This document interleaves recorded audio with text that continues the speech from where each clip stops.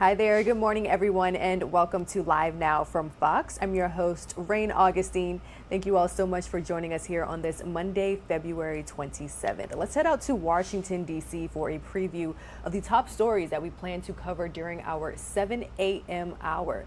Now, the COVID-19 lab leak theory, it's gaining new headway in the federal government. A report out just days says that the United States Department of Energy now believes the virus was most likely released accidentally by a Chinese lab. Fox's Doug Luzader joins us this morning with a live update. We are also continuing to monitor well wishes from across the country as they continue to pour in for former President Jimmy Carter, who at 98 years old is in home hospice care in Plains, Georgia. Also, the Southern Plains is getting ready for severe weather as Southern California continues to feel the impact from heavy snow and rain. Meanwhile, in Michigan, for example, some residents are facing a fourth straight day without power amid frigid temperatures. Fox Weather's Brandy Campbell is standing by with a live update. But again, let's go ahead and begin with the latest news when it comes to COVID-19. Doug Luzader has more from Washington this morning on the new revelation and what it all could mean.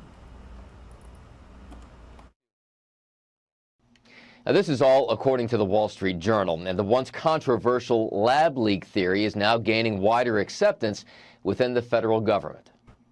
We may never get the full story of what happened at this lab in Wuhan, China, but the Wall Street Journal says the U.S. Department of Energy believes the virus likely spread via a mishap at a Chinese laboratory. That classified conclusion, according to the Journal, has now been delivered to the White House and some members of Congress, where there will be, no doubt, more calls for investigations. Well, I think we need to have public hearings on this and really dig into it. The FBI had already reached a similar conclusion, but the Department of Energy brings its own level of expertise, overseeing a number of labs in the United States. But there is no certainty here, and the Biden administration says that the jury is still out. Some elements of the intelligence community have reached conclusions on one side, some on the other. A number of them have said they just don't have enough information to be sure. Still, it's clear that the lab leak theory, once dismissed as fringe or even racist, has become more mainstream, even as some have long questioned the idea of a natural origin for the virus. Most pandemics, most outbreaks do happen from natural spillover. You find it in the wild, but to date, they still haven't found a genetically similar virus to the one that causes COVID-19 in the wild. And the Wall Street Journal points out that 4 other federal agencies still lean toward natural transmission, but others, including the CIA, are still on the fence. In Washington, Doug Luzader, Fox News. From the war in Ukraine to inflation and the economy, a brand new Fox polling is shedding light on how Americans rate President Biden's handling of key issues. This ahead of his expected announcement that he will seek a second term in office. Fox News correspondent Lucas Tomlinson joins us from the White House. The U.S. Department of Energy has notified Congress it believes the origins of the coronavirus came from a lab leak in China. President Biden's National Security Advisor Jake Sullivan refused to confirm nor deny the classified report. He spoke earlier. There is a variety of views in the intelligence community. Some elements of the intelligence community have reached conclusions on one side, some on the other. A number of them have said they just don't have enough information to be sure.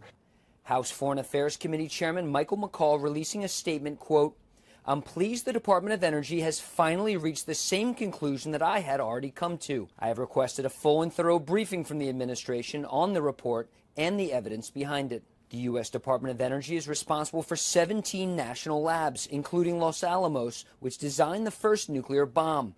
Many blame the coronavirus from China for wrecking the U.S. economy. Now let's look at some Fox News polls.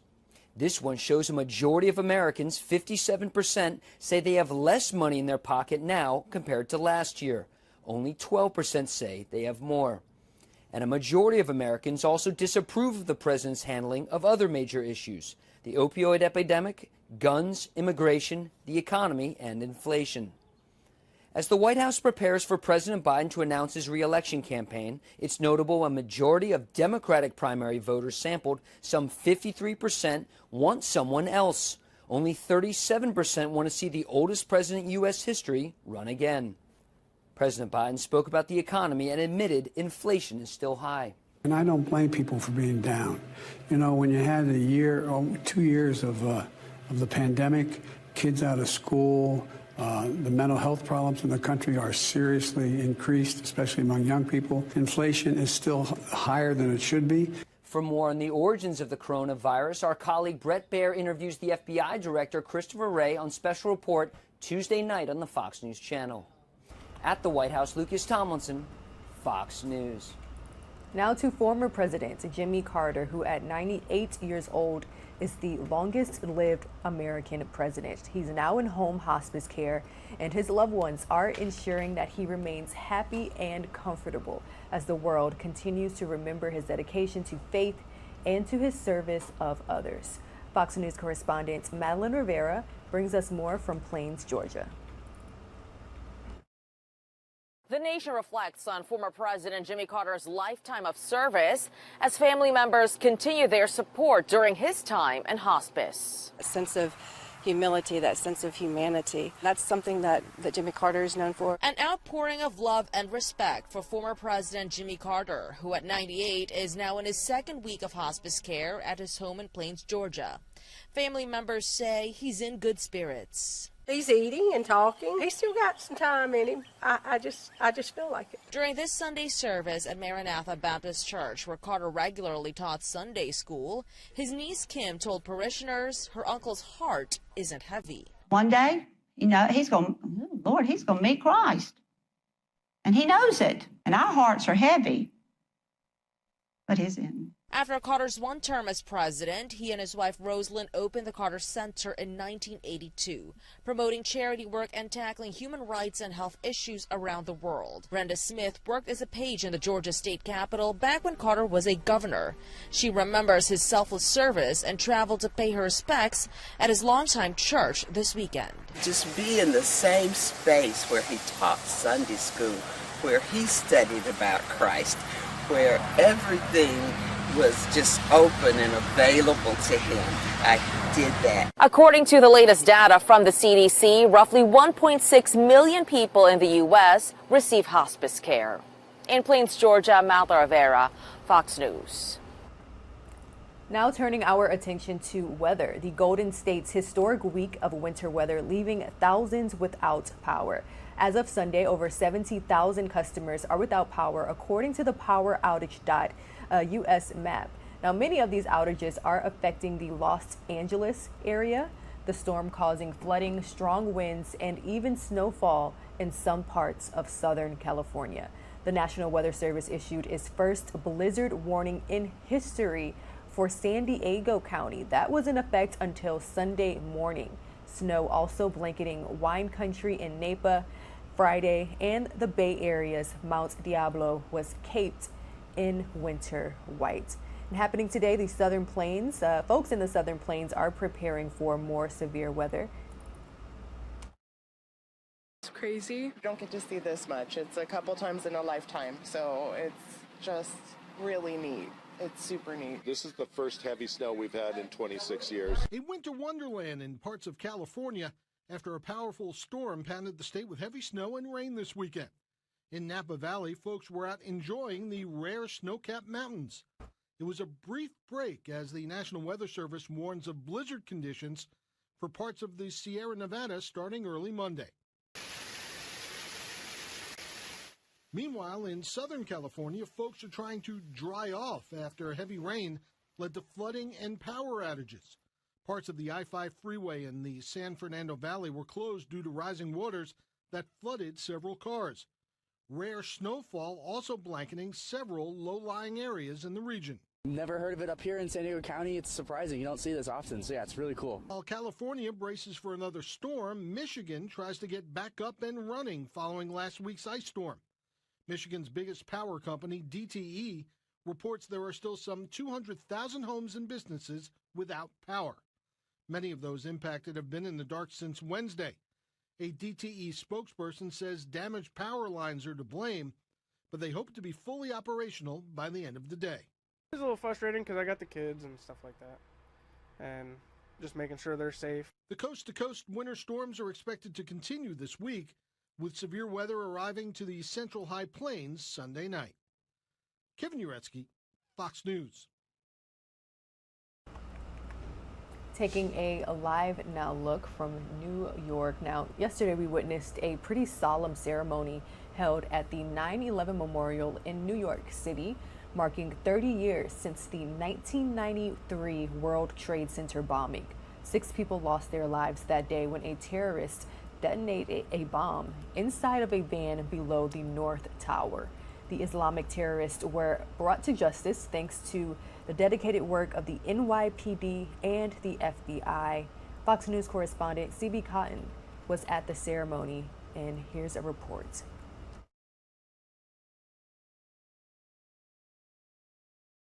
Today's ceremony was held at New York City's 9/11 Memorial and Museum to remember the first attack that happened at the site. On February 26, 1993, a bomb went off in the public parking garage beneath the North Tower of the World Trade Center. 6 people, including a pregnant woman, were killed and more than 1,000 were injured.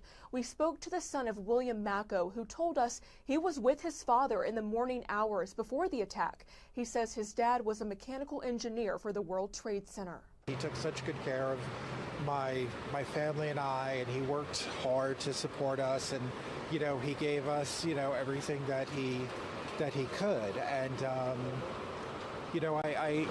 miss him. I miss the thoughts of what if he were still with us.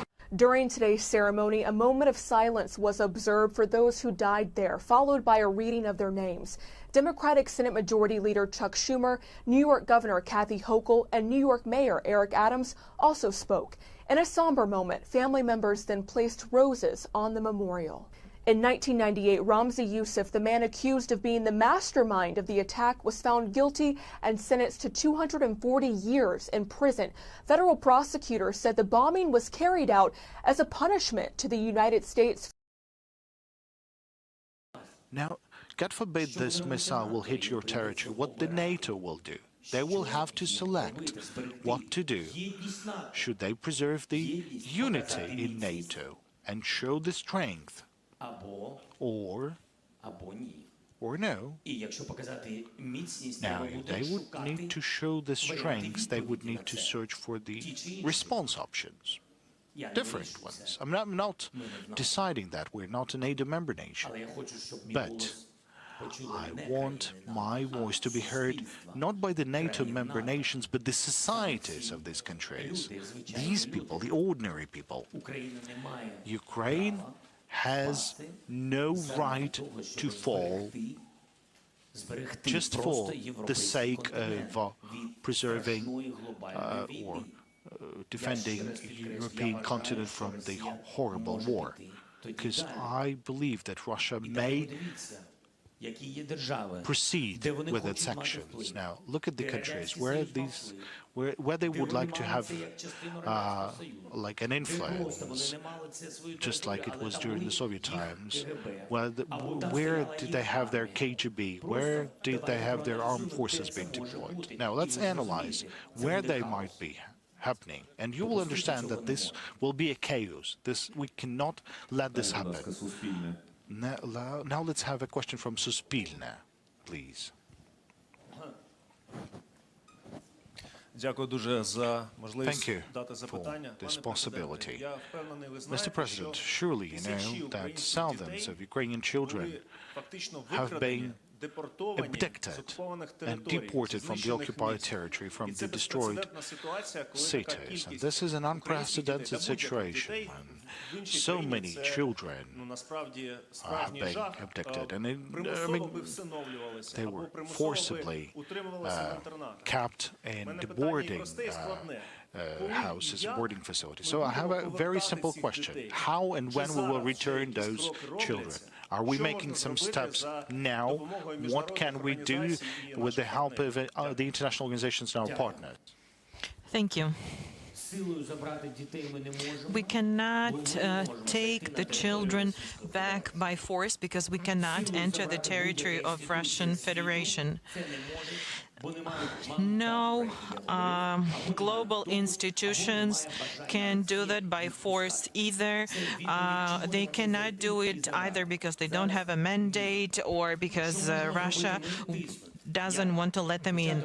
So what we can do, we can exert pressure. There's going to be United for Justice conference in Lviv, and there will be Prosecutor Han invited high-ranking leaders, prosecutors, international organizations, and different solutions are going to be discussed.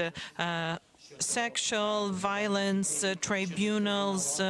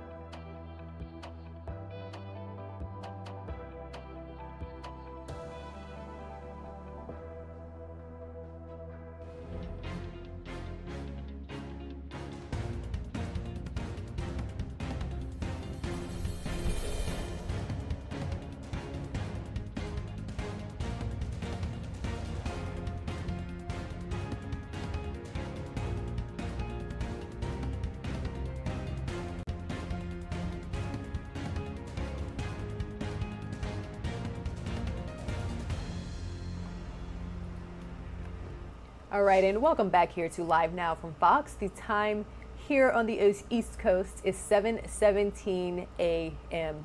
This afternoon, Volusia County, Florida Sheriff Mike Chitwood plans to address the messages of hate being spread across the area recently. You may remember a message was even projected onto the Daytona International Speedway. Let's go ahead and bring in Fox 35 Orlando's Amanda McKenzie into the show. Well, Orlando police are now reporting that a similar incident happened in Lake Nona's Laureate Park over the weekend, and they're continuing to monitor the situation by having officers on the scene. Now, neighbors tell us that they witnessed people throwing bags out of a truck in front of homes, those bags carrying anti-Semitic flyers inside. Very disturbing to know that somebody is in the neighborhood doing that. Everyone here is very welcoming, very loving, very supportive. We're all humans at the end of the day, and we all have feelings, and to just spread that type of hate, it's just sad to see. In a statement from Orlando Police Chief Eric Smith, he says he wants the community to know that the Orlando Police Department condemns the use of any derogatory comments toward anyone and will take action within our power to hold anyone who does so accountable. Just last week, hate groups projected an anti-Semitic message on the grandstand of the Daytona International Speedway. They also distributed flyers in Volusia County neighborhoods. So happening today, Volusia County Sheriff Mike Chitwood plans to host a press conference at 1 o'clock this afternoon addressing those anti-Semitic statements both in Volusia County and throughout Central Florida. Reporting live in Orlando, I'm Amanda McKenzie. Back to you. All right, thanks, Amanda, for joining us with that live update. Moving right along with other top stories this morning, the EPA says rail company Norfolk Southern will begin shipping toxic waste from the Ohio train derailment to certified facilities within the state starting tomorrow. Now, this comes after the agency halted shipments from the site yesterday. Fox News senior correspondent Mike Tolbin is in East Palestine, Ohio, with more. President Biden made it clear that he is not joining the list of high-profile people coming here to East Palestine. The most people here will get from him is a video conference. Are you planning to travel to East Palestine, Ohio? This time not. I did a whole video. What the hell? On Zoom. All I can, every time I think of Zoom, that song of my generation, who's zooming who? Wait, let me answer the question. The president is dispatching what they call walk teams from the EPA, CDC, and FEMA to go door to door, meet with people, and direct them to the appropriate agency to get some help. Transportation Secretary Pete Buttigieg made it here 2 days ago, almost 3 weeks after the wreck. People in this town dismissed his visit as too little too late, and they are not surprised the president isn't coming here. To me, it shows the priorities of where our government lies. You know, we're asking for help. Our mayor himself has asked for help, and he said that we need help.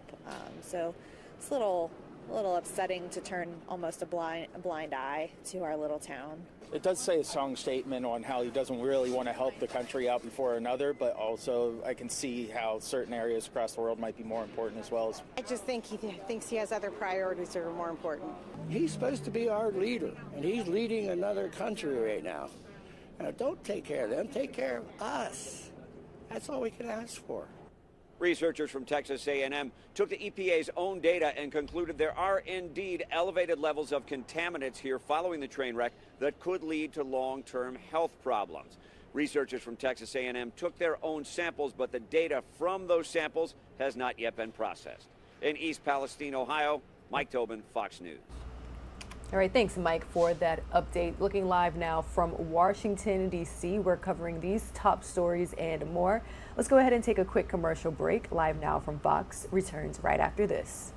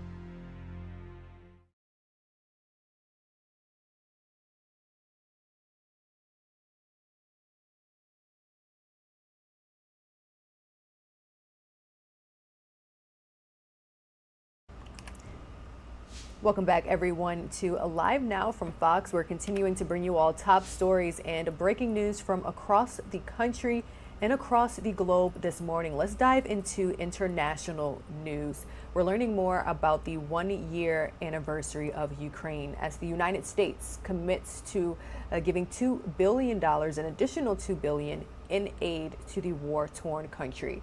With the war now into its second year, Ukrainian forces are fighting to stop a new Russian offensive in the east. Here's more from Fox News correspondent Alexandria Hoff.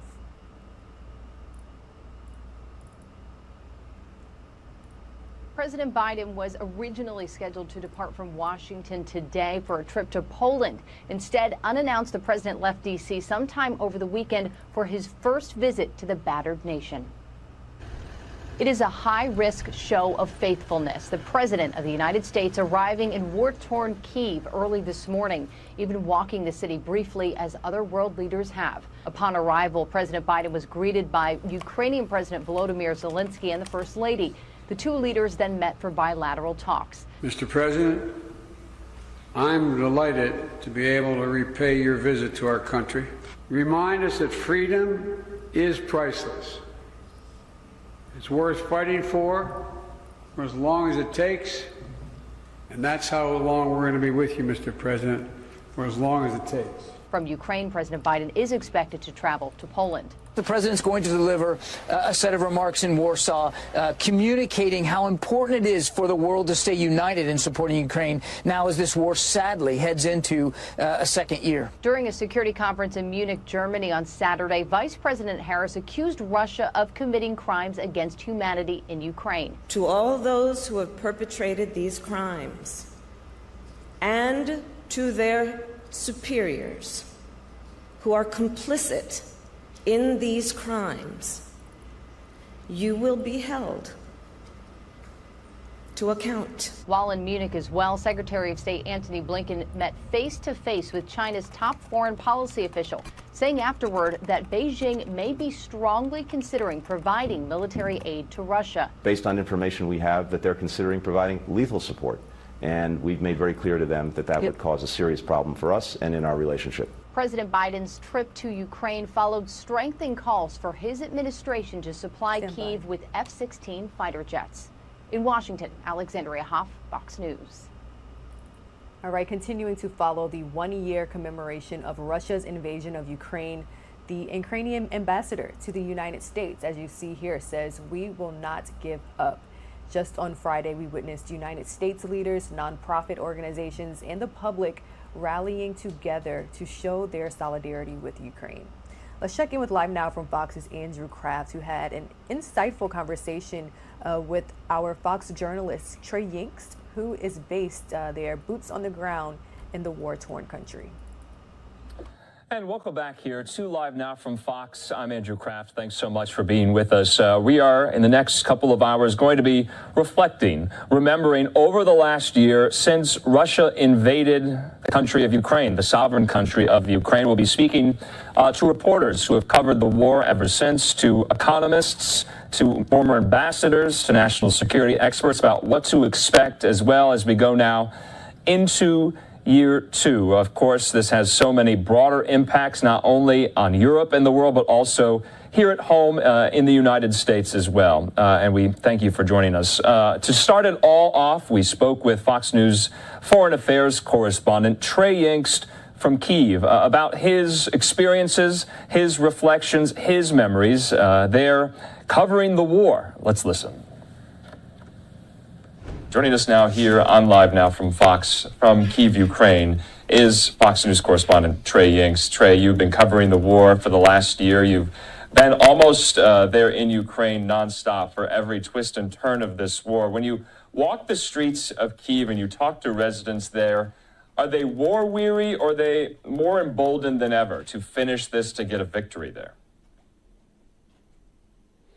It's a great question, and many residents of Kyiv have become so used to this war and the air raid sirens that sound often daily that they've just figured out a way to live amid the conflict. And it's a sad reality for the Ukrainian people, but a reality they were forced into when almost exactly a year ago, Russia invaded this country from the north and from the south and from the east. And while Ukrainian civilians have been able to push back much of this offensive, they are fighting very difficult and bloody battles in the eastern part of Ukraine. We just returned from the southern front line in the Zaporizhia region, where villages and towns are completely abandoned, many destroyed as a result of Russian shelling. And this is really just the tip of the iceberg, because so many Ukrainians have suffered throughout this conflict, millions displaced, thousands killed. And those that we see around the capital city here in Kyiv are simply used to what's happening. And it is just this stark reality amid conflict. It's so interesting how, parts of the country, there are so many disparate regions where it can seem like normal. And then, of course, in the East, there is just a horrible, horrible war and fighting going on each and every day. But when you talk about infrastructure, when you talk about the social safety net, services, businesses, schools still operating, is there a sense of normalcy? So businesses and schools are still operating across much of the country, and it is a new sense of normalcy for the population here. We visited a school outside of the city of Dnipro last week, and we spoke with students ranging from 6 years old to 10 or 11 years old, and they were drawing flowers and flags and cards for soldiers on the front lines. And these are kids who should be enjoying their lives. They should be playing outside. They should be going to recess and talking with their friends and learning about what it's like to exist. But now they're having to learn what it's like to exist amid a war. And so these young Ukrainians, they talk about things like drones and missiles and the need to go into bomb shelters where they celebrated Christmas in that school. And it is such a sad reality because so many Ukrainians are affected by this conflict. UNICEF just came out with some new numbers this week indicating that more than 1.5 million young Ukrainians are suffering from PTSD or depression as a result of this war. And I think that really highlights and underscores the effect that a conflict this large has on the civilian population. It will affect the Ukrainian people for generations to come.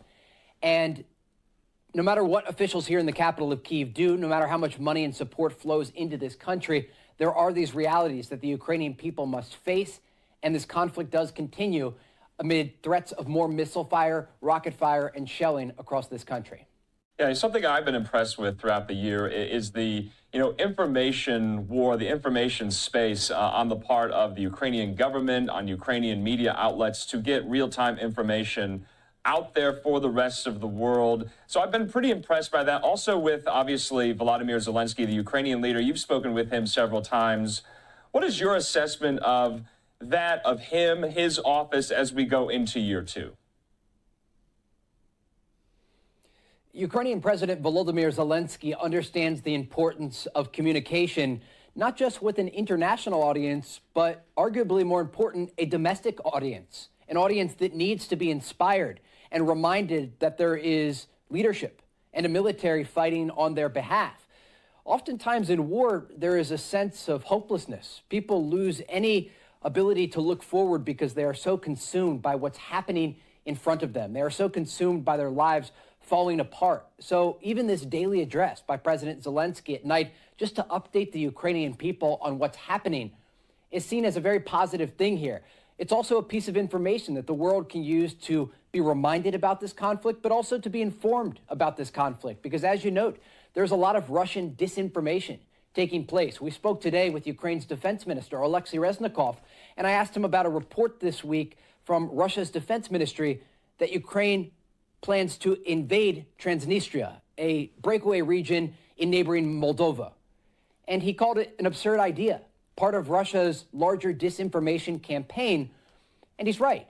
The Russians from the beginning of this conflict have lied in and out.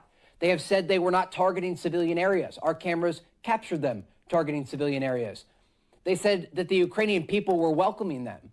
We watched as everyday citizens made Molotov cocktails in their living rooms, as they did everything they could. You saw the videos online of people standing in front of tanks just to do something, to stop the invasion.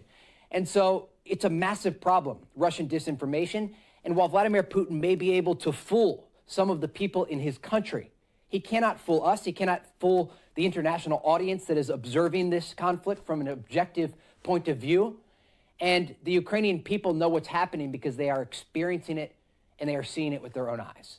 Yeah, and Trey, obviously, from the American perspective, the American taxpayer, the American media consumer, we don't have U.S. troops on the ground, but we are very financially invested into this conflict. And from your point of view, is it your assessment that, viewers are still watching stateside, that they're very invested in the maybe day-to-day occurrences of where this war is going? Or do you think that has waned over time? I think people who watch what happens in this war understand what's at stake. We spoke with Ukrainian President Volodymyr Zelenskyy earlier this month, and we talked about just that. What is at stake if Ukraine loses? Would Vladimir Putin stop with Ukraine? And every indication is that he would not. He could continue on to a NATO country like Poland, triggering Article 5 and then ultimately dragging in the United States in a different way, in a more direct confrontation with Russia. And so the people who pay attention to this conflict understand what's at stake. And so those are the people who are the most interested, but even those who get caught up in a news cycle and they see other things happening, maybe it's a trial or a shooting or another massive news event taking place, part of our job as journalists on the ground is to make people care, to explain to them why it matters to them, why it affects the American people, but also to explain to them that the people here are just like them. Their mothers, their fathers, their brothers, sisters, daughters, sons, athletes, musicians. They're humans, and they're suffering. And that's part of our role as journalists here, to explain that and make people care. Yeah, Trey, just lastly, from a personal standpoint, did you think this would last for a year? Every kind of assumption, that Kyiv would fall within 72 hours. Obviously, that was thankfully not the case. But from just an American journalist's perspective, did you think you'd be here a year later? I did. I think this war from the beginning looked like it was going to be something that dragged on for years. We'd seen a conflict in the Donbas region since 2014 after Russia illegally annexed Crimea, and Russian-backed separatists were fighting the Ukrainians in the Luhansk and Donetsk regions. That war dragged on, and it continues today as part of this larger conflict. But I think what was a big indicator to me when the war began was looking out the window of the hotel toward a police station nearby and watching as average Ukrainians were lined up down the street, waiting to receive any sort of weapon that this police department would give out to them, because they wanted to fight the Russians at all costs. And one man stands out to me. We met him in Maidan Square, a famous location here in the Ukrainian capital of Kyiv.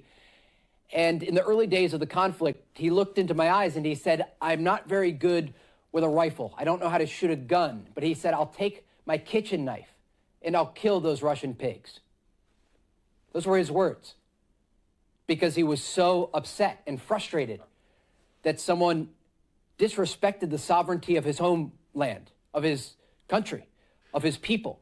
And so I think that really cut to the core of what I understood in the beginning of this conflict. And the simple message that we were receiving, and we continue to receive today, is that the Ukrainian people will not give up. Yeah. They are willing to fight because it really is Ukraine or death. Yeah. And Trey, just lastly, I would be remiss if I didn't bring up, obviously, our colleague Benjamin Hall, who was gravely injured covering this war, and the loss of photojournalist Pierre Shachevsky, which leads me to ask you, do you ever feel, in danger for your own personal safety covering this war? Is that part of the job? We have a massive responsibility to be here. It's our role as journalists who cover conflict to go to places that other people won't go and get the stories that otherwise wouldn't be told. And that responsibility, I think, permeates the industry. It permeates through everything that we do, and we understand what comes with that. And there is a level of risk and danger involved, but those stories wouldn't be told. We are genuinely giving a voice to the voiceless, and that is part of our work here in Ukraine. It's part of the work that our colleagues were doing. It's part of the work that our colleagues continue to do. And it is critical to making sure the world is informed and educated about this conflict. Trey Yingst in Kyiv, Ukraine for us. We appreciate your time and your reporting. Thanks so much, Trey. Stay safe. All right, a huge thank you to LiveNOW from Fox's Andrew Kraft, bringing us that very insightful interview with Fox News correspondent Trey Yingst. Trey has been there, boots on the ground, covering this war since day one. So it's very interesting to get his perspective now that we are entering the second year of Russia's invasion of Ukraine.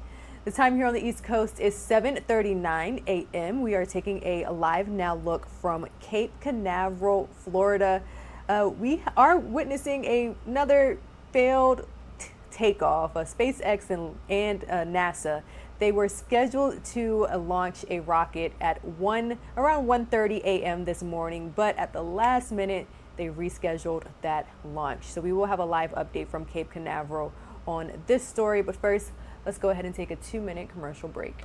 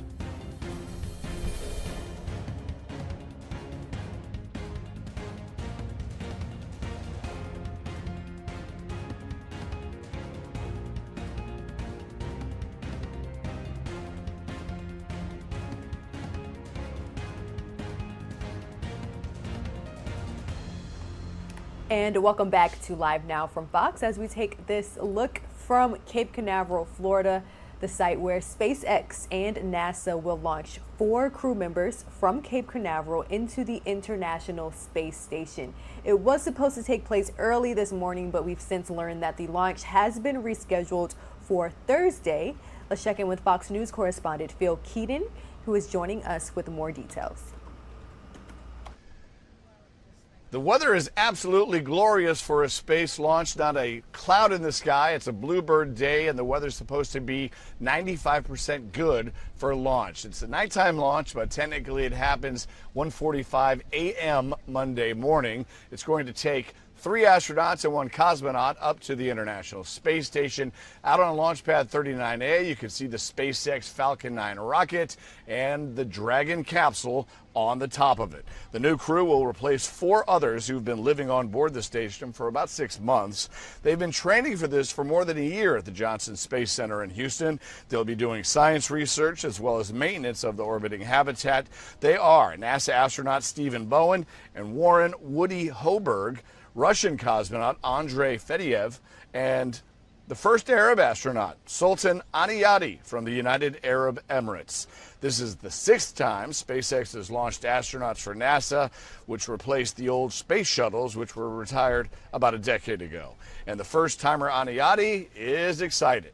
The idea of waking up every morning and having the access to a window like the cupola, I think it's literally out of this world. I mean, you can see and scan the whole world in 90 minutes, which is amazing. The Crew 16 will dock with the International Space Station roughly 24 hours after they launch. Again, the weather is looking good, and NASA is giving this a go for launch at this point. At the Kennedy Space Center, Phil Keating, Fox News.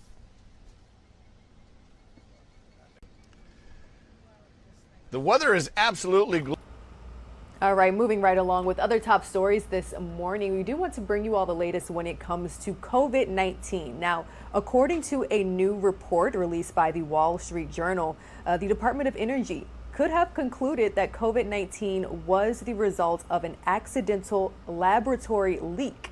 Joining us now live with more is Fox's Doug Luzader, live from Washington, D.C. Good morning, Doug. What more details can you share with us? Yeah, and this report in the Wall Street Journal would indicate that the idea, the once very controversial idea of a lab leak behind the coronavirus is now gaining some wider acceptance within the federal government. We may never get the full story of what happened at this lab in Wuhan, China. But the Wall Street Journal says the U.S. Department of Energy believes the virus likely spread via a mishap at a Chinese laboratory. That classified conclusion, according to the Journal, has now been delivered to the White House and some members of Congress, where there will be, no doubt, more calls for investigations. Well, I think we need to have public hearings on this and really dig into it. The FBI had already reached a similar conclusion, but the Department of Energy brings its own level of expertise, overseeing a number of labs in the United States. But there is no certainty here, and the Biden administration says that the jury is still out. Some elements of the intelligence community have reached conclusions on one side, some on the other. A number of them have said they just don't have enough information to be sure. Still, it's clear that the lab leak theory, once dismissed as fringe or even racist, has become more mainstream, even as some have long questioned the idea of a natural origin for the virus. Most pandemics, most outbreaks do happen from natural spillover. You find it in the wild, but to date, they still haven't found a genetically similar virus to the one that causes COVID-19 in the wild.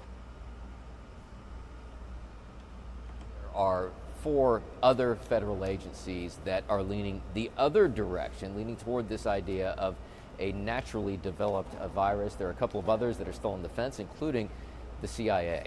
Right. So, Doug, we've already heard from National Security Advisor Jake Sullivan, who said that right now, at least, there's no definitive answer. So when could we possibly learn of even more reaction from other officials? Well, and look, you know, it underscores the point that we may never have a definitive answer. What the Department of Energy says in this report, according to the Wall Street Journal, is that they're operating with a low degree of confidence here, and that's probably true across the board here for those agencies that believe this was a naturally occurring virus. They're not expressing a great deal of certainty either. We just may never have the complete answer here because China was not terribly transparent at the outset here to figure out exactly where this virus came from. All right, Fox News correspondent Doug Luzader joining us live from Washington, D.C. Thank you so much. All right, guys, the time now is 7:47 a.m. We're taking a live now look from New York. You can see there people are off to a very busy start in Times Square this morning. Let's take a 2-minute commercial break, and when we return, we'll bring you more on how New Yorkers are coming together to pay tribute to those lost to terrorism.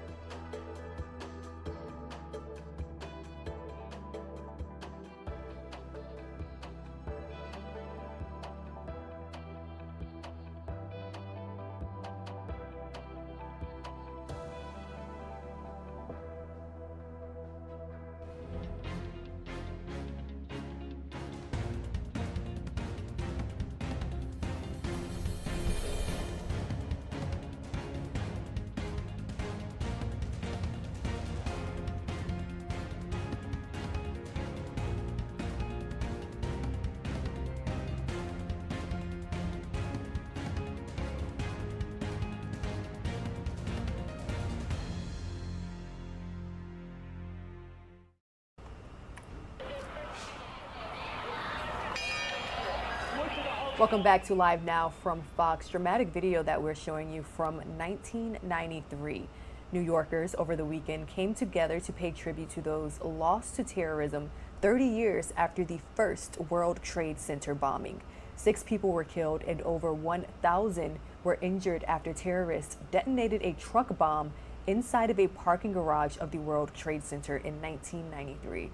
New York leaders, including Senate Majority Leader Chuck Schumer and New York Governor Kathy Hochul, came together in New York City to remember the day and honor the family members who lost their loved ones.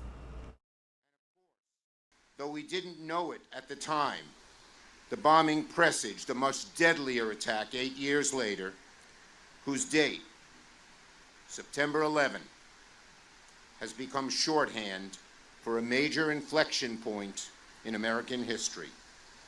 But that doesn't make what happened here 30 years ago on February the 26th any less important, any less tragic, any less worth remembering. In Judaism, it is said that the taking of a single life is akin to the destruction of the world. Many lives, many worlds were transformed forever on February the 26th. But in that same spirit, remembering the dead, as we are doing here today, is a sacred act of healing, repair, and hope for the future. A lot can happen in 30 years, but the pain of losing a loved one never disappears. My father, Abe, World War II vet, passed away in November of 2021. I miss him every day. He taught me and my siblings so much growing up. He's still here today. Those of you who've lost parents who are close to know what I mean. He's still here with me. And he taught me 2 lessons that stuck with me the most. 1, always help people. My dad often said that the most noble thing you can ever do is helping people. I've tried to do that, including here today in public office. But the second thing my dad taught me is to never give up. He told me if you're doing something that's important, search your heart. Know what you're doing is right. And then persist and persist and persist, and God will reward you, and you will succeed. That is exactly what the loved ones here today of the victims of February 26th have done in advocating for greater recognition that day. Despite the hole in their hearts, they are lighting candles by remembering. And thanks to their efforts, we were able to include the victims in the and their families in the Victim Compensation Fund, at first resisted by some. Thanks to their efforts, the careful and thoughtful work of the people running the September 11th Museum and Memorial, the victims of February 26th have a permanent place of remembrance and memorial here. The millions of visitors who visit these hallowed grounds and enter the museum can learn the names of the victims and the full story of what happened here. As ever, I will do everything I can to support, as Majority Leader, to support the mission of the September 11th Museum. In fact, we were just able to secure a $700,000 earmark in the budget to help the museum retrofit power and lighting and make these peaceful pools more effective. And I will close, and I will continue to work closely with the victims' families and the Memorial Museum to help in every way I can. Let me close with one final thought. On February 26th, after September 11th, after the Wall Street crash, after Superstorm Sandy, after the pandemic, every time people have questioned if Lower Manhattan will retain its vibrancy, its resiliency, its spirit. Looking around this morning, I think the answer to that is clear. Just like the memory of the 6 people who were tragically killed 30 years ago, the unique spirit of New York lives on, stronger than ever. in honor of those we have lost, let us continue living fearlessly in their memory.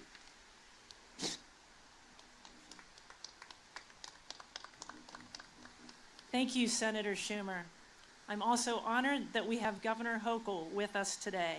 In many ways, the governor has helped to ensure the legacy of this site and the people who responded here. She's been a constant presence here at the 9/11 Memorial, an instrumental partner in our relationship with the state. The governor of the state of New York, Kathy Hochul.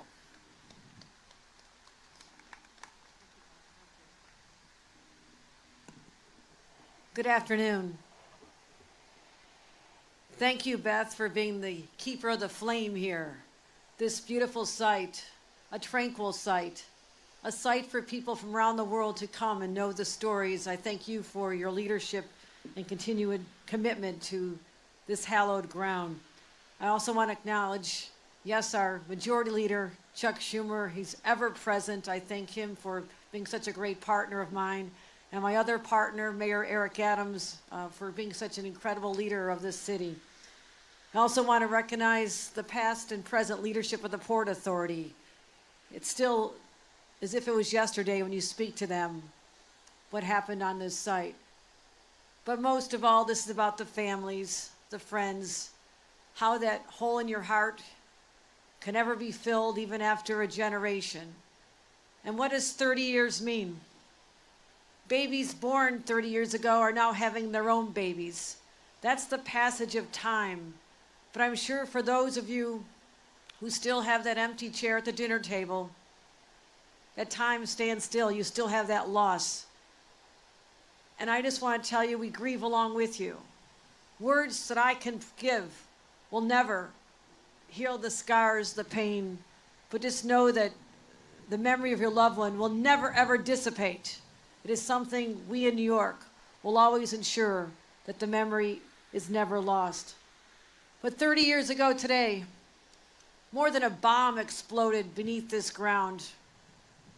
Terrorists tried to explode hate and to create a dynamic to shake up our psyche, our sense of security that we had had up until that time. A site that was targeted, 50,000 people working in this complex, they sought to do massive, massive harm. They may have thought they were attacking a building. It seemed like a building was what was the target. But they also launched an attack on our democracy, our institutions, our symbols of success, and ultimately the American people. And in that time, we lost some of the best of us, good people, people that were just going about doing their business. Monica Smith, a first-generation immigrant who was here living the American dream, who worked tirelessly to build a better life so that she and her unborn baby could live something that people around the world aspire to. John Giovanni, a passionate Mets fan. He would have been so excited this year to see what they had achieved. He had such a zest for life like only a New Yorker can achieve. Robert Kirkpatrick was known for fixing anything, always quick to lend a helping hand. He was a good man. William Macko served our nation in the armed forces, came back, as did Stephen Knapp. They knew what it was meant to sacrifice. They were willing to put on a uniform to protect people they didn't even know that was their call to duty. And between working 2 jobs to provide for his family and get an education, Wilfredo Mercado rarely had a day off. He too experienced sacrifice to live a better life. 30 years ago, we lost some of the best of us, and their memory endures. But we also saw the best in each other.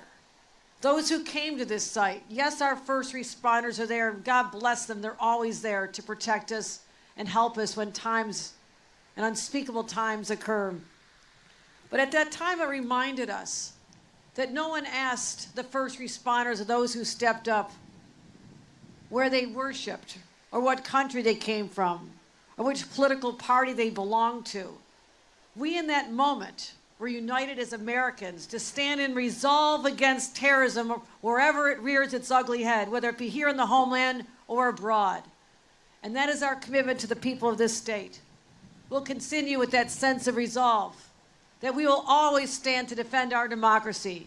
Always, always, always. And that is the message that those who look to do us harm from around the world should take to heart. Because this is New York, this is America, and we always rise up. God bless New York State, and God bless the people of the great United States of America. Thank you, everyone.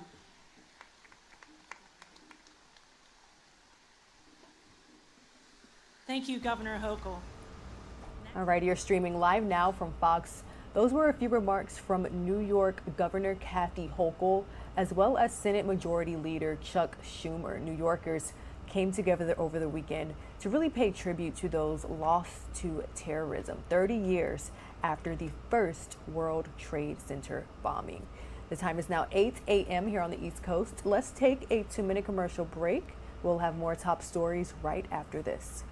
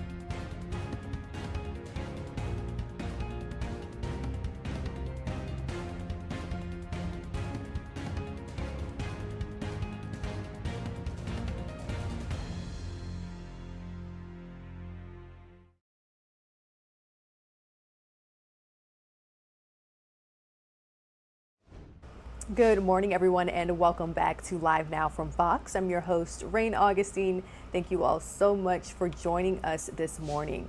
Moving right along with other top stories that we are continuing to follow: severe thunderstorms, severe weather stretching from coast to coast. We're taking a look back as severe storms moved through Midwestern states of the United States. This video took place on Sunday in Oklahoma. And we do have a scheduled meeting with Fox Weather's Brandy Campbell, who is there in Oklahoma, bringing us a recap of the severe weather. But as you can see, this storm produced strong wind gusts and even tornadoes. Wind gusts measuring up to 17 miles per hour have been recorded in western Kansas as well as Oklahoma, with the local media reporting power outages due to fallen power lines.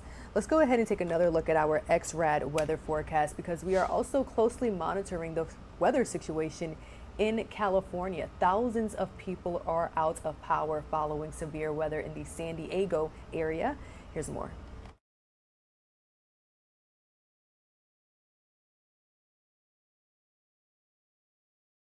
This is the first heavy snow we've had in 26 years. A winter wonderland in parts of California after a powerful storm pounded the state with heavy snow and rain this weekend. In Napa Valley, folks were out enjoying the rare snow-capped mountains. It was a brief break as the National Weather Service warns of blizzard conditions for parts of the Sierra Nevada starting early Monday. Meanwhile, in Southern California, folks are trying to dry off after heavy rain led to flooding and power outages. Parts of the I-5 freeway in the San Fernando Valley were closed due to rising waters that flooded several cars. Rare snowfall also blanketing several low-lying areas in the region. Never heard of it up here in San Diego County. It's surprising. You don't see this often, so yeah, it's really cool. While California braces for another storm, Michigan tries to get back up and running following last week's ice storm. Michigan's biggest power company, DTE, reports there are still some 200,000 homes and businesses without power. Many of those impacted have been in the dark since Wednesday. A DTE spokesperson says damaged power lines are to blame, but they hope to be fully operational by the end of the day. It's a little frustrating because I got the kids and stuff like that, and just making sure they're safe. The coast-to-coast winter storms are expected to continue this week, with severe weather arriving to the central high plains Sunday night.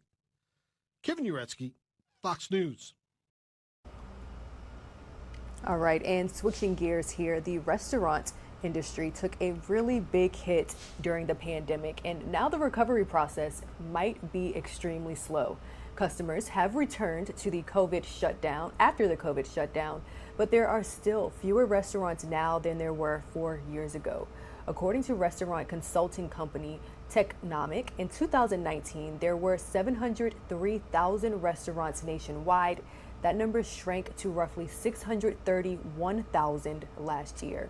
With inflation at a high, consumers are choosing to make food at home instead of eating out to, of course, save money.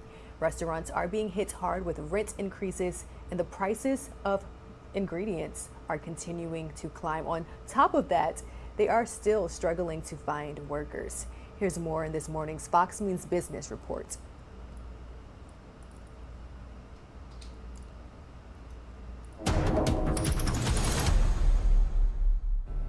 Stocks dropping on Wall Street Friday. The Dow falling back into negative territory for the year. The S&P 500 and NASDAQ took a beating too.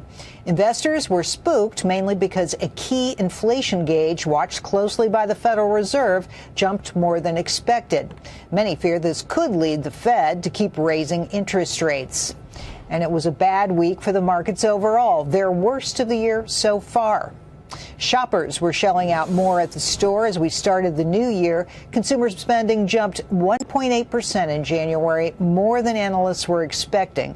Meanwhile, personal income rose for the month, too, but just not as much. That was up 0.6%.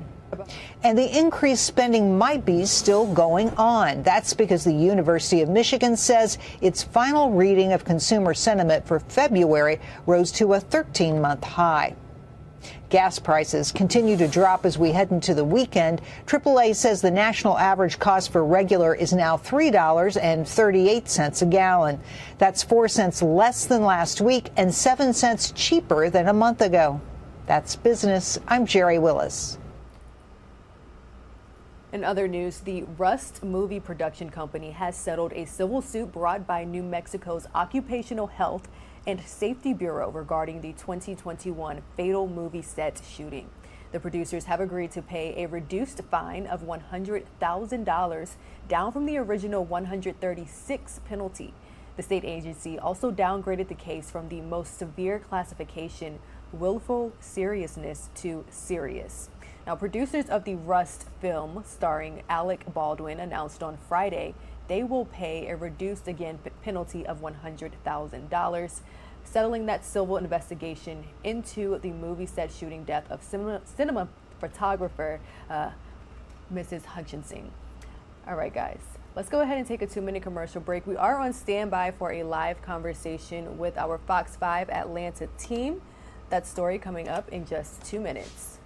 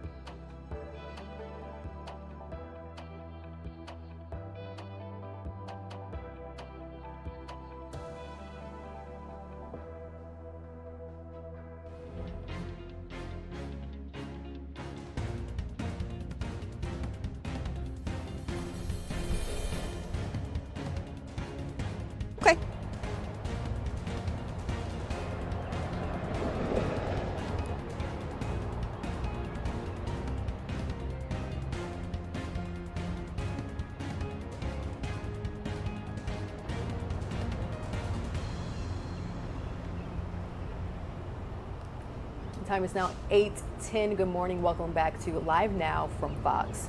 Happening today at the Georgia State Capitol, the goal of a bill is gaining bipartisan support. It's aiming to make booting cars illegal in the state. Now, the bill's sponsor says the practice is overused and abused. So let's go ahead and check in with Fox 5 Atlanta's Caitlin Pratt, who is live at the Capitol with possible next steps. Good morning, Caitlin.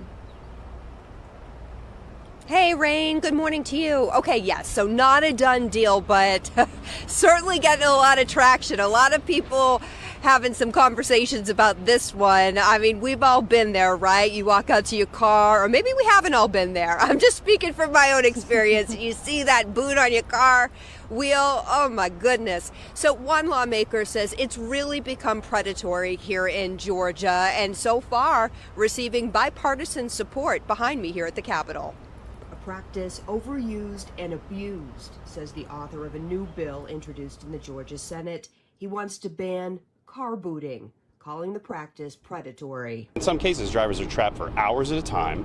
They might pay fines upwards of $75, hundreds of dollars. And I've heard stories since dropping this bill of people who have been booted in their own parking lots, in their own apartment complexes. Right now in Georgia, a private parking enforcement company can boot your vehicle if the municipality has an ordinance that allows it. State Senator Josh McLaurin says while the cause for immobilizing a car is legitimate sometimes, the North Fulton County Democrat is proposing legislation that would fine companies $1,000 for putting devices on vehicles, even if parked illegally. These booting companies are getting a lot more cavalier about the way that they just throw the devices on cars and then ask drivers to figure it out. In SB 247's current form, local governments would also be prohibited from booting as a means of parking enforcement. We'll find an alternative that works for property owners, but in the meantime, booting's got to go.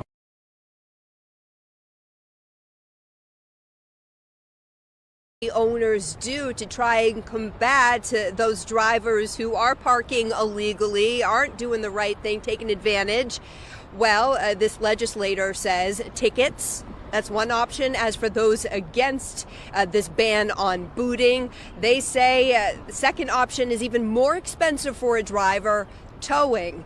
The cost to tow and then the cost to keep it impounded and get it out. So we'll stand by and see what happens here behind me at the Capitol. As far as support for this legislation, both sides of the aisle in support of it so far. So the person behind it says if it doesn't pass this year, he's confident it will next go round. And that's the latest here live in Atlanta. I'm Caitlin Pratt. Back to you, Rain.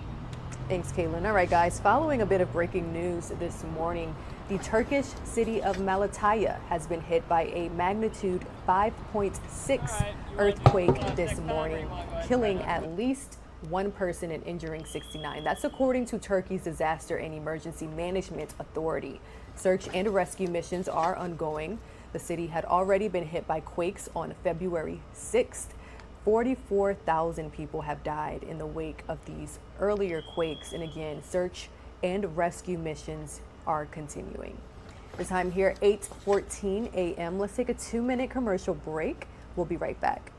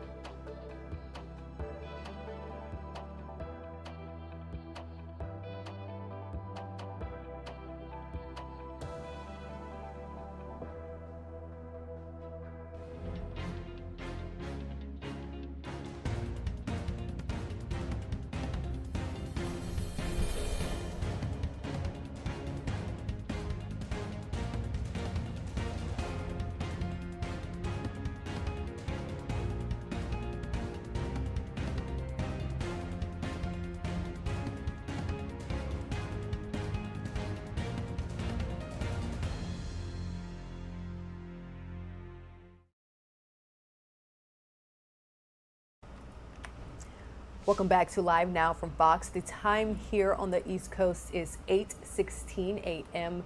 Thank you so much for choosing us as your source for top stories across the nation and across the globe. We are getting these Live Now images into our desk from Turkey. The Turkish city of Malatya has been hit by a magnitude 5.6 earthquake this morning, killing at least one person and injuring 69, according to Turkey's Disaster and Emergency Management Authority. As you can see here, search and rescue missions are ongoing, and this city had already been hit by earthquakes on February 6th.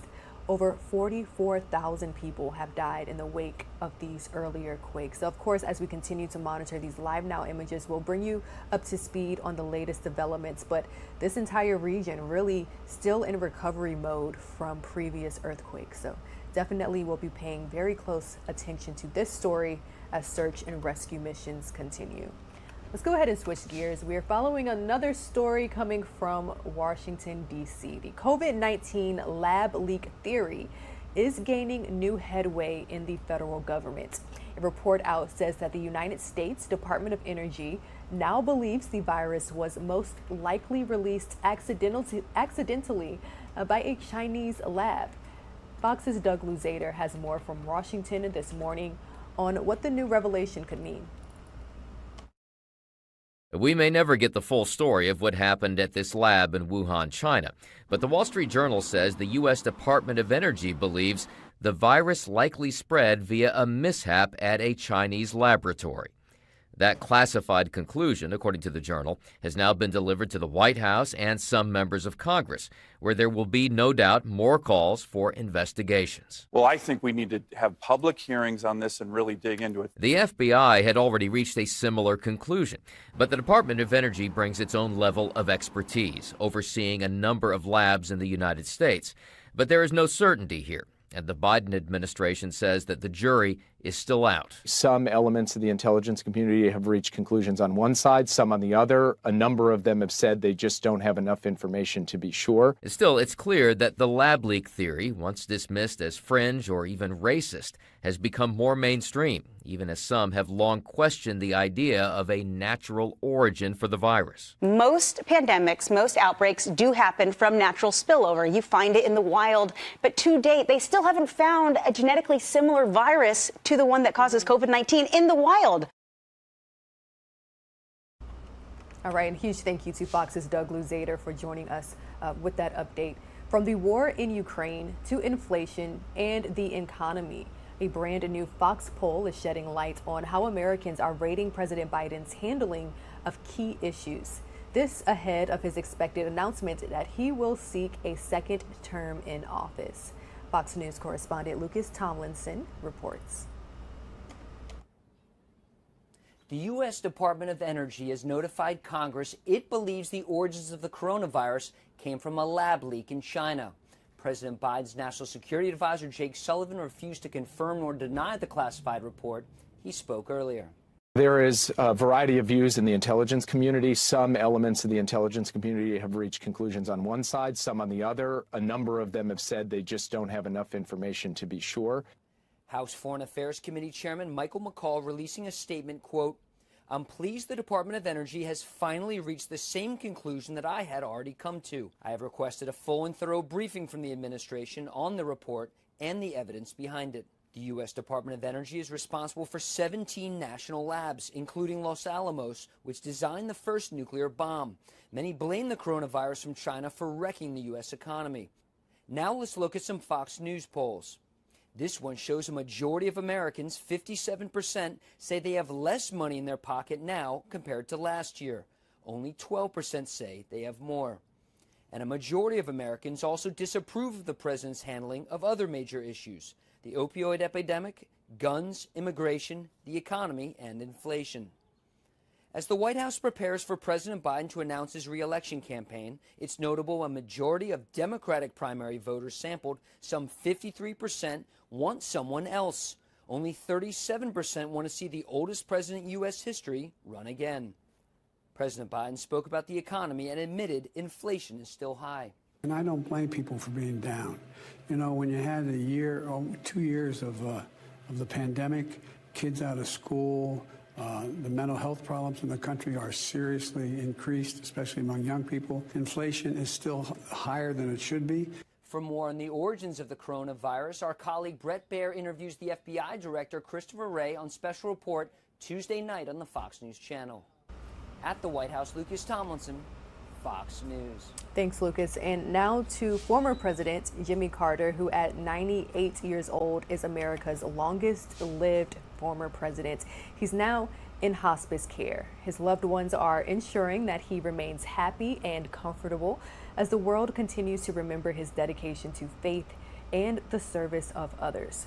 Fox News correspondent Madeline Rivera has more from Plains, Georgia.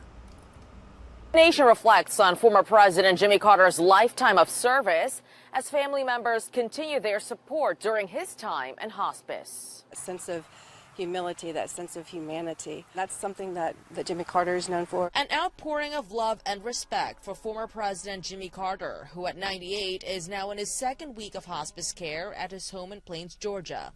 Family members say he's in good spirits. He's eating and talking. He's still got some time in him. I just feel like it. During this Sunday service at Maranatha Baptist Church, where Carter regularly taught Sunday school, his niece Kim told parishioners her uncle's heart isn't heavy. One day, he's going to meet Christ.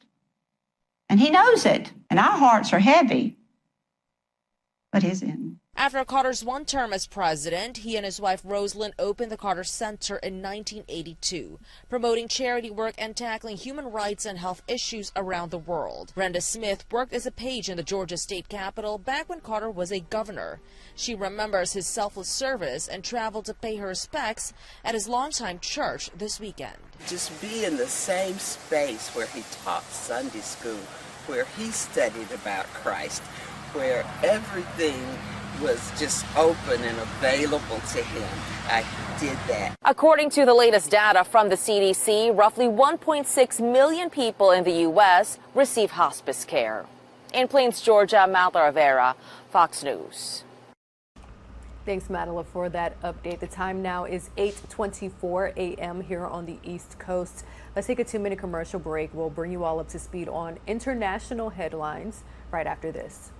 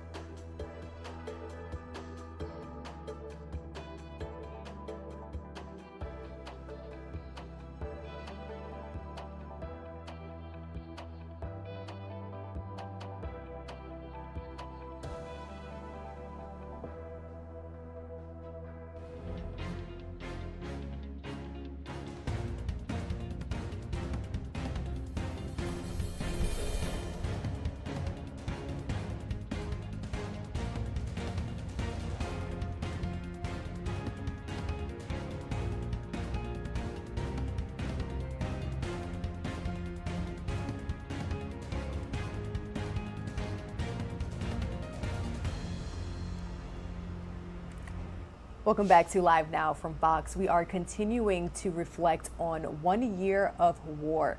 It's been 1 year since Russia invaded the now war-torn country of Ukraine. But happening now, Ukraine is taking a major step towards retaking the port city of Mariupol. Troops there launching a surprise attack on Russian forces and supply lines in the area. And again, we are going to take a listen in as Ukrainian President Volodymyr Zelenskyy takes questions from reporters and speaks on the support that he is continuing to receive from the United States and other NATO leaders.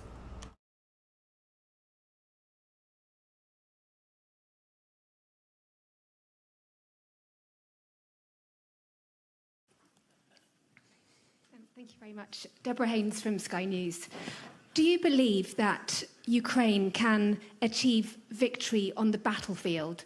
Or do you believe that ultimately you're going to have to negotiate, maybe even compromise, maybe even talk to Vladimir Putin? And if I may ask a second question, please. Around 20 of NATO's member states have increased their defence spending or made pledges to increase their defence spending following the full-scale invasion of Ukraine last year. Would you like to see all 30 member states increase their defence spending, given the need to continue to support Ukraine? And that does include the UK, which has yet to do that. Thank you.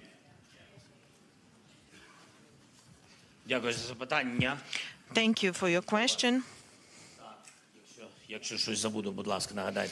I forget something, please make sure to remind me.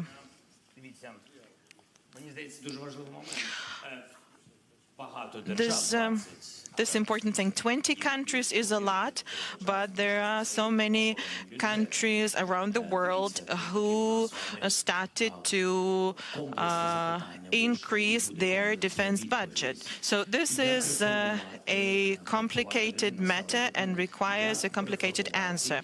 There was a previous question, how do you reform institutional security globally? And you are talking about increase in defense budgets. That's the answer. The war in Ukraine gave rise to the resetting. Everybody understood that the systems are not perfect, that we need something more powerful. And I'm not talking about ammunition. There's a lot spent on cybersecurity, information independence, etc., etc. UAVs, IT, cutting-edge technologies. Everybody's clear that there's no cookie-cutter approach.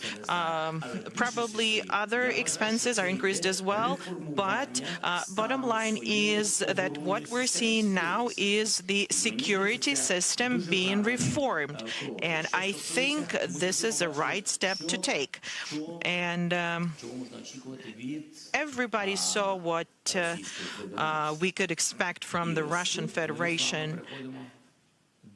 And this brings us to the idea of compromise and negotiations. And we all saw that nobody ran to buy flowers. Instead, everybody went to buy weapons. Nobody wants to develop business with the Russian Federation.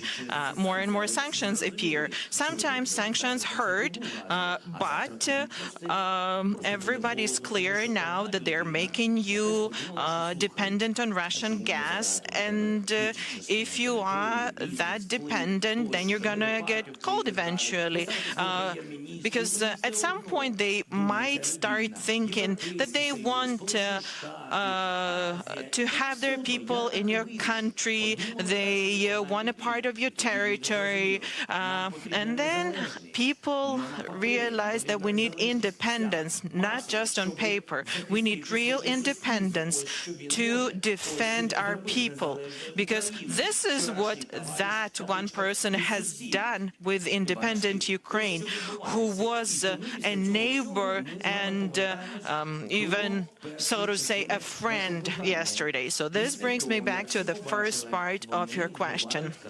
After everybody saw that they kill people, that they torture people, and they're not even trying to hide their attacks.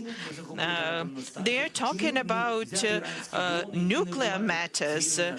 They decided to take Iranian drones and kill civilians. And those civilians did not have guns in their hands. They had their children in their hands. And seeing this picture of the world, do you think we Ukrainians could sit at this to negotiate with all of this? I don't know how to call that. We call this phenomena Russism. I don't have a better word to put it. So that's the answer. We need to start from scratch. We need to go back to what was violated. Our right to live on our land needs to be respected. Leave our territory, withdraw, stop shelling us, stop killing civilians, stop destroying our infrastructure, energy sector, potable water, stop airstrikes on the cities, stop killing dogs, cats, animals, stop burning the forest. So you go ahead and stop doing all of that, and only after that we'll tell you what format will be used to diplomatically put an end to it. Okay, now the Ukrainian Pravda, please, from this part of the audience. Good afternoon, Roman Krovets, Ukrainska Pravda. I'd like to go back to the major topic of this press conference, that's the year of the war. It's time for some intermediate conclusions, and my question is sort of personal. It's composed of three components. First, can you recall your personal, the most horrible day and the horrible night of the full-scale war? And second, we all humans, we can all make mistakes. Now, what's your biggest mistake over the period of the full-scale war? And third, who, over this period of the full-scale war, among your team, who sort of disappointed you? Thank you. Okay, I'd like to start with the one who disappointed me. Sorry, because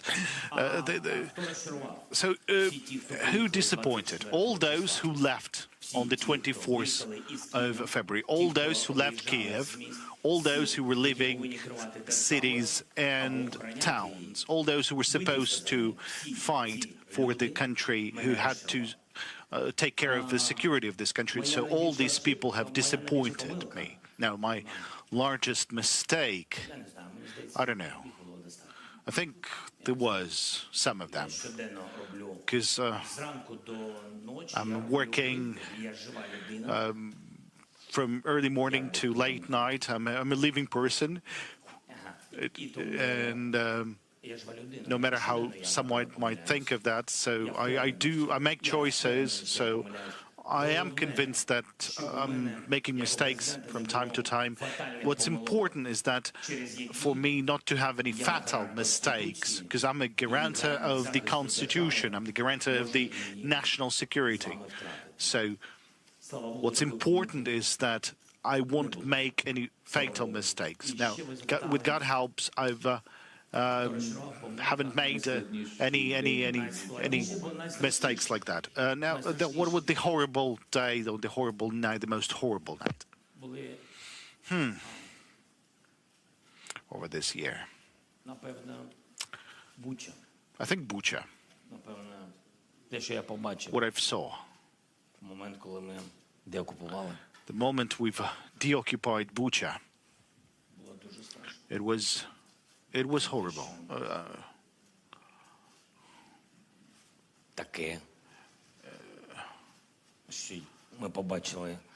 What we've seen, you know, the devil is not somewhere in the bottom, but he's among us. He's on this land.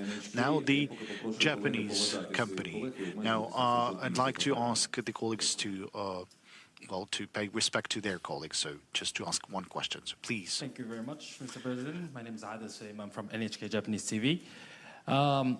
There is a G7 summit in Japan in May. Are you considering joining the G7? Because the Japanese only prime minister from G7 countries didn't visit Kyiv yet. So what's the role of the Japan in G summit to accelerate the support to Ukraine? Thank you. За годину. Дякую за запитання. Thank you for your question. Now, what's important? We have full support of the G7 countries, and now Japan is having the presidency. So I just write down a number of things because there's so much things is happening. So 40 minutes before this press conference, I had a meeting with the J7. Part of the information that we've discussed will be open, and then some of the information will be sensitive. Now, talking about the support that is required to Ukraine and what the G7 is ready to provide to us, there's a significant package of support, and some support is coming from Japan. Let me concentrate now on Japan. So I'm very grateful to the Prime Minister. We have a great understanding. He's very straightforward. So, and at a time of war, I have understood the true value of people being straightforward.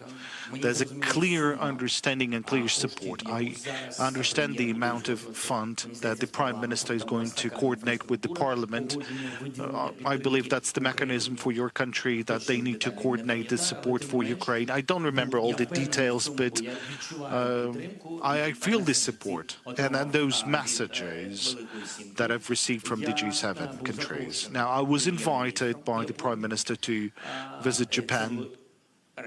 That was earlier. We've received those signals over the diplomatic channels. The Prime Minister of Japan has received multiple invitations to arrive to Ukraine. He accepted one of the invitations, so I don't know when he will come to Ukraine, but we are really looking forward to his visit, because Japan has provided very significant support to Ukraine. I want to assure you of that.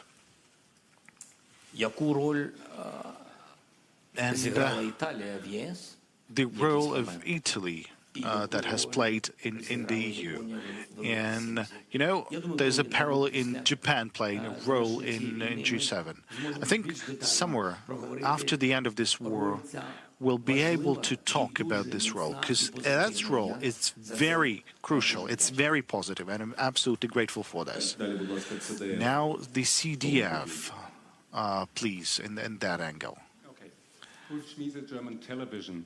Mr. President, 1 year ago, you've been the most wanted person worldwide. Now you are traveling sometimes abroad. You give press conferences without an embargo. Well, yeah. What makes you feel safer now? Are you less a target for Putin?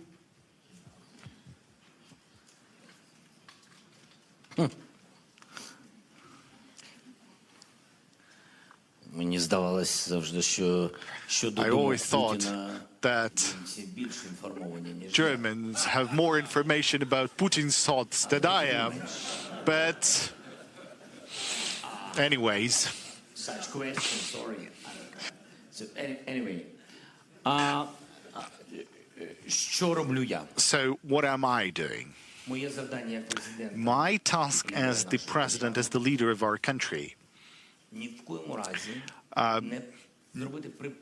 not to make even an assumption of support to Ukraine being weaker.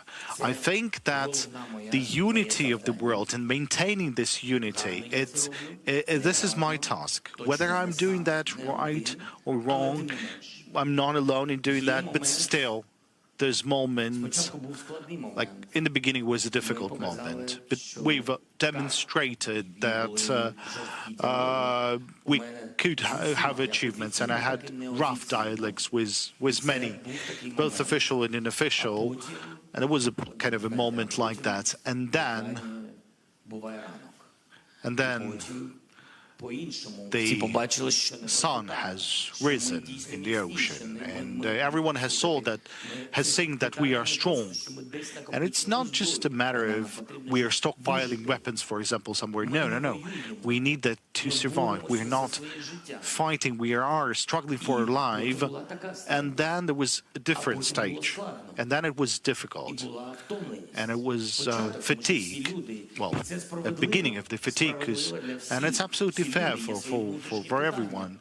Every people has their own questions, challenges, prices, waves of inflation, many other things. The energy crisis, food crisis because of Russia's blocking seaports and doing many other things, causing many crises. And there are ordinary people. There's, you know, some of your thoughts, but then deep in your heart there's the support in Ukraine, to Ukraine. But so on the one hand there's the support to Ukraine, but on the other hand there's your own family. But it's important that everyone to know that this is not our war. We are fighting for all of you, and it's not this war that caused the crisis. It's the Russia that is intentionally causing this crisis in order to weaken your support and to blame Ukraine for this crisis. So my task is doing everything possible so that the world support would not be weaker.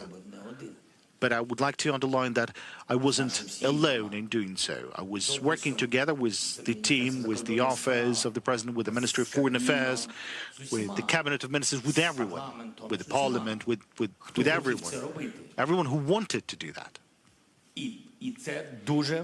And that is a very important aspect. And then there's this moment when you need to show gratitude to the world for not being alone, and for even being gratitude to those countries who at first thought of not supporting you, but then supported you. So now the moment has time to show your own words of gratitude, because now these countries have their own challenges. So I wanted to come and to support those people. It's absolutely fair, because they done a lot. I don't know how many people were saved by many countries. I mean, Germany has done a lot of contributions, and in the EU, because they've contributed money to the weapons, to the tanks, whether someone might want it or no, or like it or no. That's a fact. So I wanted to do that. I wanted to go and to start a new page for all of us, for our capabilities. Air defense, aircrafts, tanks, long-range weapons. That's my task that I need to discuss one-on-one with the leaders. Now, 1FM, please, at the central row, central aisle. Good morning, good evening, Mr. President. Thank you for receiving us today. Emmanuel Macron, I'm a journalist from... The time this morning is 8:45 a.m. You are streaming live now from Vox. As you can see, we are monitoring several top stories this morning. Now, the COVID-19 lab leak theory, it's gaining new headway in the federal government. A new report says that the United States Department of Energy now believes the virus was most likely released accidentally by a Chinese lab.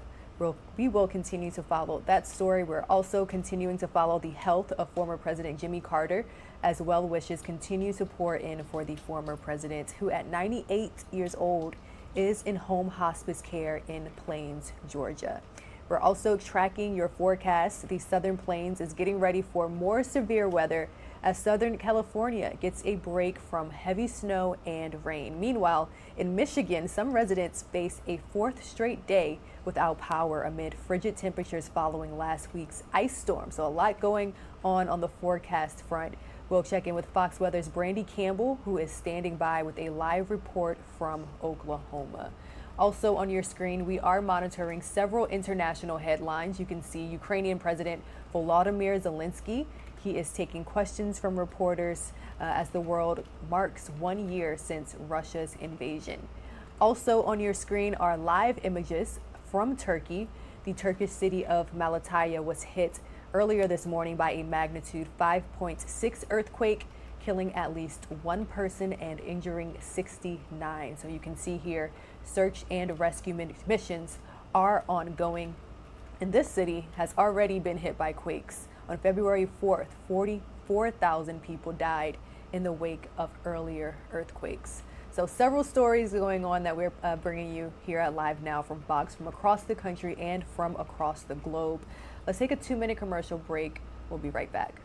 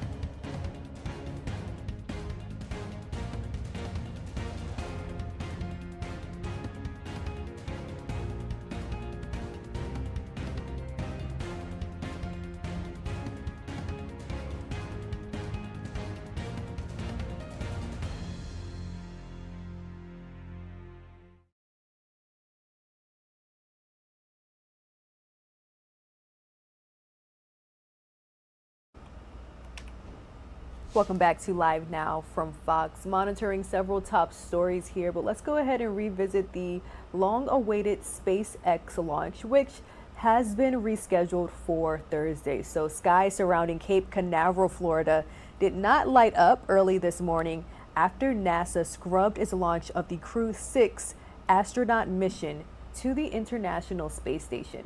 The launch, originally scheduled for 1:45 a.m. at the Kennedy Center in Florida, was called off due to a last-minute technical trouble. So the countdown was halted with just 2 minutes remaining until liftoff. With just a split second to blast off, there was no time to deal with the problem, which involved the engine ignition system. So the next launch is scheduled for 12:34 a.m. this Thursday, March 2nd, pending resolution of the technical issue. But let's go ahead and listen into this update that we are getting from NASA. With checklist pages, some emergency meds if you were to need those, things like that, you actually distribute those name tags amongst a few different people in the crew so you don't bust the zipper on the pack. I see. And that's what, so you can see the crew support exactly. Yep, exactly. There's a little interior pocket there, so like a watch or glasses case or any things like that would be going in there at this point. Well, there's some motivation by the SpaceX crew to make sure it gets in the right place, right? Exactly, zipped up and nice and tight. You may have noticed something, folks, that's a little different than even when you flew, Raja, and that is that SpaceX is now doing some of the checks and operations in parallel. We heard the communication checks. That's going to reduce the total time by about 27 minutes, but it will still be included in the nominal timeline for troubleshooting. So For example, when they perform the seat rotation, the core comm check, the suit leak checks, they'll also perform the side hatch inspection. And then we started hearing those comm checks as even the mission specialists are starting to ingress. Exactly, yeah. So I think, you know, every time we do a launch, we learn from it. So as much as we like to think things are routine, we're always learning and trying to improve from those. And in this case, trying to be a little more efficient, you know, look for places where we can combine efforts at the same time. Do some operations in parallel. Exactly. And save some time, because you never know. You might get some FOD on the seal, and you might need some extra time. It's always nice to be ahead of the timeline versus rushing to catch up, especially you know, when you've got an instantaneous launch window. You want to preserve as much margin as you can. So you can see Sultan and Andre getting in the vehicle now. Really got a duck. Well, the real danger is bumping your helmet visor, because you can see it's easier for the ninjas to get in there. Wearing that suit, and again with the kind of like limited head mobility, it's easy to forget that you've got a giant bulb attached to the top of your head and then bump that visor into something. I like that shot that SpaceX showed us going into Dragon with the closeout team, following right behind the astronauts and You the can see cosmonaut. pretty good view of Andre's armrest there, and you can see the buttons on there. And so you can see that one at the bottom center of your screen with the little white dot. So that's actually a little Velcro button. And so the reason we do that is all those buttons would normally feel the same. So you put a little piece of Velcro on that one, and that way, even through the suit, you can have the tactile feel to know that's the push to talk button. In case you're like, just like if you were typing on a keyboard, once you find the space bar and you can orient your fingers, that's the same thing for that. Once you find that button, then you know where the other buttons are without having to look down to see them. But you've got a volume, a Vox, which is the sensitivity of your mic, and then a push to talk. When the crew climbs aboard Dragon, it is referred to as crew ingress. The term ingress is used when crew members are getting into a spacecraft or airlock, while egress means just the opposite, they're exiting. Prior to getting on board, the crew completed a foreign object debris check, or FOD check. That means they basically had to be inspected, and this is what the closeout crew was doing, checking them for substance or debris that isn't supposed to be on them or their suits, which could potentially cause damage to Dragon. And that's also why the crew wears covers on their boots. We didn't see it because the shot was kind of high, but they had them on. They also have their umbilical port on their suits. Those covers get removed. They have covers on top of them before they enter the spacecraft, and you can see them right there where you go in and just plug right into your armrest, right? Yep, exactly. So that umbilical on their right thigh essentially is that umbilical. And you mentioned the boot covers, all that is a precaution. You can see they're wearing gloves. The closeout crew it is essentially a clean room. The capsule is built in a clean room, refurbished in a clean room, and even though it's out on a launch pad, we still have to maintain the integrity of that. It's the last thing you want to do is have something floating around the capsule, especially when it's in microgravity, that can either get ingested, inhaled, cause an eye injury, or damage something. And the foreign object debris, Raja, actually, the prevention of it begins all the way back in Hawthorne. Before the spacecraft leaves SpaceX headquarters, it's carefully controlled all the way through launch day, and then until we will see in just a few, the hatch is closed. Exactly, yeah. It's the last thing you want is anything loose in a spacecraft, and so it is from the time they build the components, everything is very, very tightly controlled and accounted for. Well, the closeout crew is buckling them in. Comm check. You can see the next comm check there. Loud and clear. Seat 1, how me? Got you the same.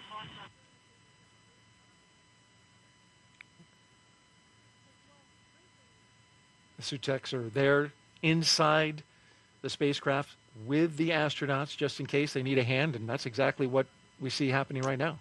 Exactly, yep. And so, yeah, it's a mix of crew strapping themselves in, but then generally the closeout crew is going to cinch down the shoulder straps and just make sure you're really secure. It's, when you see them moving in the space, you'll see during launch, like it doesn't look like they're moving because they are so tightly strapped in, but there's a whole lot happening to the vehicle. Right. The vibration. Exactly. The umbilicals allow the crew to have comms through the suit, air to help keep them cool, as well as nitrox for suit pressurization, which is similar to what scuba divers use. Yep. And you can see on Woody's, you can see now on his left knee is that satchel I was talking about. So that's like got a knee board card on it, but inside that is where the iPads, so they have iPads that have backup procedures on them. You also have some cards you can write on, procedures on the inside, and kind of just a mix of different. This is seat 4, comm check. It's Andre's comm check, it sounds like. Yep. Loud and clear, seat 4, how me? Loud and clear, call. Thank you. There's a little delay between the audio coming from the astronaut and coming on our broadcast. Yeah. Yeah, you can see Woody's zipping in. So those two layers I was talking about the suit before, you can see there's an orange-colored zipper and a white zipper, and that's the orange is the pressure garment zipper, and the white is the restraint zipper. That's why there's two colors. And so what he's doing is looking to make sure, and he's showing the closeout crew that he's getting a visual inspection. There's a white tooth on the last piece of the zipper, and that's what he's visually verifying, as you can see that white tooth. And that makes you have a good seal. So that's what they're doing right now. Is basically it's a two-person check. So everything's a checklist, and anything critical you always want to get two sets of eyes on. And the suit's primary function is to protect the crew in the event of a cabin depressurization, right? Takes exactly. Yep. The pressure. And like you mentioned, the nitrox flows to it to pressurize the suit in the event that happens. So there's a cool shot from the outside. Yeah, how about that? That's beautiful coming from our Kennedy helicopter. Yeah, so you can see the black part of the trunk, which is the section below the capsule. That's the solar panels, which is kind of cool to see. Most of the time in manufacturing, that's covered up with these protective panels, so it's not really until it gets out here to the pad that you get to see it like that. You can see the guy wires that lead up to the top of the tower. Our helicopters are up there performing an important role, and that is security, flying all around the area and making sure that nothing bad would happen from anybody who would want to harm or interfere in any way with this launch. And so we also have assets out in the ocean as well. You can see over in between Woody and Andre, you can see the stickers of previous crews. So important to note that one of the cool things about commercial crew and both the Dragon and the Starliner, that the capsules get reused. And so you can see the crews that have flown before have left their sticker behind. So ours is up on Endurance, up in space right now, and the three crews that have been in Endeavour have their stickers there. And there are 4 seats, as we see there, and they are numbered 1 to 4 from right to left when looking at the seats from the hatch. So all the way in the far right will be Andrei Fedyaev. He's in seat 1. Sorry, in the far left, correction. He's the one motioning with his hand right now. In seat 2, moving across to the right, that's Woody Hoberg in the pilot seat. And just to the next astronaut to the right, that's Stephen Bowen, the commander, in seat 3. And then at the far right is Sultan Al-Nayati. He's in seat 4.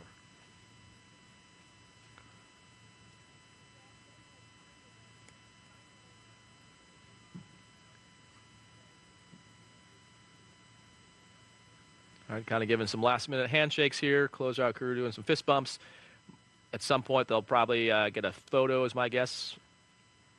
You become close with the closeout. You do, yeah. Like I said, you know these people. Like it's actually really cool. By the time you're at the end of the sim campaign, you can tell just by the tone of someone's voice. Before you even hear what the problem is or what the thing is in a sim, you know, okay, this is good or bad, just by the way they sound. Well, we're ready for some social questions. We mentioned at the top of the show that we want to take your questions throughout this show. And while we've got a little moment here, while the astronauts and cosmonaut are settled into their seats inside the Dragon, we want to check in and take a question. This comes from Sotex Rangerman. What time does the crew wake up for this late night launch?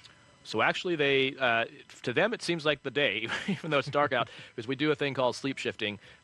So once they set the launch time, then the entire schedule, even as far back as when they were in quarantine, when they're at Johnson Space Center, they start to change the schedule of the crew to shift their circadian rhythm. And it's a blend of the launch time, but the other thing is we don't completely shift it because they also need to, when they get to the space station, we run on GMT or Zulu time. And so there's the flight docs, we've got a long history of working with folks who understand sleep patterns to find out basically what is the optimum blend between launch time and when you show up to the space station. You don't want to have to then shift your body again. So we kind of pick something in between. So it varies depending on that, is I guess the answer to that question. So it could be maybe 5-6 hours prior, 8 hours prior, and it has to do with making that right compromise of crew awake time versus trying to get their body clocks on the right thing. But even in crew quarters, for example, we have all the rooms have different switches for banks of light. And so you can have like low light or like full bright light and sort of try to sync your body to that. But my guess is today, probably like 6-ish hours prior, they were up. I think most people that were supporting, including us, took a nap this afternoon. So I think the crew did the same, and then woke up probably about 6 hours prior to start the prep. And your flight doctors help with this, right? Because this is something that's very calculated exactly. in terms of Yep. shifting your and they absolutely sleep schedule. do. Yep. And so they actually build a whole, that's built into the whole plan. And so even like at the wet dress and the lead up to this, that is all accounted for. And yeah, because you're doing training events still, you're getting briefs on the weather, on the vehicle status, and all that is timed to make sure it is synced with whatever the sleep shift is. And SpaceX Dragon crew is ready for comm checks. SpaceX copies. Stand by. All right, the time here, 9 a.m. We're taking a look back at SpaceX and NASA. They were all set, all buckled in. You can see them waving to the cameras for a 1:36 a.m. launch this morning. But unfortunately, that launch has been rescheduled to this Thursday. Of course, we'll try our best to stream you the latest as we are in touch with our Fox 35 Orlando colleagues when it comes to this Thursday launch. At this time, let's go ahead and take a quick break. We'll give you all a recap of top stories that we are following right after this.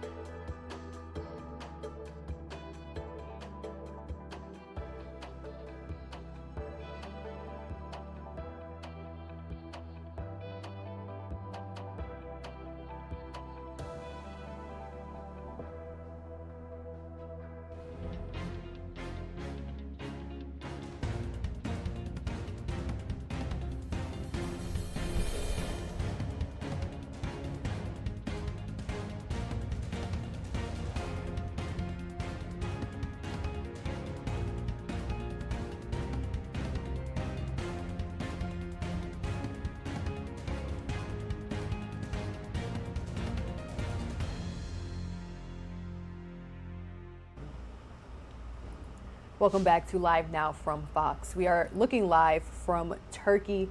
As you can see here, an earthquake shakes parts of southeast Turkey earlier this morning, killing at least one person and injuring dozens more. Turkish authorities say 29 buildings collapsed in Monday's 5.6 magnitude quake. And a video shot by an animal welfare charity showed some people who are recovering that were struck as they were in their vehicle. I do think that we have that video for you all. But the latest aftershock hit 3 weeks after the massive quake killed more than 50,000 people in Turkey and Syria. Turkey has arrested close to 200 people suspected of complicating the collapse of buildings, and investigators are expanding their search for more. Very sad news coming out of Turkey. If you're just now joining us again, we are getting these Live Now images into our desk. Search and rescue teams continuing to search for possible survivors in the latest aftershock.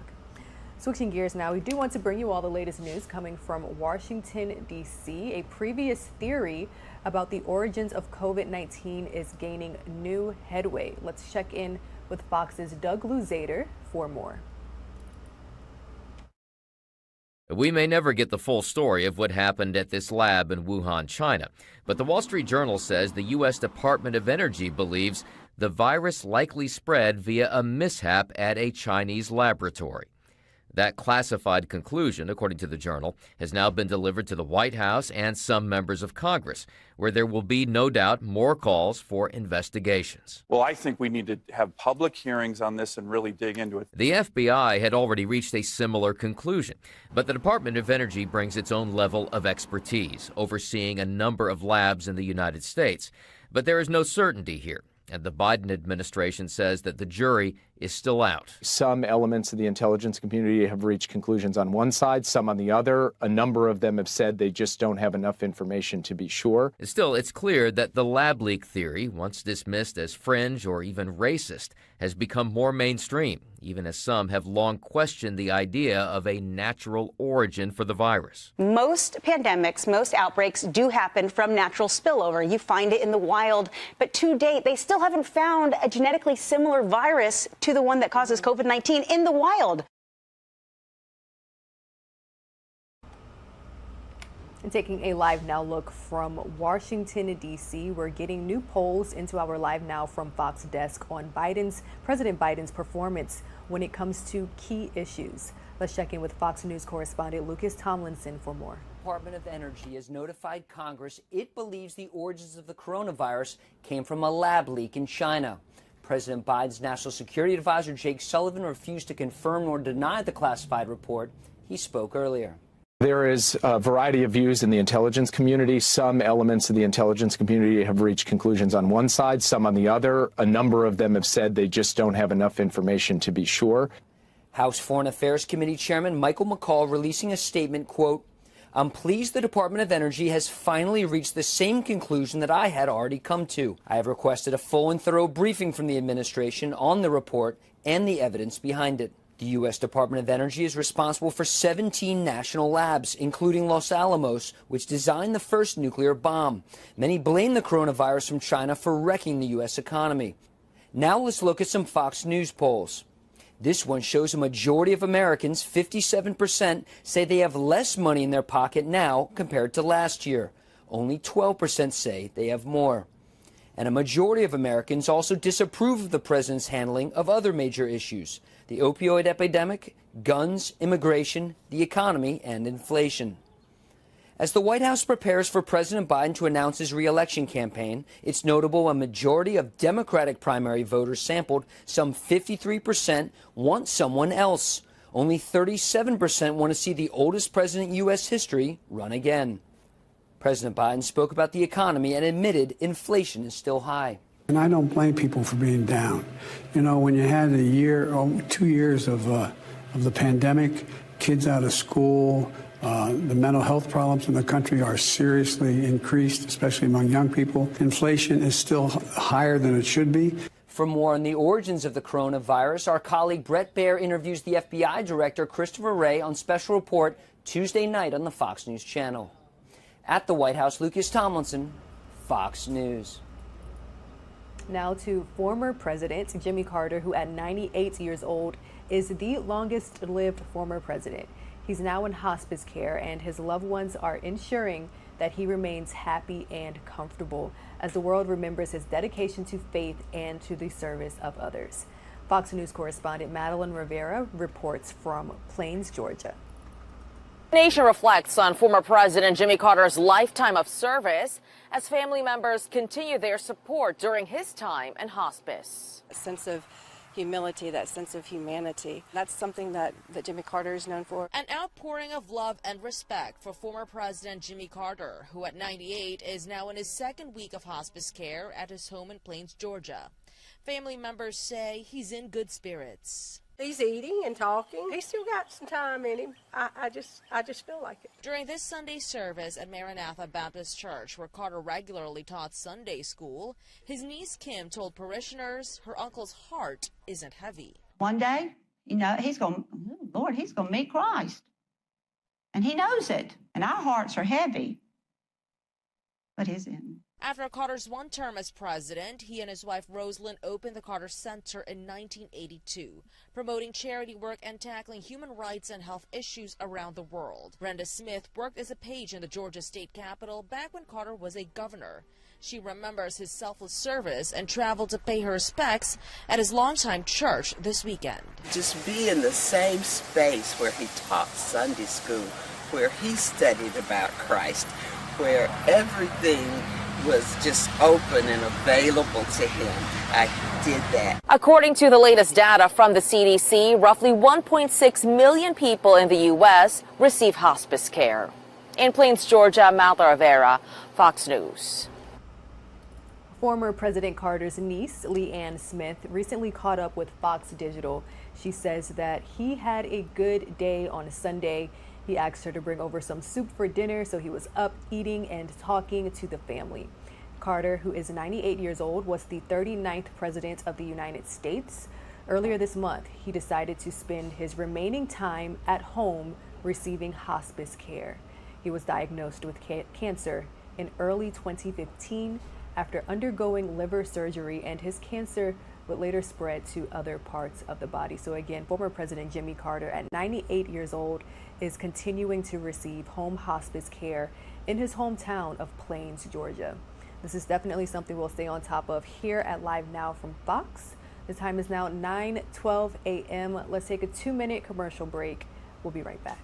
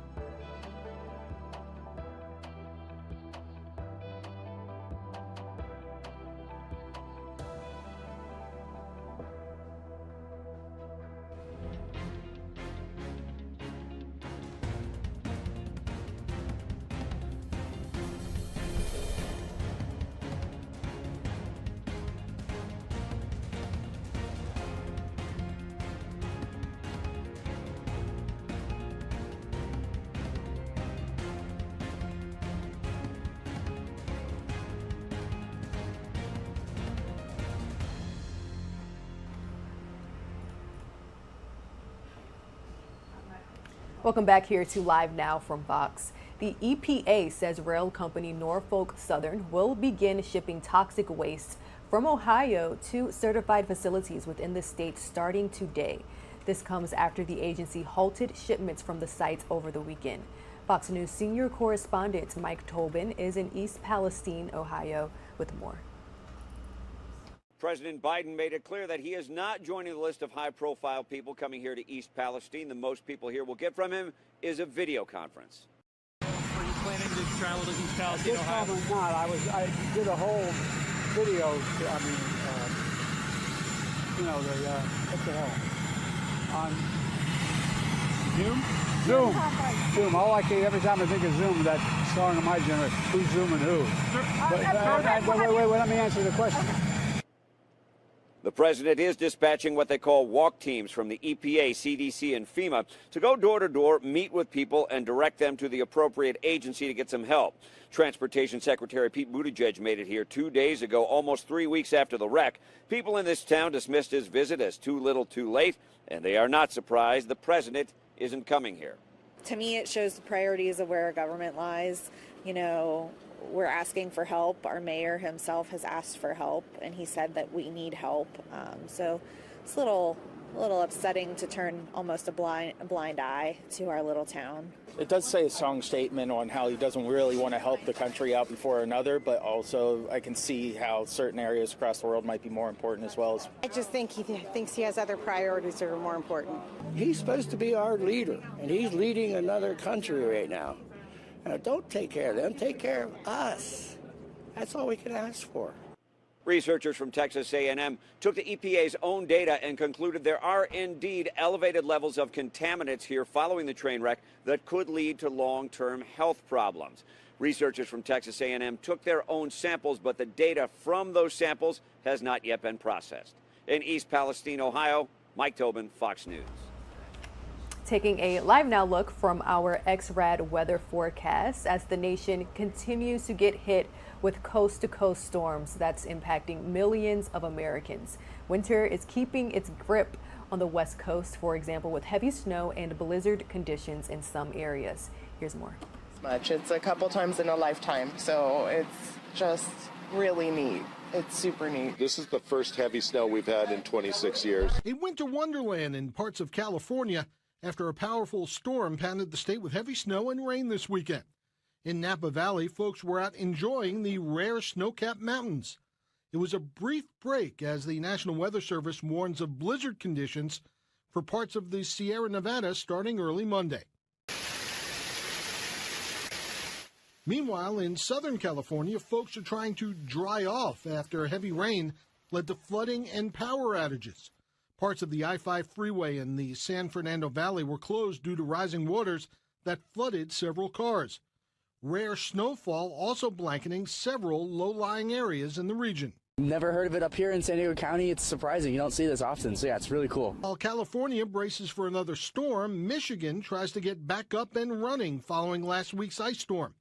Michigan's biggest power company, DTE, reports there are still some 200,000 homes and businesses without power. Many of those impacted have been in the dark since Wednesday. A DTE spokesperson says damaged power lines are to blame, but they hope to be fully operational by the end of the day. It's a little frustrating because I got the kids and stuff like that, and just making sure they're safe. The coast-to-coast winter storms are expected to continue this week, with severe weather arriving to the central high plains Sunday night. Kevin Uretsky, Fox News. All right, we are continuing to monitor that coast-to-coast storm, again impacting millions of Americans. The time is now 9:18. Let's take a quick commercial break, but don't go anywhere because on the other side, we'll have a live conversation with Fox Weather's Brandy Campbell, who is in Oklahoma, speaking to area residents who have been impacted by possible tornadoes. We'll have that story up in just 2 minutes.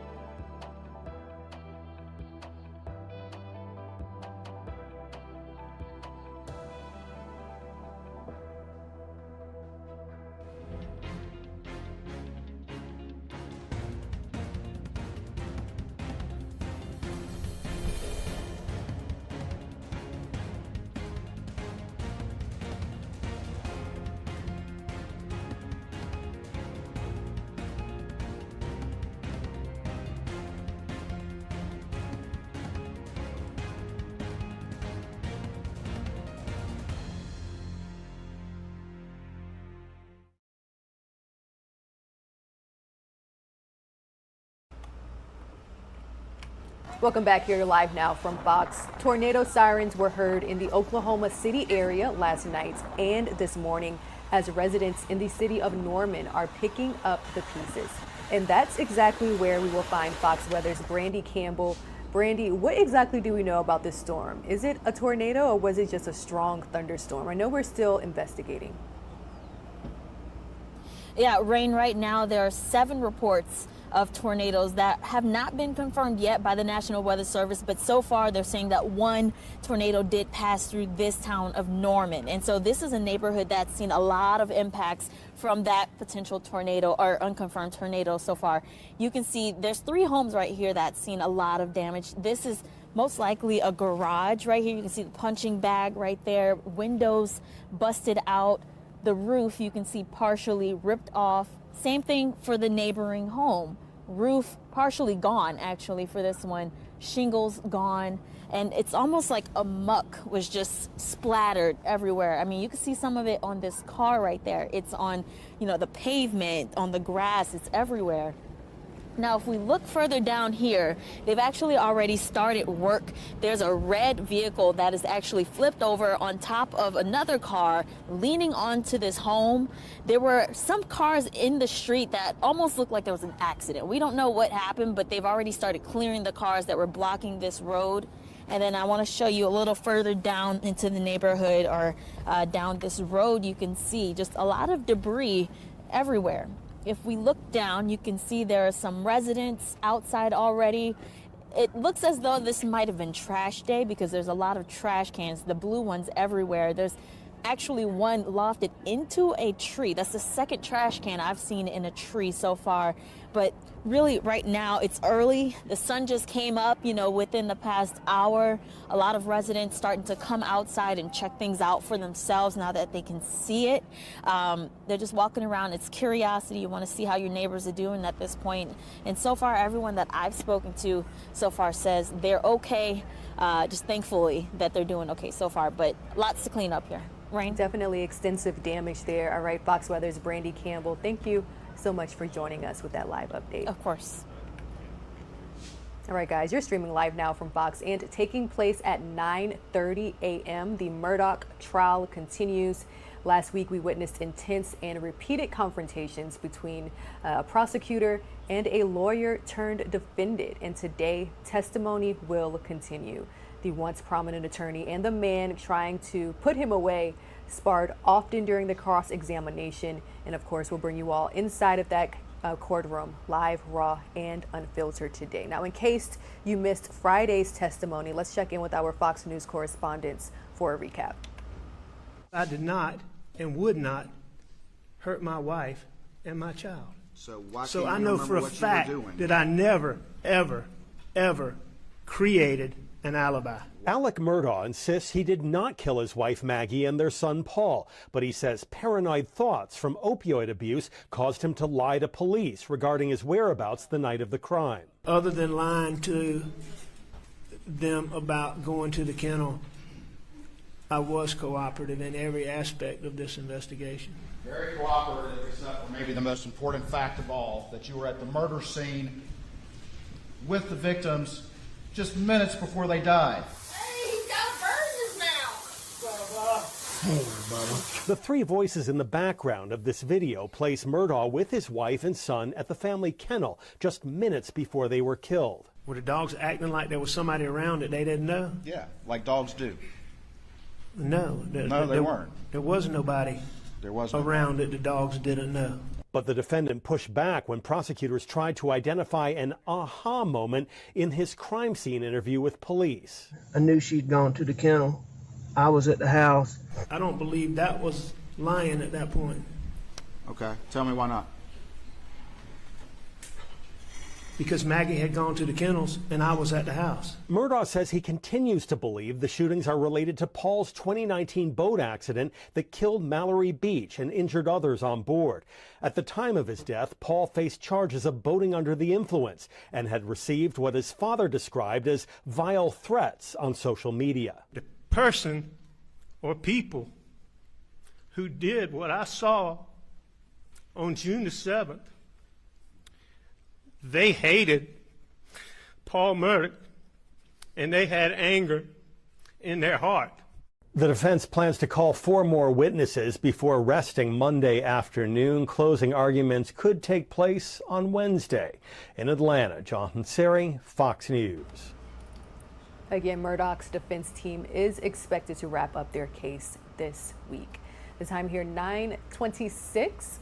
Live Now from Fox returns right after this.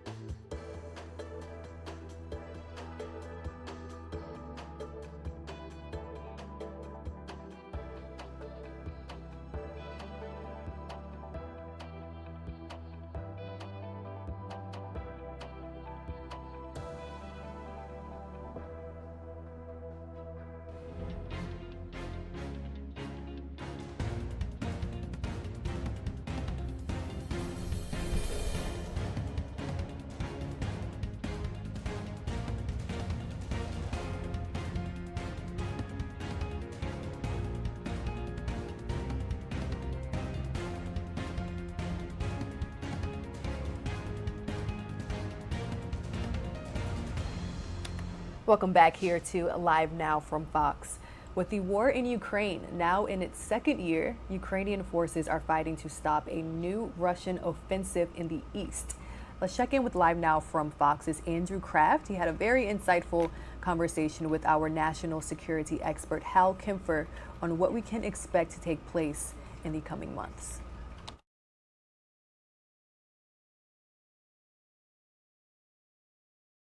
One year of war on the European continent. We want to do just that with two friends of the program we have relied on for their insight, analysis, and coverage throughout the last year, including national security expert, CEO of Global Risk and Intelligence Planning, Hal Kempfer, and former U.S. Ambassador to NATO, Kurt Volker, as well. Gentlemen, thanks so much for being with us here. I wanted to first start with this question. We can start with you, Hal, because I think a lot of people are wondering, can Ukraine win this war? If so, what is it going to take in year two? Because I only ask because some of the U.S. materiel, tanks, support are going to get to Ukraine very later on. We know that many reports have suggested the Russian offensive is already underway. Are you concerned about this? Hal, you first. Well, Andrew, I'm slightly concerned, but the offensive's been rather anemic. And I think it's not so much what they've done, it's what they haven't been able to do that really gets my attention. One of the things that hasn't been covered that much is, even though we see a lot with the Bakhmut offensive, they have pulled forces and moved forces across the front. So there's some lines that really aren't as reinforced as they were. And I think that's an opportunity. You know, raw numbers are one thing, you know, looking at the total number of tanks and everything else that we're sending over. But, you know, very soon they're going to have about a battalion of Leopard 2 tanks. And not too long after that, there'll be a couple of battalions, which is most of a brigade. And even though that may not seem like much, if concentrated and used in the right sector, and this is all intelligence driven, you can do some pretty amazing things. And if you can punch a hole, do that breakout, even if you just do an armored raid, go in and take out a logistics site and then come back, what that would do to the cohesion of the Russian forces across the front would be one thing, but to the psychology. The Achilles heel of the Russian forces is really their will to fight. It's just simply not been there consistently, since the very beginning. Yeah, and to your point, I'm going to put up this tweet as well. This from the Kyiv Independent with the Prime Minister of Ukraine with photos of the first 4 Leopard 2 tanks delivered by Poland. They are there in Ukraine as of today. Ambassador Volker, President Joe Biden sat down with ABC News today, to which he was asked about F-16s to Ukraine. He said, no, he, meaning Zelenskyy, does not need F-16s now. Do you agree? I think, it's need F-16s now. There's a lot of holes in that sentence. And so I would say that we ought to be doing everything we can to get aircraft to Ukraine as quickly as possible, train their pilots, train their crews, make sure there's a logistics tail. That will take time. But if we want to be able to deliver something later, we got to start doing it today. And this is true not only of F-16s, but other types of aircraft that would be very useful as well. And I mentioned A-10s several times in the past year. They're sitting in our desert. We're not using them. And they're decommissioned, and they could just be moved over and put to good use by the Ukrainians. So I think in that sense, Biden may be right saying, look, the most important thing for Ukraine right now is long-range artillery and tanks. Okay, I agree with that. But that doesn't mean we shouldn't start the process going of getting them the other equipment as well. And Hal, to you, we've talked about this before, and there is increasing concern. I hear it sometimes from the people in my life about, well, what about ammunition? What about our military here? Are we dwindling our stockpiles because we are sending so much to Ukraine? Is that valid? Is that operative? Well, it's operative, and it is valid. I mean, we're looking at our stockpiles. Frankly, the numbers we use to project what a war like this would take were frankly a little too,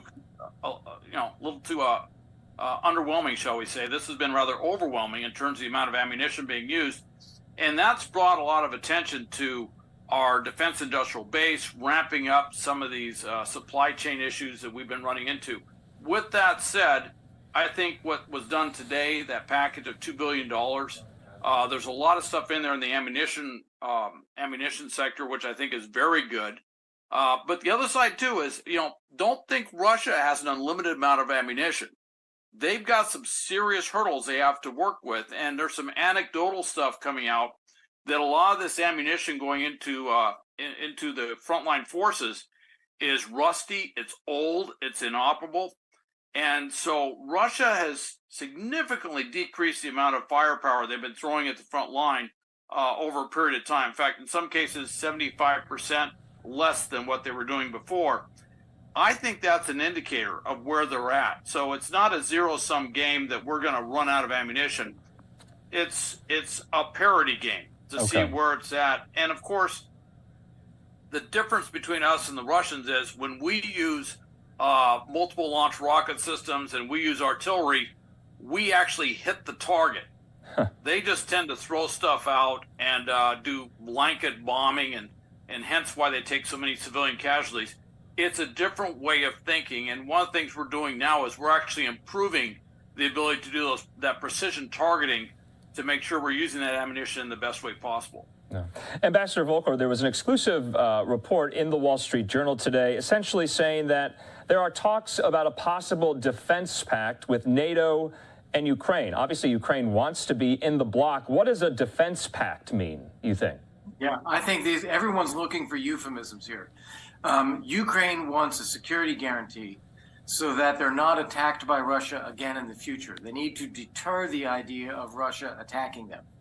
The only thing that has ever worked in Europe for that purpose is NATO. NATO membership works. The Budapest Memorandum that Ukraine signed along with the US, UK, France, and Russia back in '95, which said Ukraine gives up nuclear weapons and everyone guarantees their border. Well, that was worth the paper it was written on. And if you look in the future and you say, okay, well, the United States should give a security guarantee to Ukraine. Well, why should we do that alone? Why wouldn't we want all of our NATO allies to join us in committing to defend Ukraine in the future? Or flip it around. If the U.S. is not part of that, do you think Vladimir Putin's going to believe that Europe's going to come to Ukraine's defense if the United States is not? So I think it has to be NATO in the end. Okay, and you two gentlemen, also included in that report, there was some possible urging amongst European leaders, German leaders, French leaders, to get Zelenskyy to at least consider some type of negotiated settlement, to at least consider starting up peace talks again. Do your European leaders have that leverage right now, do you think? And will Zelenskyy listen or abide by it? It's, Zelenskyy is the wrong target of that conversation. Okay. Vladimir Putin is the one who's attacking Ukraine and who's committed to continue fighting.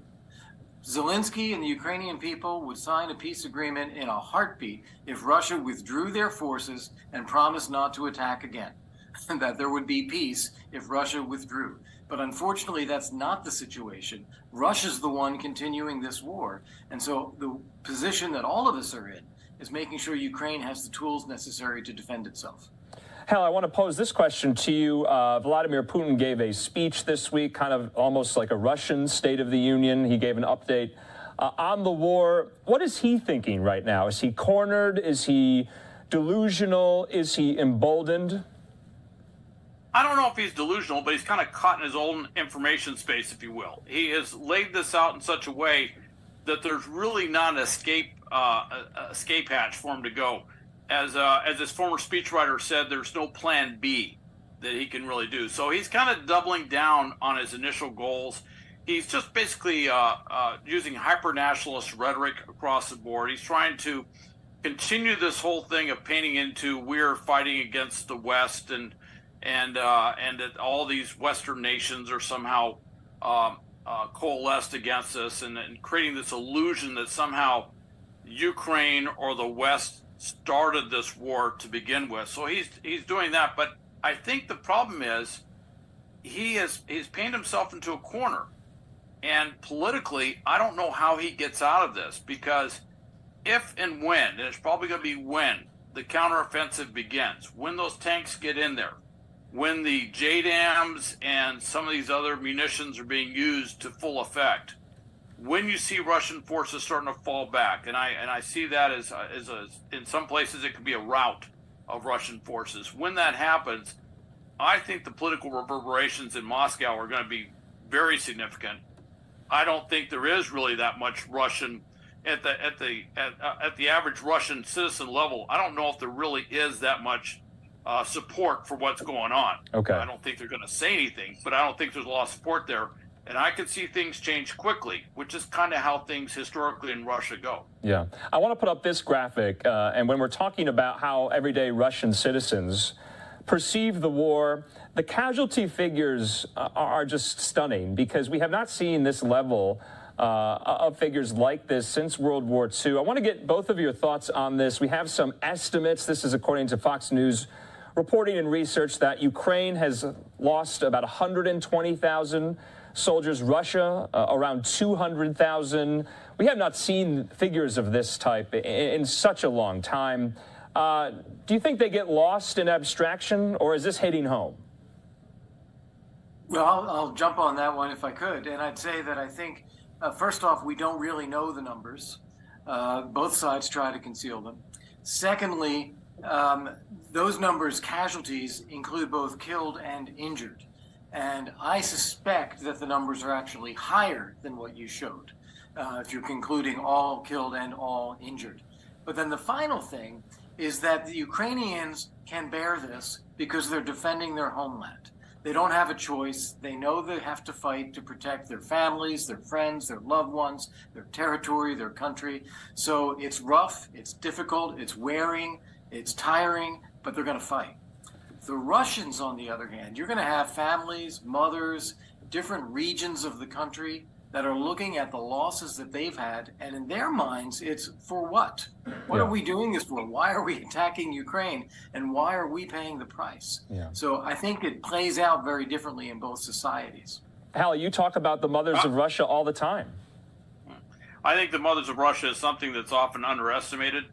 We've seen it historically in the past, but there will be that point to where the body count, if you will, just gets too much.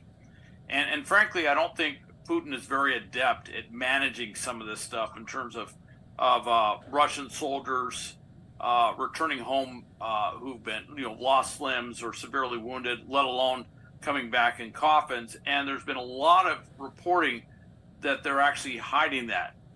Field crematoriums in order to hide the number of losses they have, the inability of Russian families to get hold of their loved ones that are deployed within Ukraine. And I don't know when the critical mass on that hits, but historically it has happened in the past, and I don't think this is going to be an exception to that rule. All right, just want to get final thoughts as we are now in year 2. There does not seem to be an end in sight. What are some of the storylines, Ambassador Volker, you'll be kind of monitoring in year 2? Well, I think there are several, and I wouldn't necessarily agree there's not an end in sight. Okay. We just don't know when. Okay. And a lot of things can happen as to how, but I think we can say already today, Ukraine survives as a sovereign, independent European democracy. Russia will be an outcast pariah state under sanctions as long as Putin is in power and as long as its forces are in Ukraine. And Russia does not have the military means to win this war. So those are things we can say now. So what we have to then think about is how does this play out over a year or more? And I think the way it plays out, and Hal said some of this, Russia will not be able to mount a successful offensive this year. They are not giving their forces time for training. They don't have the equipment. They're not getting organized into formations. This great offensive we keep hearing about appears to be a fizzle. Okay. On the other side, the Ukrainians will likely have one or more successful counter-offensives this year. And I agree with Hal that will cause some soul-searching in Moscow. Okay. People will start asking, what are we doing, and is it working, and what do we do next? Okay. So I think by the autumn, we're going to be seeing some very different perspectives about how Russia is dealing with this war and questions about where Putin has taken the country. All right. Hal, final thoughts? My thoughts are, I don't know when it's going to happen. I see something happening probably in the late spring, which will be very surprising. I don't know if it'll be a Kharkiv type thing, but I see something happening. But I do see by the latter half of the summer, there's going to be some very effective counteroffensives that may shift the whole tone of the war. And I think it's one thing to see what happens in Ukraine. The other part of that is to see what the reverberations will be in Moscow. The seeds of change have been sown.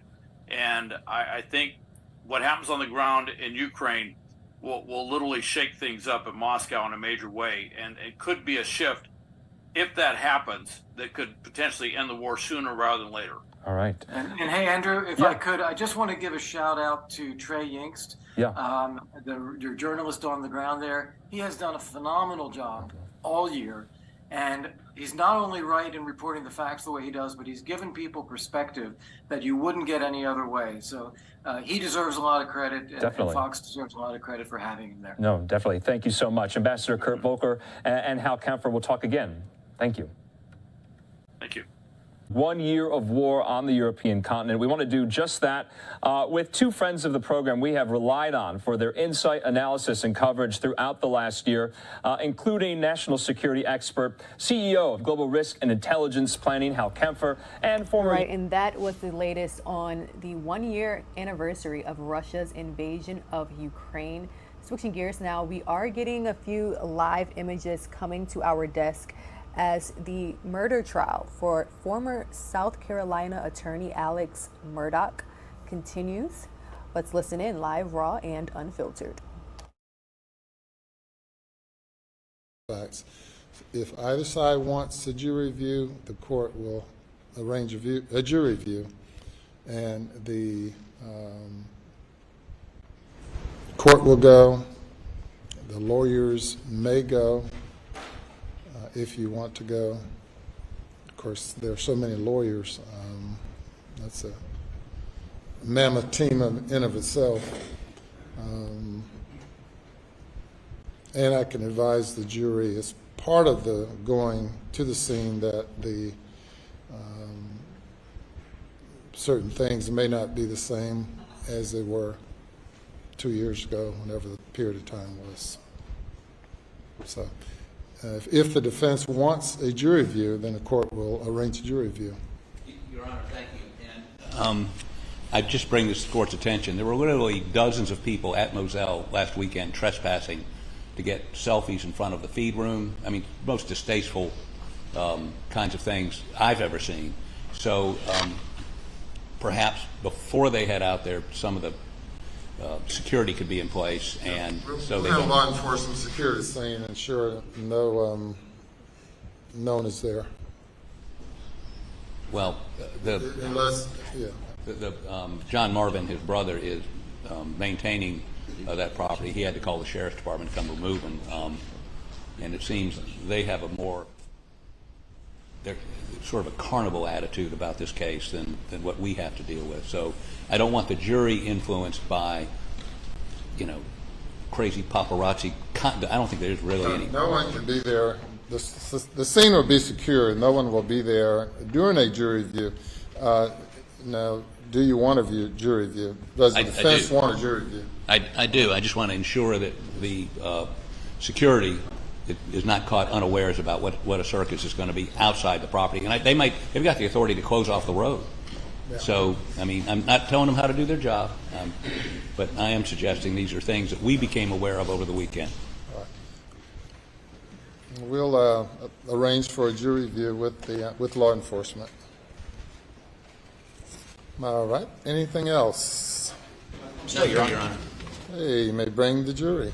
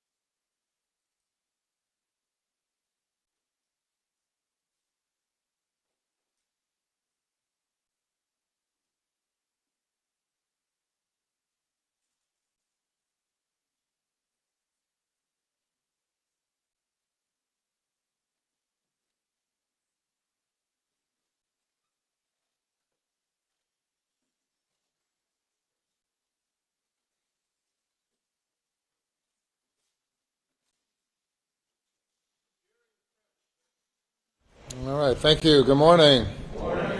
Okay, welcome back once again, day number 25. The defense's case, you may proceed. Court, Your Honor.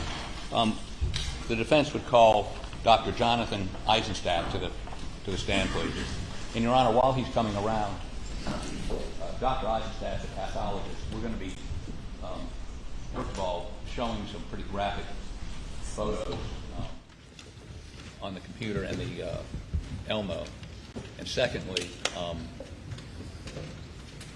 we're going to be talking about some pretty graphic details. So we will be offering exhibits.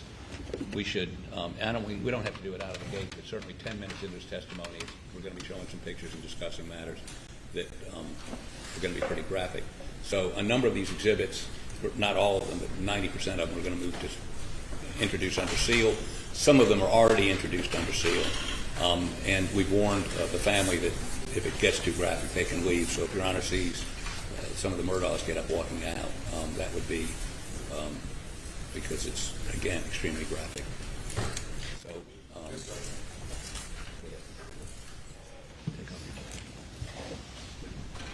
Good morning.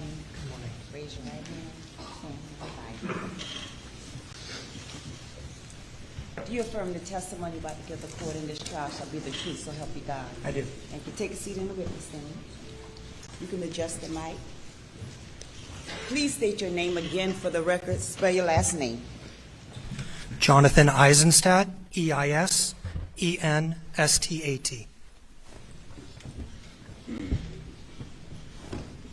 Doctor, what do you do for a living? I am a medical doctor who specializes in forensic pathology. And where do you practice medicine? In the state of Georgia. Could you tell the jury, please, what forensic pathology is? Sure. Forensic pathology is a subset of pathology which really deals with investigating the cause and the manner of someone's death. Okay, and let's get a little bit of your history. So and I'm looking at this, you went to the same medical school as Dr. Reamer? I did. And then after, I think you went to University of California at Davis undergraduate? That's correct. I grew up in California. Graduated from there in '93. You went to the Sackler School of Medicine, as did Dr. Reamer, and you graduated in '98. Yes, sir. And then you did a residency where? Well, when I came out of medical school, I initially wanted to be a surgeon. So I started out in general surgery in Staten Island, New York, and quickly realized it was not the profession I wanted. Beautiful profession, but not for me.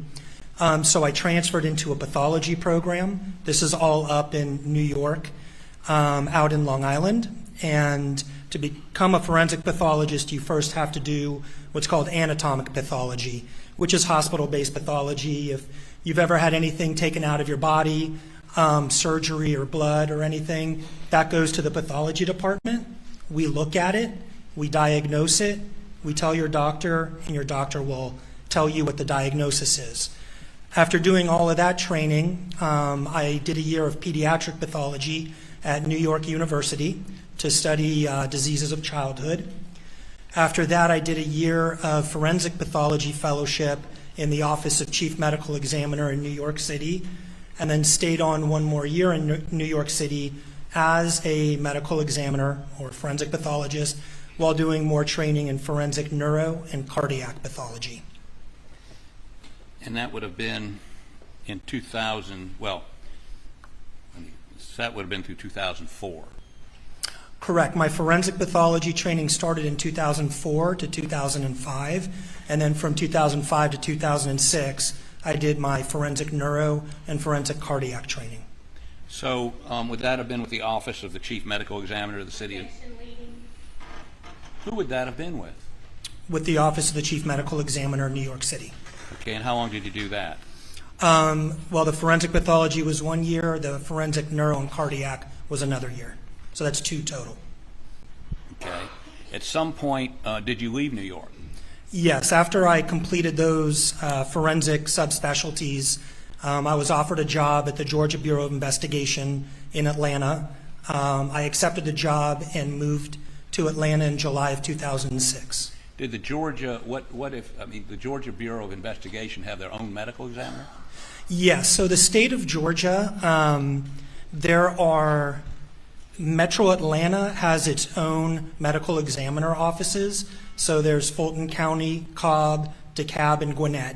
So 4 of the 159 counties in the state of Georgia has their own medical examiner. Per county or total? Per county. Okay. So 1 for each of those counties. Okay. And then the GBI, for short, covers the other 155 counties in the state. And when I first started there were, I believe, 5 or 6 offices. And then over time, it sort of shrunk down to 3 offices, and I was at the headquarters office in Atlanta. So when you initially started with a medical examiner's office in Georgia, who did you start with? So I was with the GBI as my full-time job, right. But I did do some moonlighting pretty much at at the Fulton County office, the Cobb County office, and the DeKalb County office. So those 3 counties they comprise the metropolitan area of what city? Of Atlanta. Okay. So, and is that a rather large metropolitan area? Yes, that's why each one of those counties have their own freestanding medical examiner office. But you did part-time work for all 3? Yes, and I actually still do now for Fulton County and then hopefully soon one of the other counties. Okay, so tell me about your work with the Georgia Bureau of Investigation and how did that differ from what you were doing for these other counties? So at the GBI, that was my full-time job. What did you do? What was your job? Oh, my job was as one of the workhorse pathologists doing, when I first started, I believe it was about 250 autopsies each year. And then as time went on, the caseloads increased. And so I would say I was doing anywhere between 250 to maybe 350 autopsies per year. I would be testifying in court. We had residents that would rotate, so the hospital pathology residents would rotate in our office. We would lecture, and then That went until 2014 when I was promoted to Deputy Chief Medical Examiner. Okay, now the autopsies you were doing, and would you generate reports for each one of those? Absolutely. And were these, you indicated early in your career you were doing general pathology, that is, if you had a polyp taken out during your colonoscopy, you would be doing those? Yes, that's a requirement to be able to take the Forensic Pathology Fellowship and boards. So at this stage in your career, when you're doing autopsies, typically, how did those folks expire? So those are sudden, unexpected deaths. Whether they are just, we don't know what happened. You know, a 45-year-old individual found dead in their residence. No one knows why they died. We would get those cases. But then, obviously, all of the traumatic and non-natural deaths would be investigated by the medical examiner. So anything from car accidents to gunshot wounds, stab wounds, fights and somebody died, things of that sort. Okay. So you did autopsies on people who died of under traumatic circumstances? Absolutely. Including gunshots? Yes. And now you just indicated promoted to Deputy Chief Medical Examiner for the GBI. How did that change your duties? So that added a little bit of administrative duties. Thus, I sort of dropped back a little bit in the number of cases. So I probably at that time I would be doing about 200 autopsies. That was just for 1 year until 2015.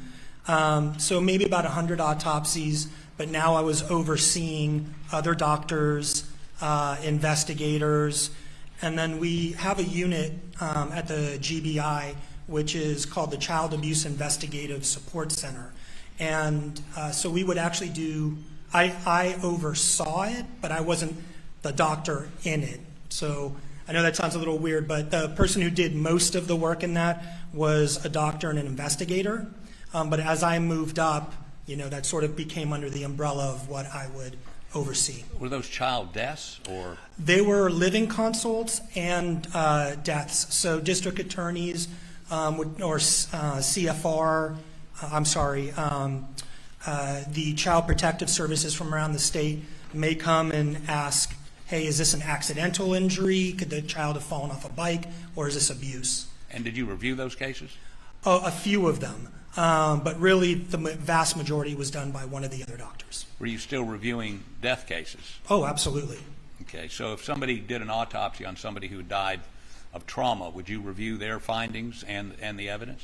Well, I was doing plenty of autopsies still myself, and what we had started doing was we would do rounds on all of the bodies that were in the morgue in the morning, and so we would discuss them all. It really wasn't, and then in the afternoon, we would revisit all of those in a meeting and discuss, hey, does this look, if we're focusing on gunshots, do you think this is a contact, a close range, a distant range? If we're not sure about the directionality, we would discuss that. That wasn't specifically me, that was all the doctors. But then when I became chief, all of that became, the scheduling and the meetings would become my responsibility. So, and did you, after you were the deputy, what happened? So then in November of 2015, I became the chief medical examiner for the state. For the state of Georgia? Yes, sir. And were you continuing to do autopsies? I did, because I wanted to, I didn't want to lose my skills. So I did continue doing autopsies. At that time, I dropped down to about 100 autopsies that I personally performed per year. Right. But I was now involved in more policy writing, administrative duties, going down to the legislature and lecturing. You know, it was during the opioid epidemic. So there were a lot of things going on. But if there was a case that was very difficult, it's written in the policy of the GBI Medical Examiner's Office that the Chief Medical Examiner was the final arbiter of those cases. Okay. Now, you did that, you said, until January 22. That's correct. Which would have been last year. Yes, sir. Now, have you been doing other things during that period of time in addition to being Chief Medical Examiner? Well, yes, I was doing some consulting work. I would do that at night and on the weekends, unless I, was in deposition, then I'd take personal leave to go do that. But those were the two main things I was doing. Did you form a private consulting firm in 2008? I did. Not in 2008. I started my first consulting case was in 2008. It was a cardiac death in New York, and the ME's office in New York referred the attorney to me. But I don't believe I started my actual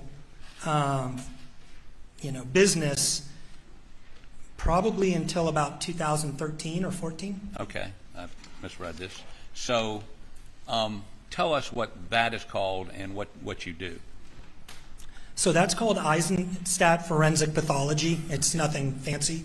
And really what I do is an attorney or a family may call me, ask me to review a case or to perform a private autopsy. And if I have the time, I'll accept that. I'll look over the documents. I may do an autopsy if that's what the family's requested. And then if it's an autopsy, I'll tell the family what my findings were. And, I recently had one where I referred the family to I told them to go to their cardiologist and get tested because I believe the person had a genetic disease that could be transmitted to their offspring. If it's just a record review, I'll review the records and I will tell the attorney what my opinions are. If my opinions support what they are hoping, then I may hear back from them. If my opinions don't, I probably don't ever hear back from them. So, did you have permission from the GBI to do that? I did. While I was at the GBI, every single consult case that I did, I got written approval by my superior, who was the deputy director of the agency. Now, have you ever been qualified to testify as an expert in the area of forensic pathology, especially in gunshot wounds, in any state or federal courts? Yes. So throughout the state of Georgia, obviously. As far as gunshot wounds in other states, I've been qualified as an expert in forensic pathology in a number of states. How many states have you been qualified to testify in as forensic pathologist? Just probably in the area of 20, 25. Okay. And you've been qualified in the state of Georgia by both state and federal courts to testify about gunshot wounds specifically? Yes, sir. And have you done autopsies on people who are the victims of a shotgun wound? Yes, sir. Okay. Do you have any idea on how many occasions you've done that? Oh, I'm sure myself I've probably done 75 to 100 or something to that effect, and then been involved in many more. Okay. Tell me what the National Association of Medical Examiners is. So that's actually the primary national organization that, every profession has their own national organization. And for us, for short, we call it NAME. NAME is really the main national organization for forensic pathologists. And they write position papers. We have annual meetings. There's a journal that comes through that organization. So it's the prime organization for forensic pathologists. And do you enjoy any position with NAME? I do. What position or positions? So I'm currently on the board of directors, and I sit on a few committees for NAME. Okay. Now, you're licensed in the state of Georgia and New York? Not New York anymore. When I left New York, I let my license lapse because I had a feeling I wasn't going back for quite a while. So currently I'm licensed in Georgia. Are you board certified? Yes, sir. In forensic pathology? Yes, sir. And you've got a number of different articles and books, and you teach at what schools? So I was teaching at Augusta University, and that's the medical school that the Forensic Pathology Fellowship Training Program that I started at GBI, they were the sponsoring agency. But I've lectured at St. Louis University at their master's course in death investigation. I've lectured all over the state of Georgia to law enforcement, to coroners. How about Emory School of Medicine? Yes, well, at Emory, we had residents and fellows that would rotate through the medical examiner's office in Fulton County. as well as actually GBI. So we would teach them as well. Okay, Your Honor, I'd move to have Dr. Eisenstadt qualified as an expert in the area of forensic pathology. Says the state. No objection, Your Honor. He's so qualified. Okay, let me talk to you. Well, let's get to this before they get to it. Are you being paid for your testimony? When I say paid for your testimony, are you being compensated to evaluate and testify? Yes, I'm being compensated for my work. And how much are you being paid? Up until this point, I've been paid $3,000. And then I have another invoice that will come out after trial, which will probably be a number of thousands of dollars. I don't recall exactly. Okay, you compensated by the hour or by the task or what? No, by the hour. So when I review documents, I charge $600 an hour. And then for testimony, I charge per day, so 24 hours, and that's $5,500 per the day. Okay. So, and is that unusual for doctors who testify, consult and testify, or is that the normal practice? In my field of forensic pathology, I've been told I actually undercharge, but there's some that charge less than me, there's some that charge more than me. Okay, I've got a number of topics I want to talk to you about today, but some testimony we had last week, I was going to say earlier this week, the weeks are beginning to mush together. I'm sorry, Your Honor, I'm an old guy, I forget things. I'm not sure what week it was. I apologize to the court and the state for my faulty memory. That's right. You may proceed. So, sometime, I believe last week, we heard from the coroner of Colleton County. Did you watch that testimony or hear that testimony? Not the coroner. I saw Dr. Reimers, the medical examiners, but I did not see the coroners. Okay, tell the jury, please, if a medical examiner or coroner comes on the scene of a suspected homicide, how would one, as a physician or medical examiner, how would one determine time of death? What procedure would you follow? Oh, well, whether it be a homicide or not, any death scene, you want to try to get an idea. It's not an exact science, but you want to try to get an idea of what the body temperature is as compared to the ambient temperature. Why? Why? Because it can give you an idea of how long the body has been there. But there's a lot of factors. So the way that I always taught the investigators and coroners is if you walk into a room or you walk into an environment where there's a dead body, the first thing you do is put a thermometer down. Don't look at the thermostat on the wall. Don't look at the computer to see what it says. Put the thermostat down. Look in the area, start your investigation. Come back and look at the thermometer. That will be your ambient temperature. Ambient temperature means what? The temperature of the air in that area. Okay. And obviously you want to put it near where the body is. And then you take the thermometer and you do a rectal temperature. You put it in the rectum, but you leave it there and you start doing more of your scene investigation. Then you come back, you take it out, and then you have the closest to what we can get for a core body temperature. And you document those two. And then there's other things you look at. You look at blood settling, and you look at what's called rigidity, so stiffening of the muscles. So why would you want a core temperature and an ambient temperature? What do you do with that? Well, then you can, the body will equilibrate. Will what? Will sort of even out with the ambient, so the outside temperature, between 1 to 1.5 degrees per hour. I will say it's not an exact science, because obviously right now I'm sure my body temperature is a little higher because I'm on the stand. So I may not be 98.6 degrees right now, which is normal. And if you were to die right now, it would not be appropriate. I'm not saying you should die right now, but so your temperature's up a little bit.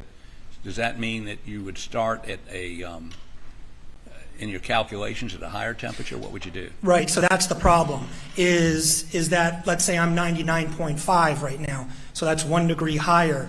That already moved, we're starting to move that time frame out to it could have an hour faultiness to what you're going to do. So it's 100 degrees outside.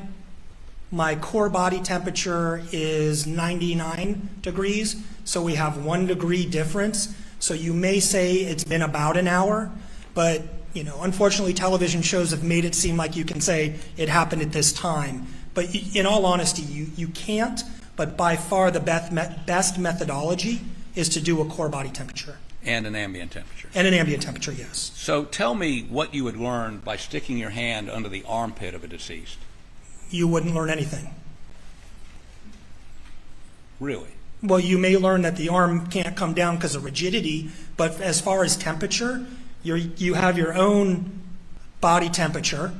You have, you're sticking it in an armpit, which is exposed to the ambient temperature. So that it's just not a valid method to try to make a determination of time of death. Just a guess? It's a guess, yes. Okay. So let's talk a little bit about, we're going to be dealing with some sealed material. Is everybody, is that TV off over there? What now? This? Right, so I'm just trying to make sure. I want to make sure this juror can see. Okay. So, at our request, we're Mr. Murdoch's lawyers, did you examine materials in this case? Yes, sir, I did. And let me first of all ask you if you examined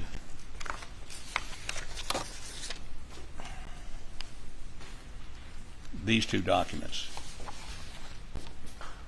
Just the autopsy. Oh, I'm sorry. Autopsy report. Okay.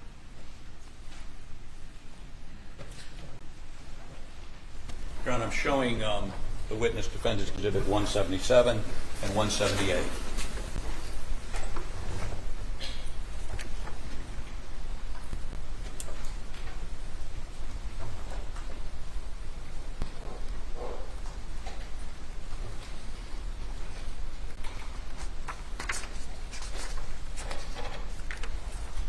So 178, yes.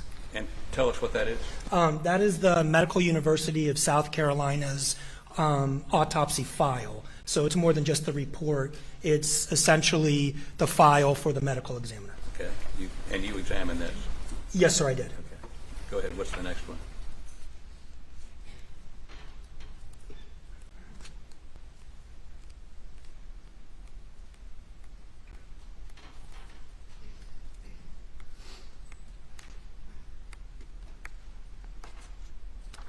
So 177 I did examine, and this is the MUSC file for Maggie. This being 177? Yes, sir. So Maggie's 177 and Paul is 178? Yes, sir. Your Honor, we would offer these into evidence. Your Honor, the state would object to these documents coming into evidence. I'm sorry, I don't understand the basis. Your Honor, Dr. Reamer testified to her reports. These are reports by Dr. Reamer. These are not reports generated by Dr. Eisenstadt. He has reviewed those reports. He can testify to the substance of those reports, but we would object to the reports themselves coming in as evidence. Says the defense. Your Honor, these are business records. They're kept in the ordinary course of business according to Dr. Reamer. Continuing to listen in live, raw, and unfiltered. We've been following this trial of Alec Murdoch very closely here on LiveNOW. The former South Carolina attorney is accused of killing his wife and son. Let's head out live to Atlanta. Joining us there is Fox News correspondent Jonathan Siri. Jonathan, last week we witnessed the back and forth testimony between the prosecutor and Murdoch himself. This week, it looks as though expert witness testimony resumes. Right now, a forensic pathologist is on the stand. Talk to us about where we are at this point in the trial. Yeah, Hi there, Rain. Right now we're looking at a forensic pathologist, Jonathan Reamer, he's a paid consultant hired by the defense to kind of cast doubt on the crime scene. Right now he's talking about how determining the time of death is not an exact science. Obviously the defense trying to create a little more wiggle room for the time between Alec Murdoch appearing, or his voice at least, being heard in the background with his wife and son in that video that was taken at the kennels just minutes before the prosecution believes that the murder took place.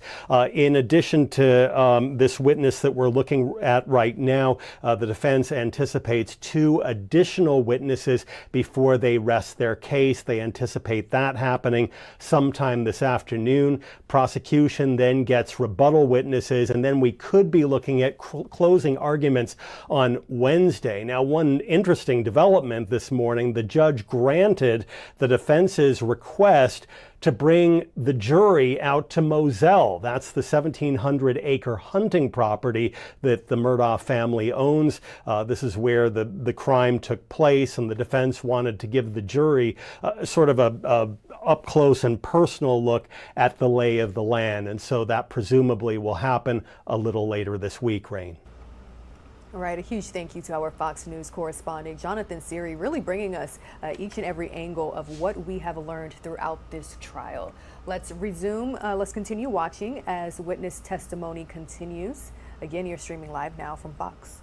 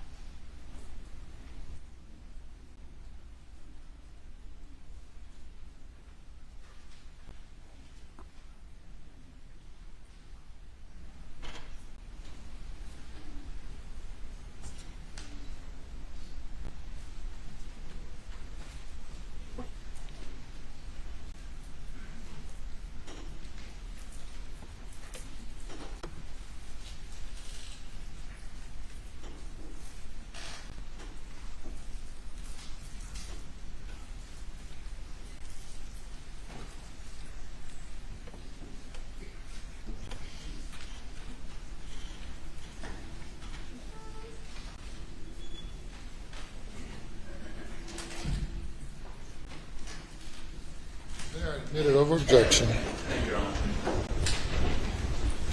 Now, we'll come back with these. I'm primarily interested in her determinations and some sketches she did that are in there. Okay. So you examined her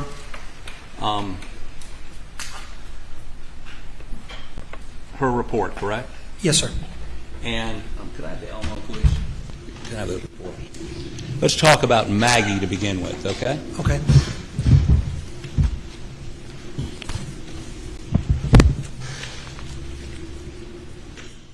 And I'm going to put this on the Elmo. Can you tell me what this is, please? That's a standard body diagram for a female. And you reviewed this? Yes, sir. Okay, let's put this on the Elmo. And could I have the easel? What? Oh, you can? Yes. Okay, so this would be the body sketches. Maggie. Could I have the female? What page is that? I have no idea.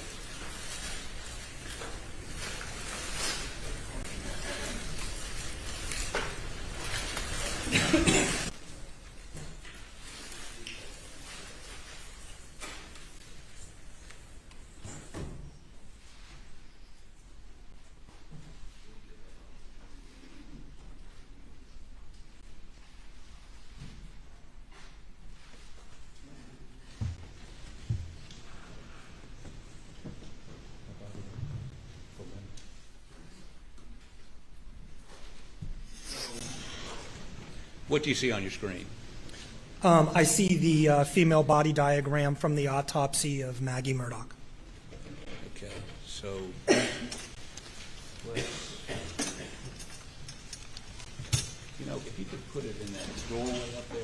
Sure. Allow the jury to see a little better.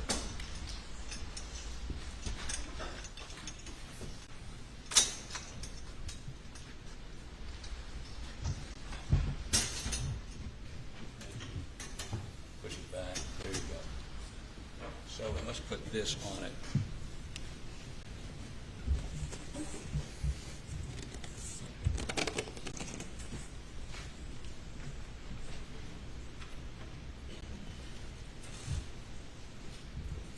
Okay, so by way of, let's walk through the wounds on Maggie, okay? Okay. So look at the sketch in front of you and walk the jury through. If you need to come down here with a pointer, or can you do it from up there, whatever is more convenient for you. There's a lot of writing, so it may be easier for me to point it out. I don't know if this is a touch screen or not. We had a pointer. We still have a pointer. She has a pointer, but that's okay. We do that. Okay, so what I want you to do is step down here, please. And I'd like you to stand so that those jurors over there can see. So you probably need to stand over there. Sure. Okay, so how about walk them? Yeah, okay. Walk them through the wounds on Maggie Booth. So I think the easiest would be to go from bottom up. Okay. So we have, these are all rifle wounds. They're all caused by a rifle. We have an entrance wound on the left thigh, and the entrance wound on the left thigh has on the diagram little dots, which is stippling, which makes it an intermediate range rifle wound. What does that mean, intermediate range? We're talking up to 1 to 3 feet. The end of the barrel to the actual skin where the bullet goes through. Okay. And I agree with what Dr. Reamer put here. That's the medial left thigh. Now we flip the body over, and we have the on the diagram. So this is now the left side, and we have the corresponding exit wound on the back of the left thigh. So I agree with the range of fire, the directionality, that it's an intermediate range rifle wound. So you and Dr. Reamer agree? Yes, we agree on this one. Okay, next. Moving up, we can go here to the torso. So we have another entrance rifle wound on the upper right torso. It, as per, I obviously can't see the inside in this, but as per the autopsy, it goes through a number of organs, goes across, and comes out the bottom left back of the torso. And I agree with that, with her finding on that as well. Let me interrupt you 1 second. Yes, sir. Prior to your agreement or disagreement, did you look at the autopsy photos? Oh, absolutely. Did you look at her report and her notes? Absolutely. Anything else you looked at? I looked at some scene photos, and I believe that was it. Okay, but you're relying on her photos? Yes, the most important for me is the autopsy report, the autopsy diagram, and the autopsy photos. Okay. Okay, I'm sorry, go to the next one. Okay, so we've talked about 1 gunshot wound, a rifle wound, 2 rifle wounds. Now we have a rifle wound on the left wrist and forearm. We have an entrance on the back of the left wrist, which is the dorsal surface, and this is the ventral or volar surface. And the exit is on the volar left forearm. I agree with that as well. I'm sorry, I also looked at x-rays. That was part of the photos. On the x-ray, there are some little fragments of, you can tell it's a rifle round in the left wrist. And it went through? It went through, yes. And entrance on which side? On the back of the left wrist. Okay, next. So we've now talked about 3 of them. Now we have 2.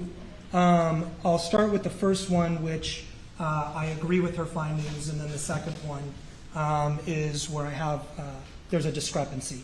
So if we now look at rifle wound E, which is the one that's here on the back of the head, yes. The directionality is correct.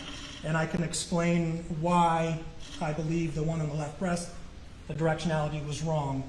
But we have a almost tangential, meaning that it doesn't go super deep into the brain. It comes here, but a rifle has a lot of kinetic energy and so it has a lot of force to it, and it can cause severe disruption.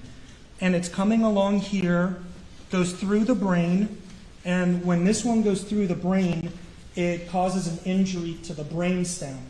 That would make her die immediately. So this one came here, and then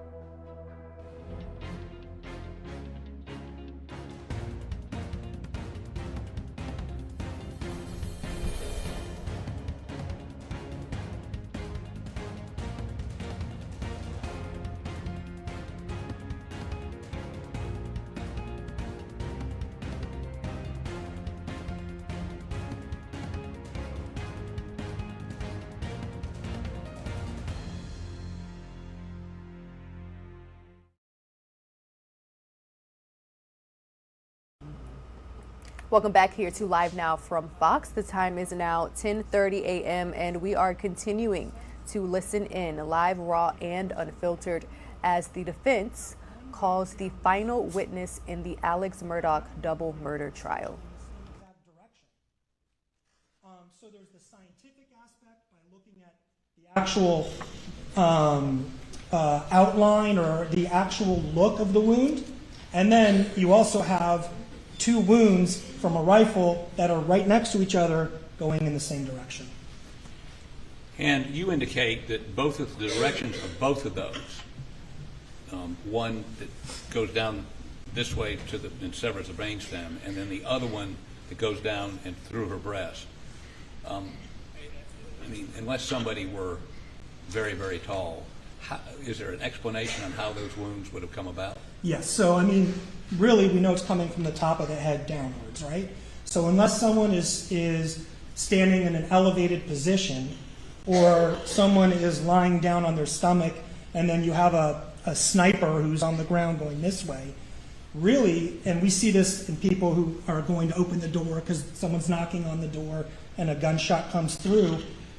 If you're leaning, as I was saying earlier, if you're leaning forward, let's say the first shot here gives her significant pain, I agree with Dr. Reamer on that, and she's leaning over like this, then if I don't want to hit you, I'm sorry. I have a gunshot coming like this, now I look at it, the body lying flat on the table, you can see how it goes straight down.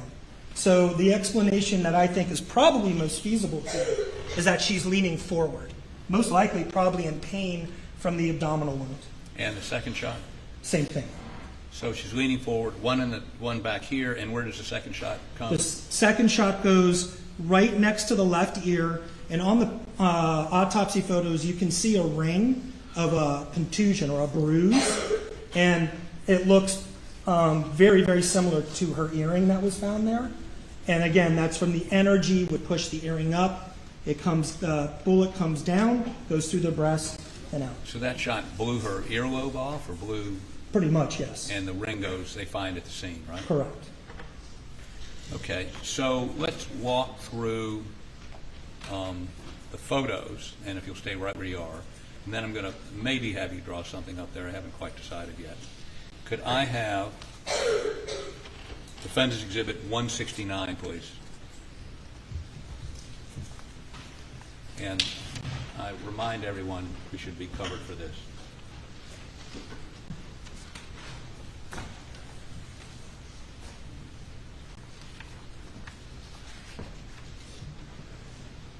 Nope.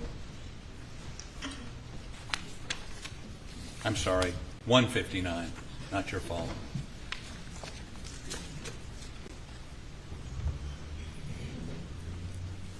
Right, and again, I apologize for the graphic nature, but this is what you do every day, right? Yes, sir. Okay, so tell us what this depicts.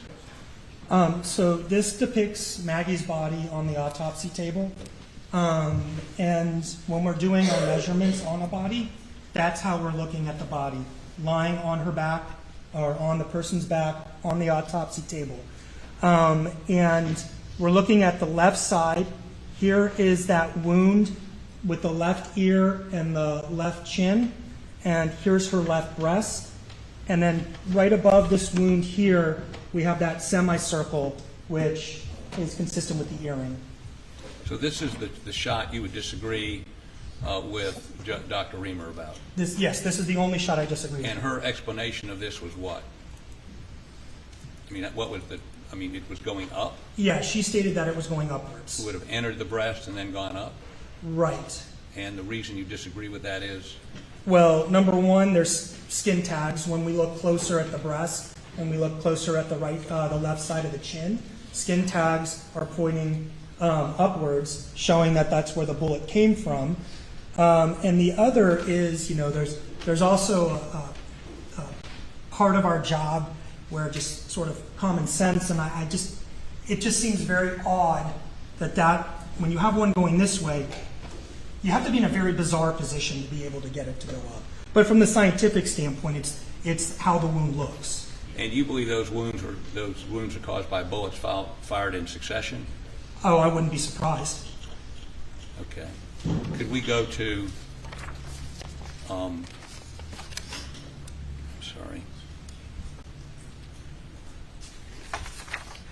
Defendant's Exhibit 160.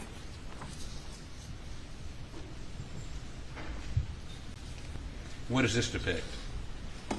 So this is the left side of her jaw, and it's pulled forward, but you can see up here, I'll use my finger. You see the skin tag is pointing this way, right? The laceration is coming down here, And if I were to flip this back up, these skin tags point up as well. Point out a skin tag again. This is a great example of a skin tag that it's like this. Could you blow that up a little bit for me, please? Right around the, right below the here. Yeah, right in there. That's perfect. Okay, show me the skin tag. Okay. Well, there's, if we were to, do you see here that this is sort of in a triangular shape? And if I flipped it back up, it would fit right into here. Right. And so the skin tag is pointing upwards in the directionality of where the bullet comes. It'll be easier to see on the breast, actually. Okay. So could we go to, Doctor, this one? Yes. Okay, that would be Defendant's Exhibit 161.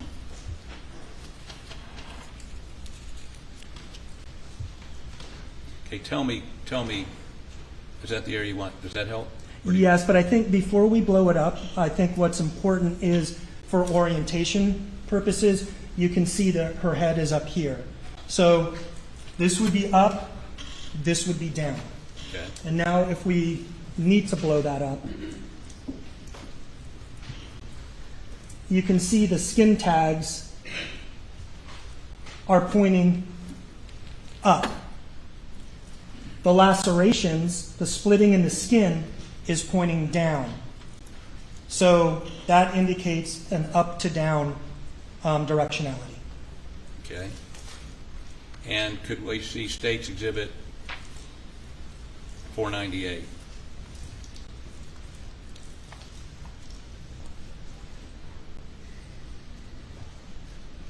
Tell me what this depicts.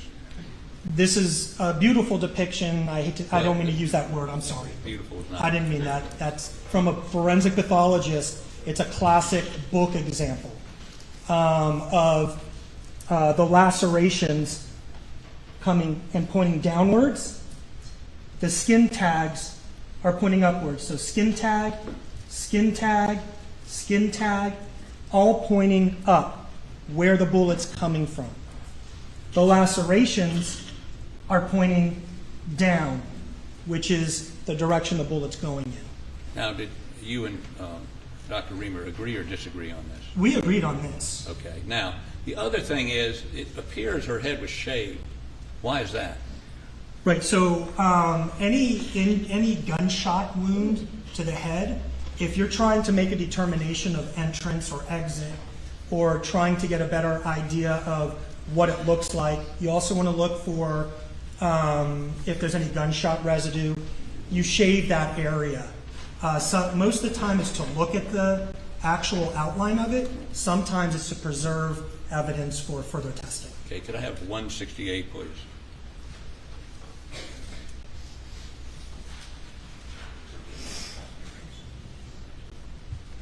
And what is this an x-ray of? So this is an x-ray of her head and neck, and it might be hard to see, but we have right here in the center, we have a fragment of possibly jacketing, but a fragment of a projectile right here in the midline with a few smaller pieces. We have nothing over on the left side where this injury is. So nothing went in here and stayed. All of the projectiles, and then we'll continue down to the chest. It's one rifle that went down, and then you'll see that lead snowstorm, which is consistent with it going back in to the back and down to the chest. Okay, and could you go to 169, please?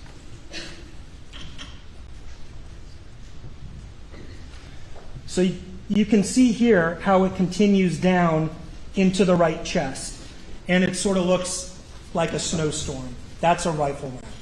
Okay. Thank you. Go ahead and take the stand, please.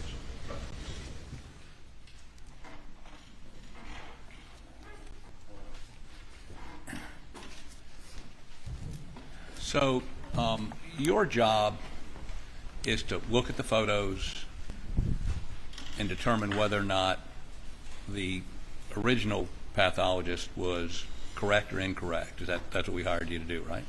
Well, really, what you asked me to do was look at the autopsy report, look at the photos, and give my opinion on the gunshot wounds. That was it. I wasn't even asked to say I wasn't even asked, is she right or wrong? You just asked me to look at them and give you my opinion. And how many bullet holes do we have here? How many shots? Well, we have 5 shots. And of the 5, you agree with her on 4? Yes, sir. And disagree with her on 1? Correct. Okay. So let's move on for just a moment, and let's look at, we'll go to Paul's autopsy report, and we'll go to his sketch. Let me get this material away.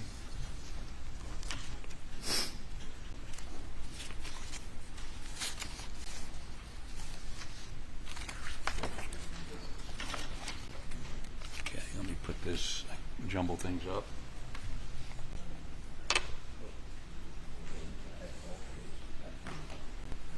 So let's have you step down again with your pointer, please. It's right here. Your Honor, making a approach. Thank you.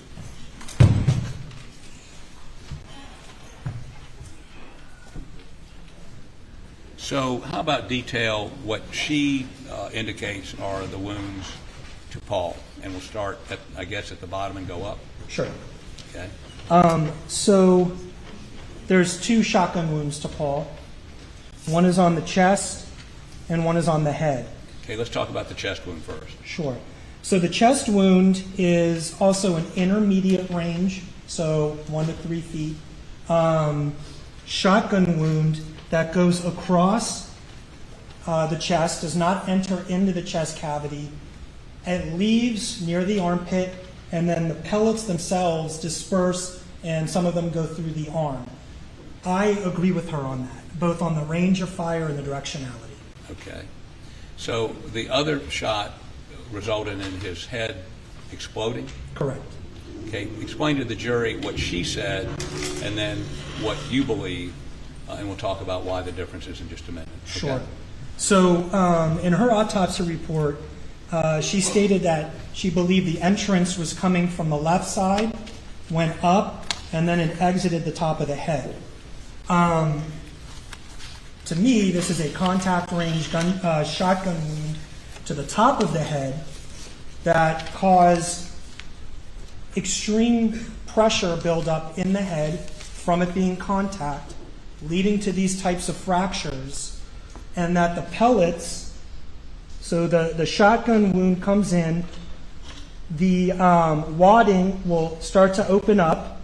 All of that pressure basically, for lack of a better term, will explode what's there because the pressure needs to get out somehow. And then the head would have been down like this, and the pellets lodged here and went into the left shoulder, and then you can see that the pellets are going down into the tissues of the left shoulder. So you believe the wound that resulted in his head exploding was where? Where would the shotgun have been? Well, it would have been to the top back of his head. And how far away from the head? Oh, no, it would have been pressed against the head. So it would be a contact wound to the back of the head. Correct. And that would result in and we're going to talk about this in a little more detail in a minute, but if it was in the back of the head, tell me how we have a hole here and then a wound here. How does that work? Well, you're shooting, it's different than shooting into a space where it can expand. It's not up against a firm surface. So shooting into the abdomen is different. The pressure will still go in if it's a contact to the abdomen, but the abdomen can stretch, the pressure and the gas can disperse because it's sort of an open space with skin that can stretch out and back. The skull really only has one hole at the very bottom. So if I were to take a shotgun and press it against this pile of paper here, and I were to shoot it, this paper would blow up because the pressure has nowhere to go, so it's got to blow everything up that's right there. If I were to take that shotgun and shoot it from here, the pressure is open. It's open to the free atmosphere, right? So it's going to come out of the barrel and it's going to spread out. It'll go a little distance, and that's why we get soot in close range shotgun wounds. It'll go a little distance, but then it'll disperse. So if I were here and I were to shoot down at this paper, the paper is going to get a whole bunch of holes in it, but it's not going to completely explode. And this is birdshot, correct? In the head, it's birdshot. In the chest, it was? It appears that it was buckshot. Okay. Now, so her opinion was, and tell me the path. So unfortunately, the top of the head wasn't shaved, so I can't tell you the exact entrance, but it absolutely is a contact range shotgun wound to the head. And from the way it was described by Dr. Reamer, what she described as the exit wound was that it was near the top of the head and a little bit back on the right. So probably right about here. Okay. Now, let me talk to you a bit. If you take the witness stand again, please.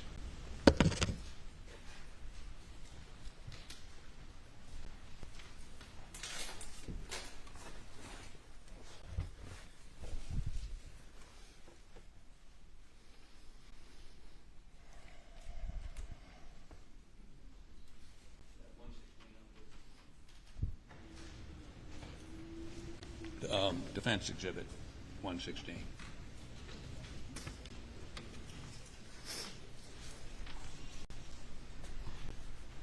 Okay, so, yeah, if you can blow that up a little bit. This is in evidence. Where did this exhibit come from? Is there a book? Yes, this is from the main textbook on gunshot wounds by Vincent DeMeo. And it has been described as the Bible for gunshot wounds, is that correct? Yes, sir. Okay, here we go. And that's, I think we asked Dr. Reamer about this book, and she agreed, right? Yes, sir. And this sketch, or these pictures, are from that book? Yes, it is. Okay.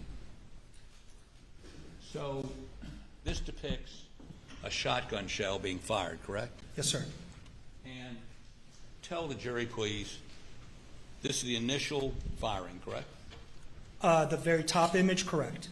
And what is that coming out? What's coming out are actually flames and gas. So sometimes you'll see a little bit of burning because the gunpowder is ignited, so you have a little bit of flame and then gas. Now, if they had shaved Paul's head, which they did not, correct? Correct. Would they have seen some evidence of that gas and flame coming out? I would say most likely yes. You don't always see it, but yeah, most likely there would be some soot or what we call searing, burning. Okay, the next one down, B, what is that showing us? So now what we're seeing is at the front, you can see all the pellets that are still sort of in a cylindrical form because the wadding itself has not completely opened up yet. So you know the pellets are all, you have a plastic tube in essence, and then the pellets are all at the top, and then there's a piece of wadding, so like a plastic disc or something, and then underneath it you have the gunpowder. The gunpowder gets ignited, the heat builds up the pressure, it pushes out the plastic tube through the barrel of the weapon, and that's when that first image you see that. The second image, you see that we still have all of the shot, or the pellets are still within the plastic tube. And so that's going to go for a little distance. Behind it, we see the cloud of gas. We see the pressure from the cloud of gas. And this is still very early on in the shot. Okay, and what's the next C? What does that depict? Right, so now we're a little bit further out, a little bit later after the weapon's been fired. We still see that the pellets are in sort of a cylindrical form, and you can see that the cloud of gas is getting bigger, right? The reason the cloud of gas is getting bigger here is because it's going to go where? Via the path of least resistance. So it's going out into the atmosphere. This is not pressed against anything. This is just if I were shooting in the air and the gas is coming out. And the last one, D? A little further on, you can now see the pellets are just starting to separate. and we see this big cloud of gas. So the pressure is dispersing outwards into the atmosphere. And if we had another shot 3 feet down or 4 feet down, what would be happening with those pellets? So now you're starting to get individual pellets that are, the pellets would be opening up. So they wouldn't still be in that cylinder. If we're talking 3-4 feet or further, so on the skin, we would start seeing a little outline of individual holes from individual pellets. It's not like they all have separated yet, but we would see some. 10 feet, would they be separated? Oh, yes. Okay, and so you see a pattern of shot? Correct. Individual pellets? Correct. Okay. So let's follow this back. If, let's go with her scenario first. Okay. And the testimony, I think, has been 3 feet. The muzzle of the shotgun was 3 feet from, and let me maybe put one of these in.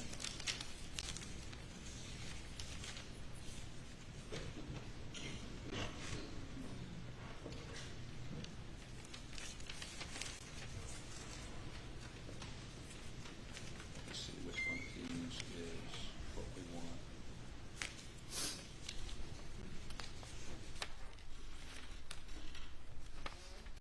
Okay, let me have States Exhibit 478, please.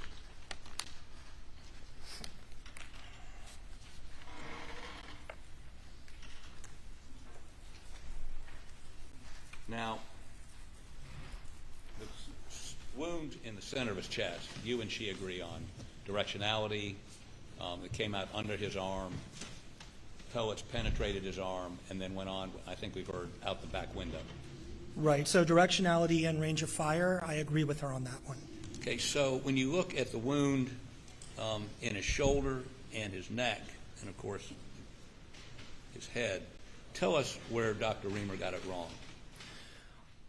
Well, I think she has it reversed. And the reason being is, now that you've seen where all the pressure would go, if the entrance wound is here on the left shoulder, and we're saying that we're at least 3 to 4 feet away from there because we have no soot, we have no stippling on the skin, then by the time it gets to the left side of the chin or over here at the angle of the mandible, the jaw, we've lost a lot of energy. And so, yes, you can get some pellets still going up into the head, but you're not going to have the top of the head completely blown off. And if you look at the photograph here, you can see, for all of us, it curves over and goes around because the top of our skull's there. If you look here, it goes flat. He's missing the top of his skull. That would not have happened from a 3 to 4 foot, 3 feet or further shotgun wound coming in on the left side. And the wound on his shoulder, let's look at that real quick.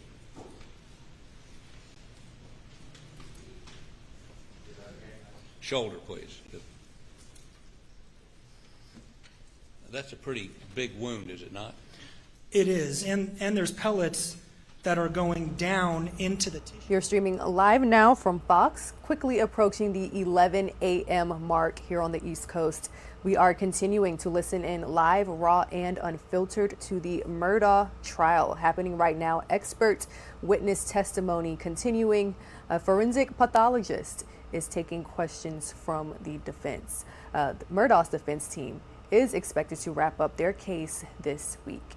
The time is now 10:54. Let's go ahead and take a 2-minute commercial break. We'll be right back.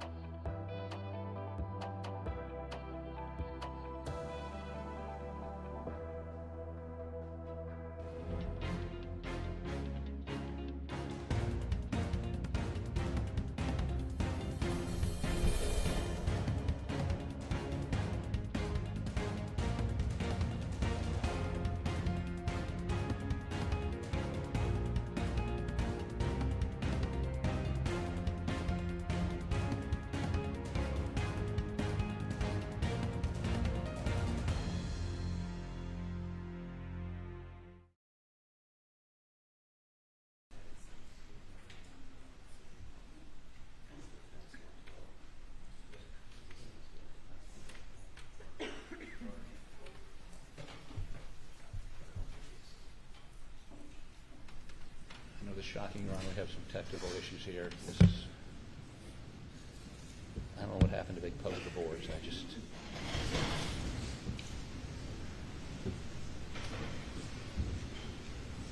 Got it? No? Yes? No, this is 112. I mean, it's going to take some time. Let's just put it on the Elmo and go from there. We're interested in this area. And I'm going to have one more.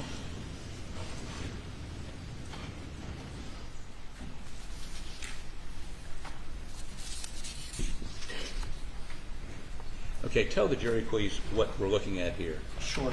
So any case that comes to a medical examiner's office that has any type of penetrating injury, the medical examiner will do x-rays to see if there's anything left in the body, and then also for safety reasons.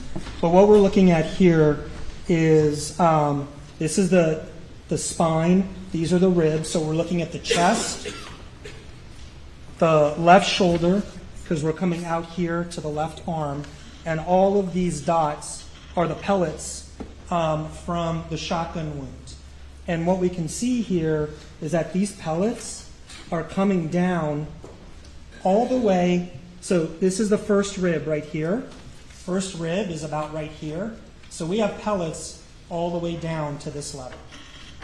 Is that consistent or inconsistent with a shot being fired from his left, apparently going upward to the brain? That wouldn't be consistent, and the reason being is then it would have to, the pellets would have to go up, curve, and come down, while the rest of them are continuing this way. Okay. So could I have this one next? Sure. Okay. Defense Exhibit 111. I can do Elmo. I can. You got it. Okay, great.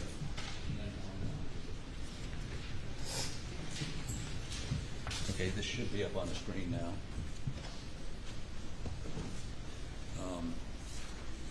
Can you? We're talking about the lower right hand. I mean, The left side of the body. Left side of the body. The R stands for right. So the x-ray is being taken like this, right side, and this is the left side. Okay, so could you blow up the lower R right corner, please? There you go. Now, what does this depict? So this is showing here on the left side of the jaw, and we see all of these pellets that are here.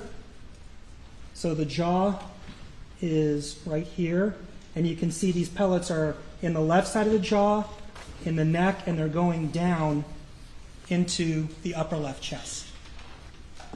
So, and you believe the directionality on these is down? Well, from the totality of the evidence, I believe, yes, they're downwards. Okay. And, but this x-ray has other findings, I think, that are important for that opinion. Okay. And, I mean, you can see the severity of the fractures of the skull. The skull should, actually, I think it was better if we were back. The severity, the skull should obviously come all the way around, right? Mm-hmm. There's no skull here. That's probably the area where the shotgun was pressed against the head. And we've got all of these fractures. In medical terms, we call it multiple comminuted fractures. This is, I mean, textbook for a contact range shotgun wound to the head, to the top of the head, not down here. And,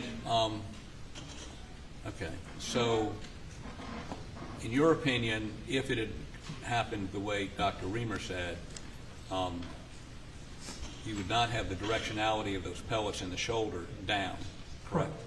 And you would not have that kind of devastation to the skull. Wouldn't be enough energy. That's correct. You may have some what we call linear fractures, so little lines of fractures, but you wouldn't have the top of the skull completely gone. So explain to me, not being a hunter, how does the gas, you've got gas coming first, pellets coming second, right? Yes, sir. So how do you get the gas going in and the pellets continuing on? Well, the pellets are projected by the gas causing pressure to push out the shot and then the pellets within it. So, think about a rocket that's going up into space, right? So you see all of the cloud underneath the rocket, and the rocket will continue going up, but the cloud goes out because that's the area of least resistance. But the rocket will still continue. So that's pretty much the same mechanism. The shot cup is going to be pushed out. The energy from all of that gas needs to go somewhere. And when it's being pressed up against a firm surface like a skull, that pressure is going to build up. It's going to go through the hole that's caused by the entrance wound, and it's got nowhere else to go. So it is, and of course this is all happening in milliseconds, but all of that gas is expanding the inside of the skull, and the least resistance is right here at that opening now. So it's going to cause that area to basically pop out.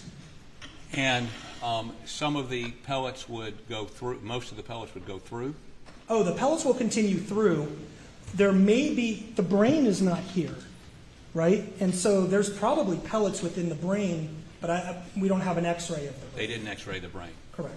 So, and the skull, the brain would leave the cavity?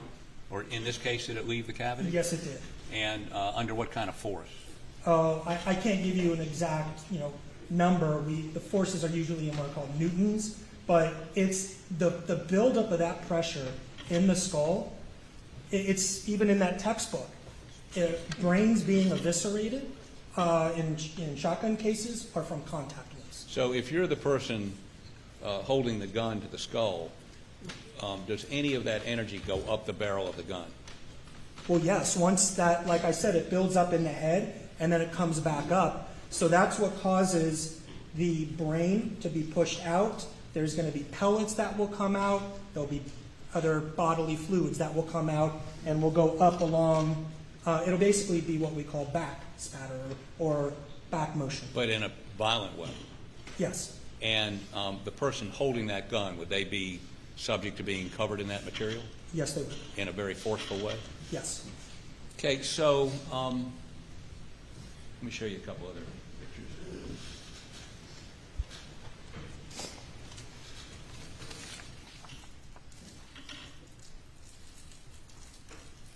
That's this photo, right? That's that one. Yeah, okay. Would you put Defense Exhibit 113, please?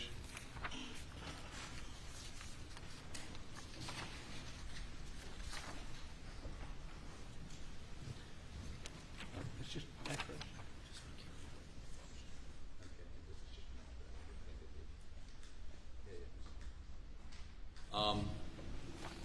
I believe this is an evidence. Okay. Tell us what that depicts. So now we've moved over to the side, to the left, more of the left shoulder, and showing some of the left arm. And again, you see how the pellets are sort of dispersed and they're coming down. This is your shoulder blade, your scapula.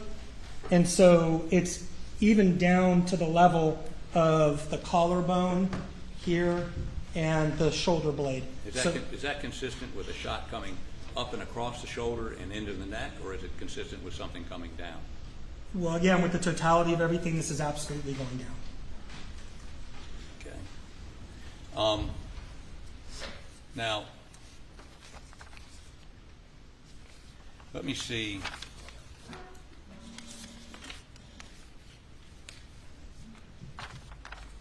States Exhibit 487.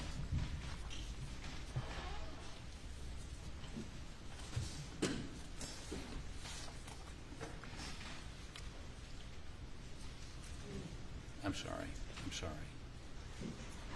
Tell us what we learned from this. Well, for lack of a better term, we have no brain or top of skull. It's completely gone with multiple fractures. And was his hair shaved? No, sir, it was not. Would that have been the normal practice, the prudent practice, the required practice? Yes, I would have liked to have seen it shaved to help determine an entrance versus an exit wound. Okay. But with this autopsy photo, you can't really tell. What would you expect if it was an entrance wound? A contact entrance wound? Right. Well, I can tell with this photograph that it is a contact entrance wound due to the severity of the injury. But what would have been nice is if the hair was shaved, I'd be looking for gunpowder residue. I'd be looking for burning on the skin itself, on the brain itself, and on the skull itself. So when this goes, well, back up for just a second. The first shot, I believe you agree to the chest that Dr. Reamer is correct. I do. This shot, which would be on the top right back, can you tell, or would you have an opinion as to his posture at the time of that shot? Well, it's sort of similar to what we were talking about with Maggie, unless somebody is in an elevated position where they're high enough where it can come down like this. He's most likely bent over. Further than that, about that? I mean, that's hard for me to say. Okay. I mean, his head's over like this because we have the smaller wound, the bigger wound as it's expanding out here, and the directionality goes like that. I can't tell you how far down he was actually bent over. And why would he be bent over?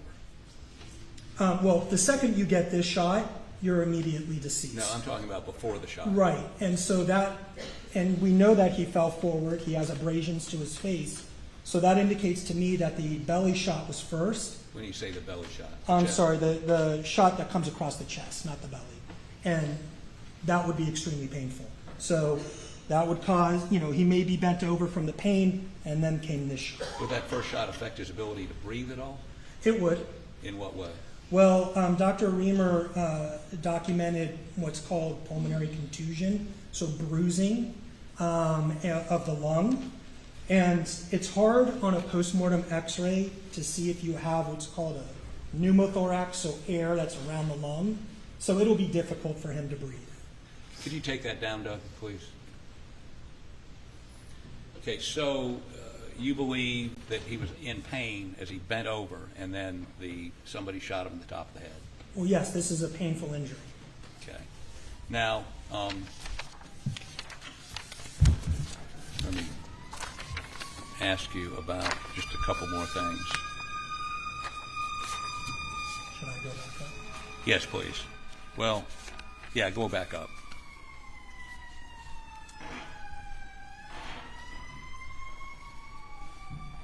Can I have Defendant's Exhibit 189, please?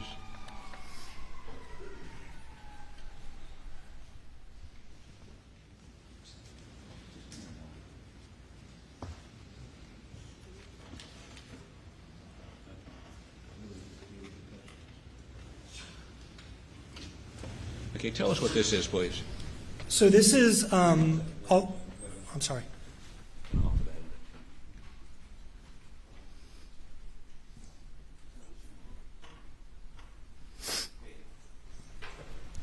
Have you seen this before? Yes, sir, I have. And is it from the same book as the gunshot, the shotgun? Yes, it's from the DeMayo gunshot wound book. And what does it depict? I mean, I'm not telling you specifically what it depicts, but what does it depict? What the appearance on the body would be at different ranges for shotgun wounds. Okay. Offer this into evidence, Your Honor. Your Honor, the state objects. This is hearsay. This is a page from a book by somebody else, not the witness who's testifying. Your Honor, she has not objected to two other, her witness and this witness, relating to the same book, different page. It's a learned treatise.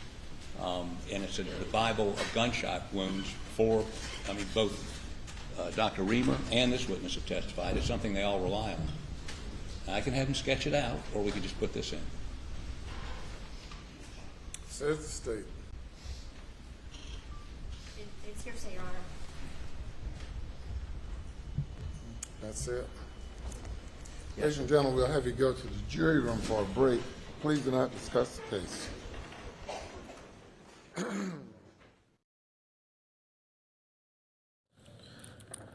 You're watching Live Now from Fox, everyone. So as you heard there, a brief break will be happening right now. This coming as the defense calls up another witness there, a doctor, to explain to the jury his theory on the autopsies of the wife there of Alec Murdoch right here and his son. Paul, you're watching Live Now from Fox, as always, bringing you the top stories and headlines from across the country. What we'll do is take a quick 2-minute break. As you can see, we are monitoring severe storms out in Chicagoland area and surrounding suburbs, even some tornado warning popping up there in Downers Grove, just west of Chicago right there. We are going to monitor it for you, as always, right here on Live Now from Fox. Stay right here with this quick 2-minute break.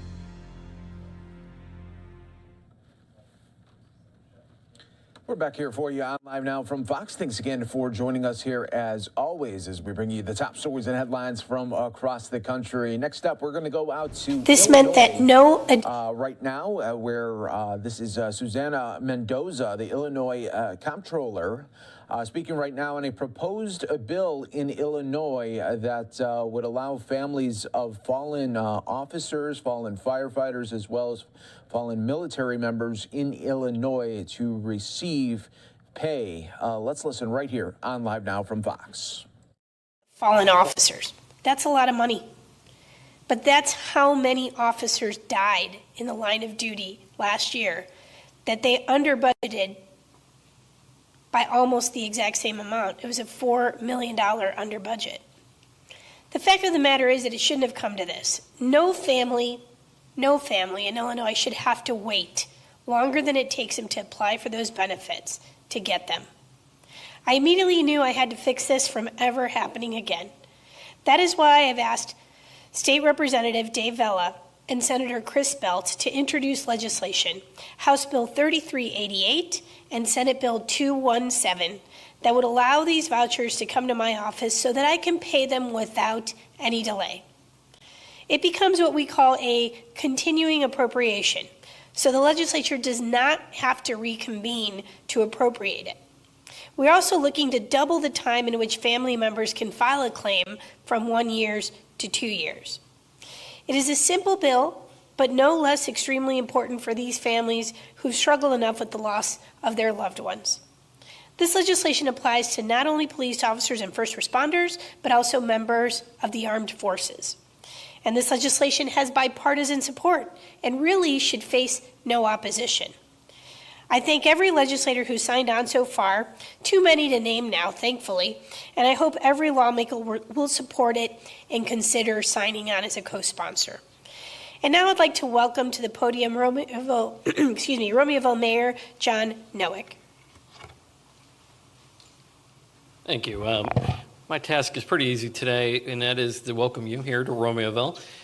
You know, I, on behalf of my colleagues, want to thank Comptroller Mendoza and all of our representatives from the state legislature that are here today for their commitment to our first responders who are out there serving our residents day in and day out, and to their families. It's so vitally important that we keep up our commitments to these individuals and everybody involved with their lives.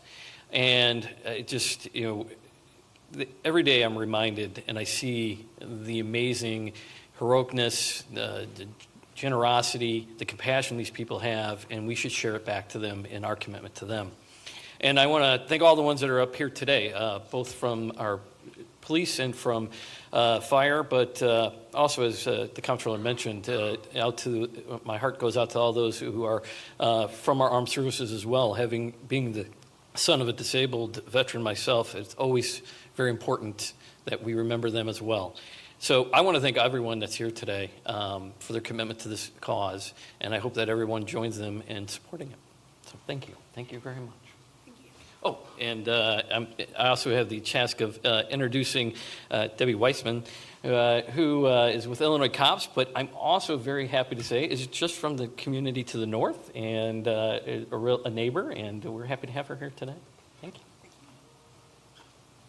Good morning. I'm Debbie Weissman. I'm the president of Illinois Cops. I became a part of that chapter when my brother, Trooper Mark Tony, was killed in the line of duty in 2011. Illinois Cops is a nonprofit. We are made up of the families and coworkers, survivors of fallen officers. That is our mission. Our mission is to bring hope to those families. We have a critical incident memorial team that will respond within hours of a line of duty death, and we help plan the funeral to make sure the officer is honored and make sure the families are taken care of from that point on. We stay with the families from that day until whenever. We're there forever.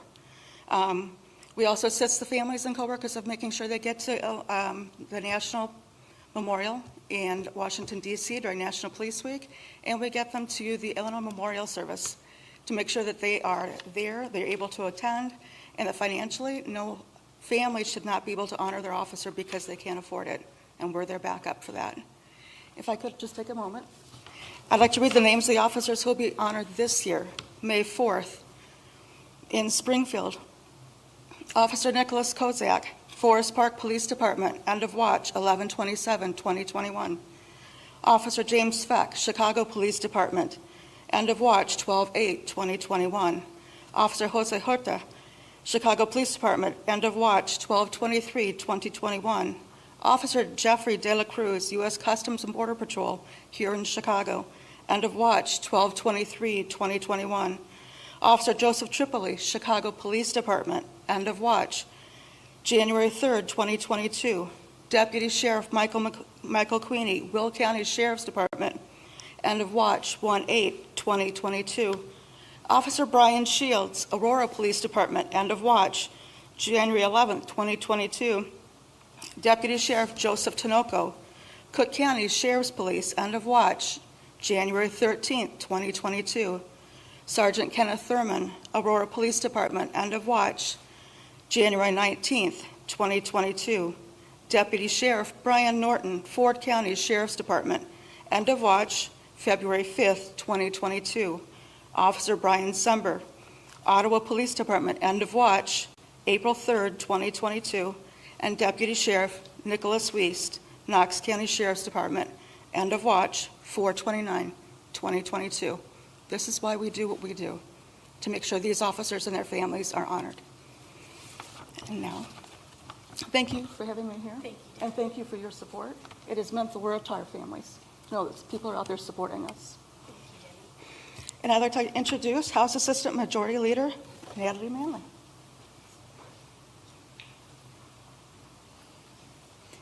Thank you, President Wiseman. Good morning, everyone, and thank you for being here to shed light on such an important issue. Many of us would not be here today if it were not for the essential work of our first responders. These dedicated public servants work tirelessly to maintain safety, security, and the well-being of our community. First responders put their lives on the line every day to protect our families. We must do everything we can to support their families when they no longer can do so. The changes we've proposed in the Line of Duty Compensation Act will help us do just that. No family in mourning should be rushed to file a claim to the benefits they're entitled to.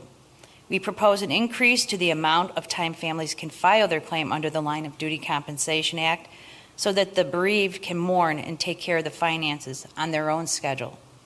Similarly, no family in mourning should have to wait an undue amount of time to receive the payment they deserve. The changes we propose in the Line of Duty Compensation Act will ensure that future families of fallen first responders will not have to wait any additional amount of time to receive the benefits due to a lack of funding. We will make sure the families of these fallen heroes are able to remain financially secure during their most vulnerable time. This legislation symbolizes our ongoing commitment to the everyday heroes in our community and across Illinois. As an elected official and a resident of this community, grateful for the work of our first responders, I will use the full weight of my position to see this bill lands on the governor's desk. You always have our backs, and we should always have yours. Now I'd like to introduce Romeoville Police Chief Kenneth Kroll for his remarks. Thank you. Oh, pardon me. I'd like to introduce State Representative Dagmara Avelar. Good morning. Good morning, everybody. State Representative Dagmara Avelar. Welcome to the 85th District. And I have the pleasure of introducing somebody who, when I first was elected into office and we were talking about all of these, we wanted to have conversations with law enforcement and with first responders to talk about what do we need to do as elected officials to make sure that we are not just honoring those who have lost their life in the line of duty, but honor our first responders every single day. And today, what we're doing today, it's one of those things. But be certain that there's a lot more things coming to make sure that we are not just leading with words, but leading with action. So again, it is my honor to be here today and to introduce our Chief of Police for the Village of Romeoville, Chief Ken Kroll. Thank you.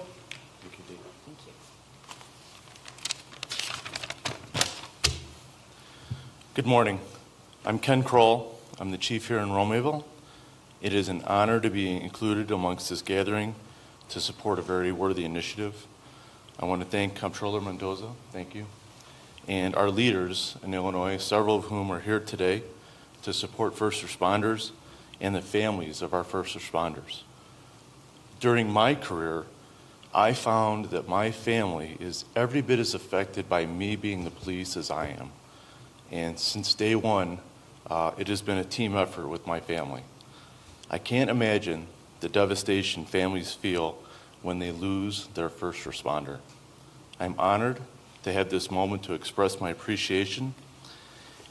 And I want to again thank the Comptroller and our Illinois elected officials that recognize the importance of our first responders and will be acting to help these families if and when they need it most. Thank you very much. I'd like to introduce Representative Harry Benton.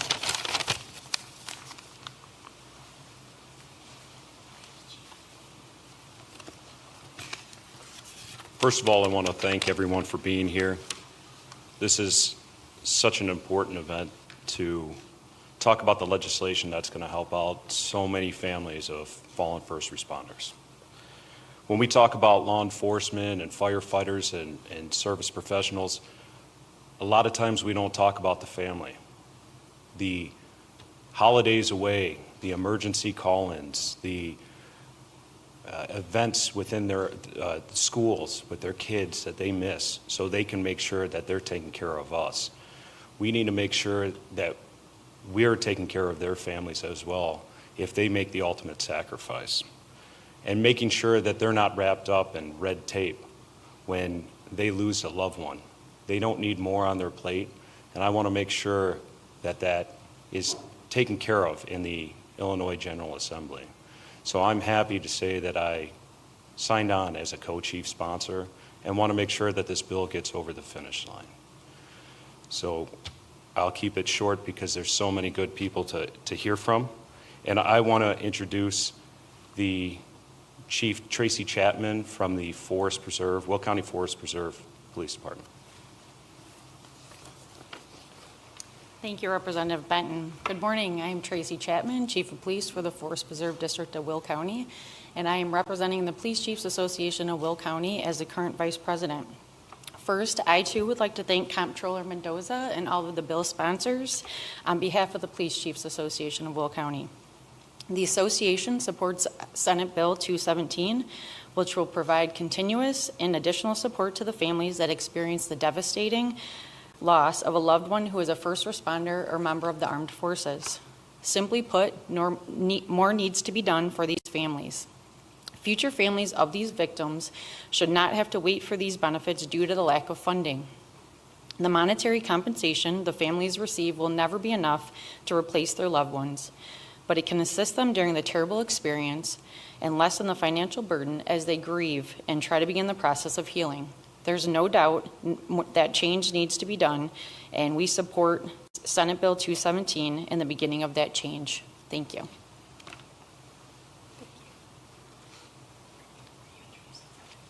Okay, all right. Back to me. Thank you to all our wonderful speakers. And, you know, again, this all comes down to the fact that families of those who have made the ultimate sacrifice should never, ever have to worry about how they're going to put food on the table as they grieve the fact that they lost their loved one. I call on the legislature to pass this bill as quickly as possible. Let us honor fallen first responders and armed service members by limiting the suffering of the families that they leave behind. Thank you all so much for taking the time out of your busy schedules to be here today. I know we have members of the press here, and I, along with I'm sure anybody here, would be happy to answer any questions. Are there any? Seeing none, let's get this thing done. All right? Okay, thank you for being here today, everyone. Thank you. All right, that's it.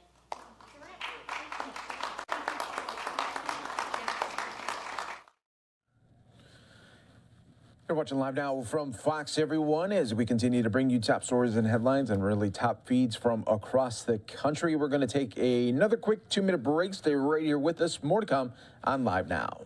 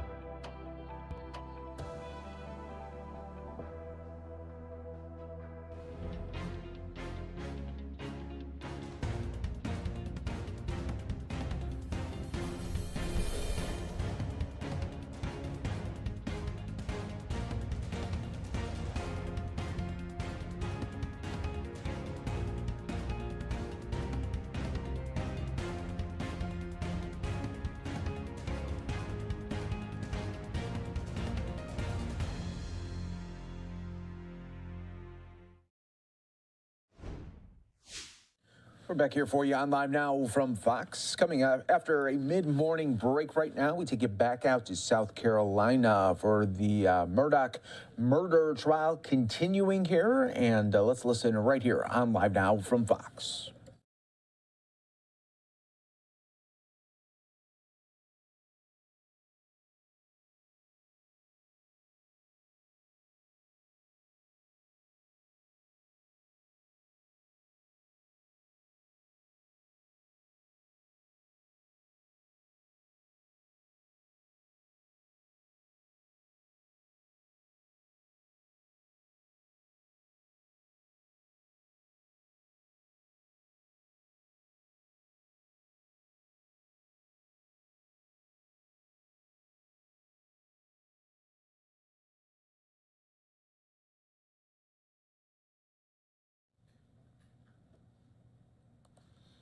And while we wait for the jury to get settled here, we are going to update you on some key moments here that already happened this morning in the trial here, as we are now learning that Murdoch's defense team is expected to rest as early as this afternoon after jurors heard from more than 70 witnesses. And one of the big news coming there that the jury will be heading to the crime scene to examine it for themselves. This is all coming after the defense requested it. Jurors in Alex Murdoch's double murder trial will go on a field trip. The sprawling hunting estate where Paul and Maggie Murdoch were shot to death. A judge ruled earlier today the visit to the 1,700-acre property came at the request of the defense team at the tail end of the trial. We believe it would be useful for the jury to visit there, both the area of the kennels and the house, just to get some understanding of the spatial relationships. That is what the attorney said to the judge, and the judge granted the request but did not specify when that field trip would take place. And now we are going to listen right here as the jury will continue to listen to the defense witness here, a doctor examining the autopsy of the wife and son there of Alex Murdoch. Sure. Okay, do you want to take them one at a time? Yes, I will. Okay, great. Thank you. So, talking about shotgun wounds to the body and trying to figure out what the range of fire is. A perfect circle, which I'm not a great artist, but let's just say that's a perfect circle. That means that the end of the barrel, right, nice circle, is pressed up against the skin. Now this would be down here on the abdomen where you have leeway, it would end up being a perfect circle. If you have it up where it's going up against something firm, then you would have the circle, but you'd have the splitting from that buildup of pressure. So this is a contact range. If we have some burning around it, contact range or close range. If we have soot around it, we're close range. Now, from the first picture that we looked at, all those pellets coming, and then they start to slowly open up. So now what we've got is sort of looks like a cloud, right? We call it scalloped margins. So now we're moving out a little bit further. We are, in that area of maybe 2 to 3 feet or so. And then as we continue moving further and further, we get the scallop margins, but then we get holes, and it doesn't have to be perfectly around it, but we get holes from the individual pellets that have now moved out. And so if we start seeing individual pellets, we're saying usually the end of the weapon is 4 feet or further. And then to be more specific, is it 4 feet or 5 feet or 6 feet? Then you have to test fire. Okay, so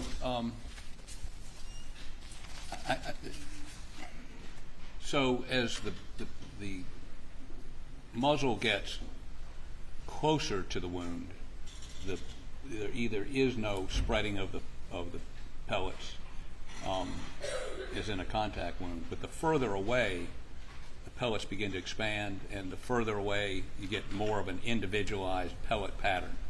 That's correct. It's like when it comes out, it comes out and it goes triangular. So it gets bigger, and as it goes triangular, it's almost like playing pool. And you take the cue ball and you hit the pool balls, the billiards, and they start to open up. Okay, if you put up, is Defense Exhibit 162 in evidence?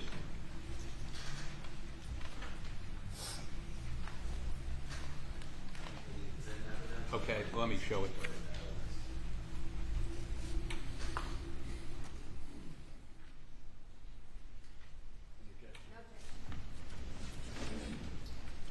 You need to write on this book. While she's doing that, let me push this out of the way. Sure, it's going to be blocked from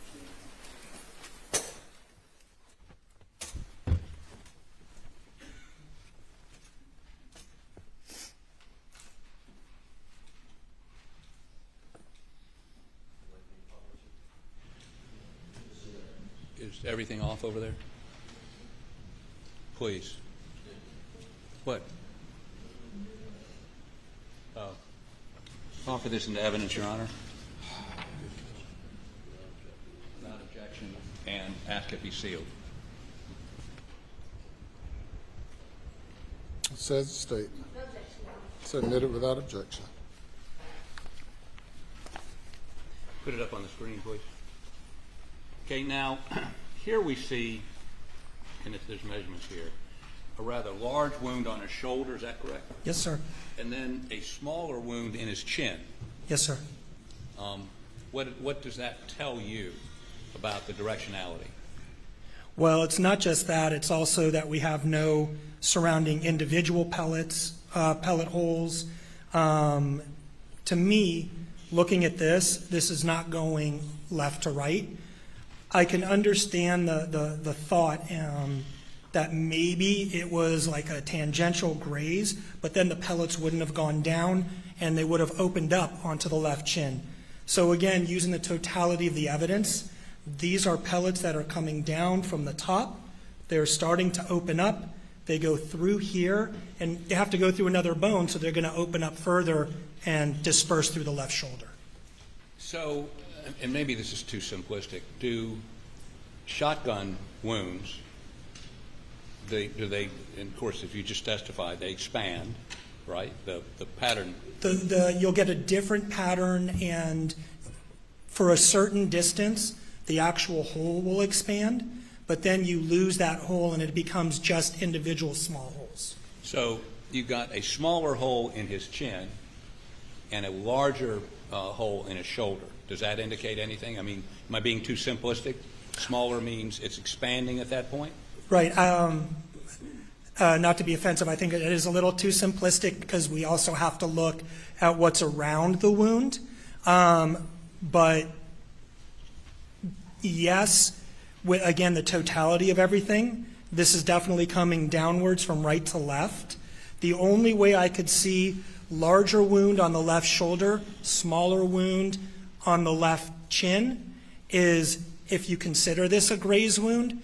But again, using the totality of everything, the size of this wound, the location of the pellets going down into the shoulder, this is not going left to right. Okay. Now, let me also ask you this. If the wound is in the head, and why isn't the brain macerated? Why isn't the brain shredded by those pellets? Why does the brain exit the skull, as we saw a minute ago, without being shot to pieces? Because, again, you're having the shot shell.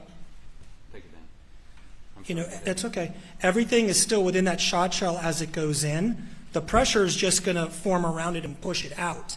Sometimes you'll see, in my experience, a complete intact brain that may have some holes here and there. Sometimes you'll see a brain that is split in half, and sometimes you will see completely macerated. But from what I saw in the photograph and reading Dr. Reamer's autopsy report, she does state that the brain was received in another bag and that it was, I don't remember the exact words, but that it was severely traumatized. But no, there's no x-rays of that brain. There's no x-rays of the brain. I'm sure there are pellets within the brain. And were there any shots? Do you see any actual autopsy photos of the brain? I mean, just the brain. No, I saw scene photos, but I did not see autopsy photos of just the brain. Okay. So you would not necessarily, well, let me back off for just a second. You have actually done autopsies on contact wounds by a shotgun to the head? Oh, yes. And what you're telling us is based on that experience? Well, experience, training, the textbooks. I mean, articles aren't written about it because it's fairly common knowledge. Okay. And let me do a little housekeeping.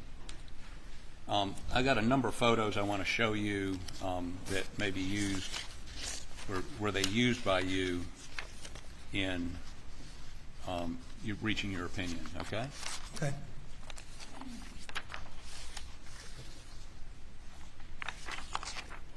Can you come over here so I can...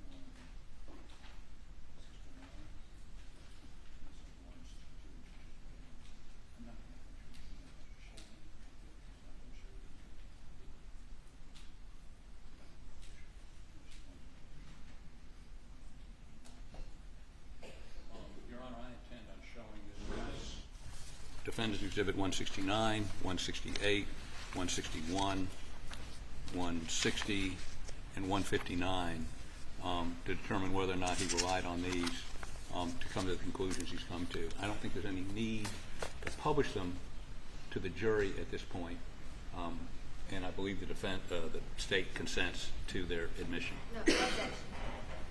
If I might proceed. Would you look at these photos, please? Yes, sir.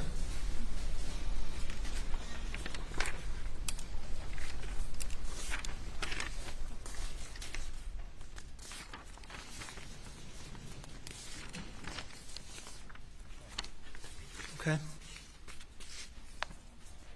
Are those photographs, autopsy photographs or x-rays, that you relied on in reaching the opinions you've expressed to this jury today? Yes, sir. Your Honor, would you offer these into evidence? No objection. They're admitted. For the record, we're offering Defendants Exhibit 160, 161, 168, 169, and 159 and 160. I think I already said 160. Give those to you. And again, all under seal, please. So just a couple more questions. 162 is already in evidence, right? Okay.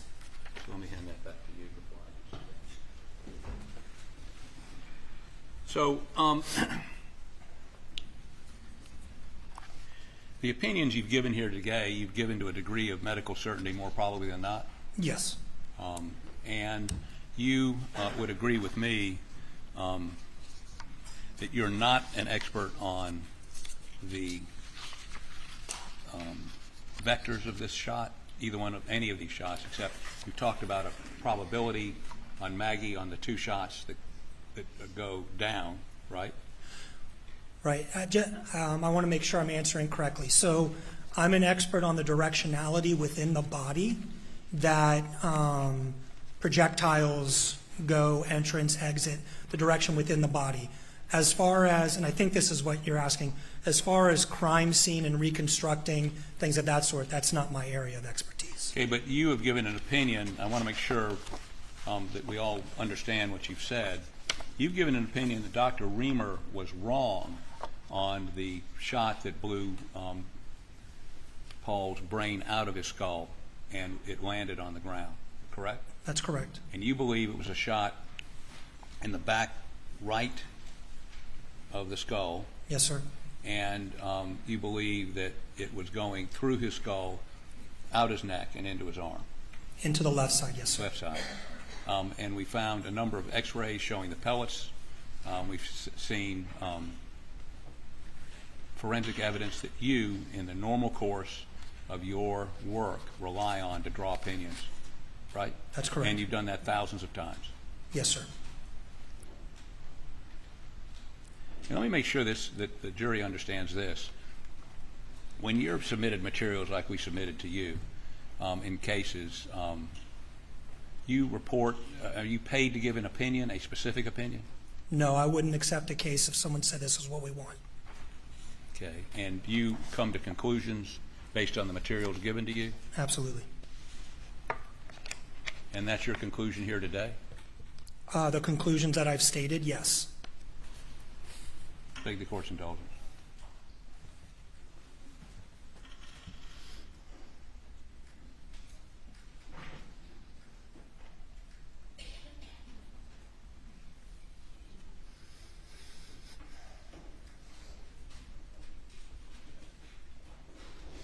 So you've indicated and testified that would be the blood, brains, pieces of skull, other material would blow out the direction of the hole, and the muzzle of the gun would have been pressed against the skull, correct? The muzzle of the end of the barrel of the shotgun would be Right. pressed against the skin firm enough that there would be pressure onto the skull, and then you would have blowback as the skull opened up. And that blowback would follow the barrel of the gun? Well, it would come back up the barrel of the gun, but it would also distribute. Right. And what about the barrel of the gun? Would there be biological material jammed into that? Absolutely. I'm sorry? Absolutely. Okay. So there would be brains, blood, skull, whatever, jammed back up the barrel of the shotgun. Right. What we say is biologic material. Okay. Thank you. Please answer any questions Ms. Good has. Cross-examination. Thank you, Your Honor.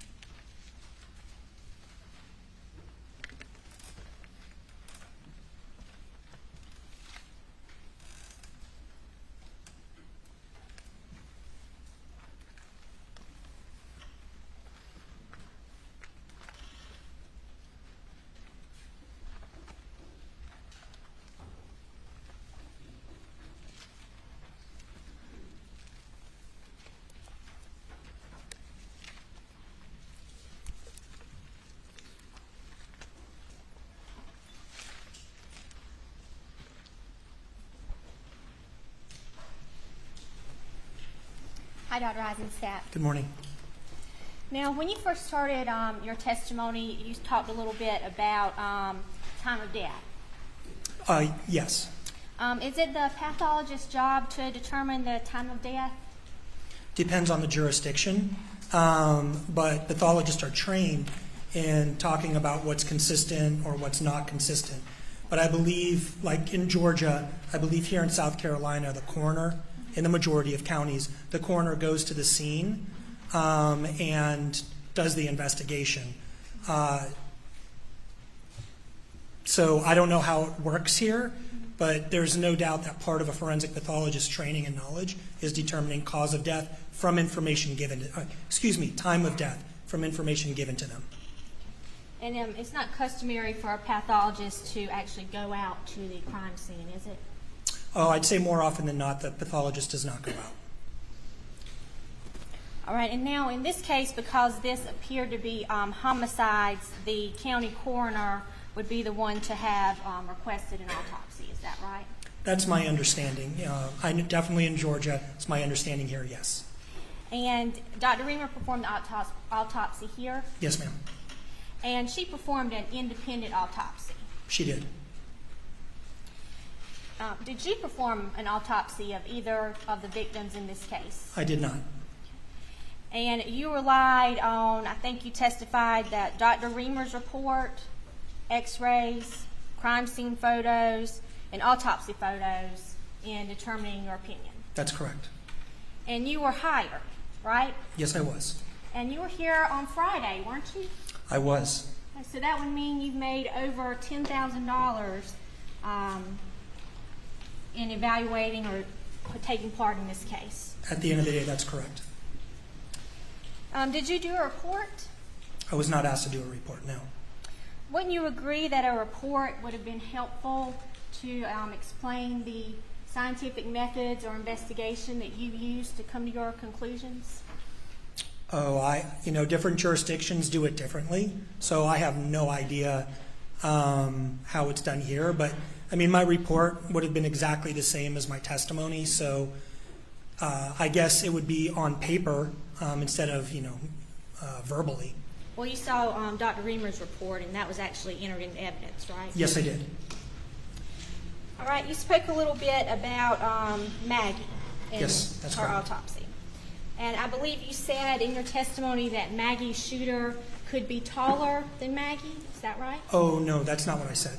What did you say? No, what we were talking about was if Maggie's gunshot or rifle wounds to the top of her head and to the side of her head were with her standing up, that would have to be somebody at an elevated position.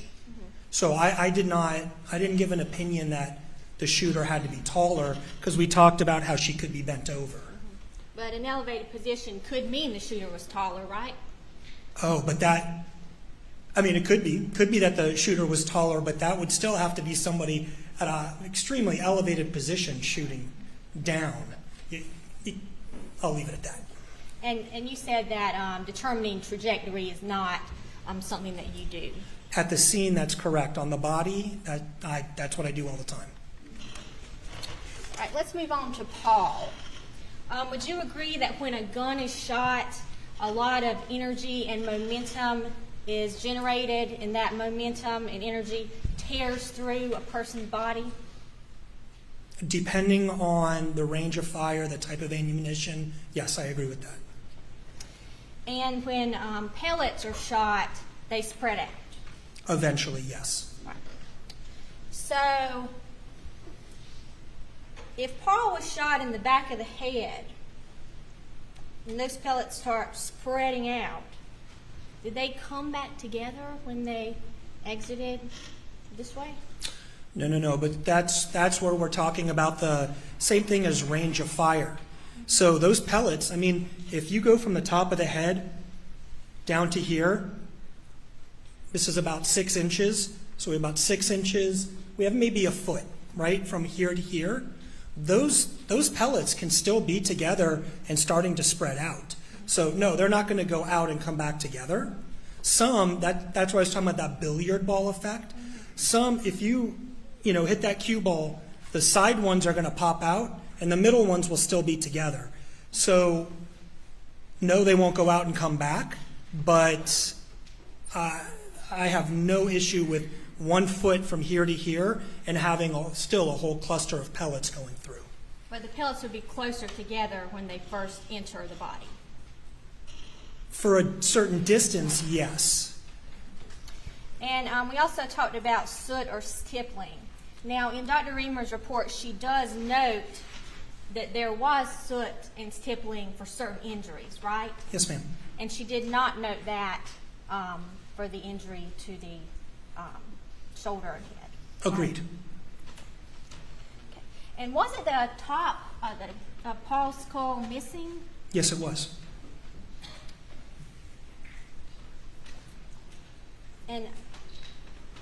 And Paul's face, it wasn't blown off, was it? It was not. His brains weren't splattered all over the floor? Well, it depends on what you mean by that, but his brain left his head and ended up being on the floor. There were some smaller pieces in other areas and then a large piece in one area.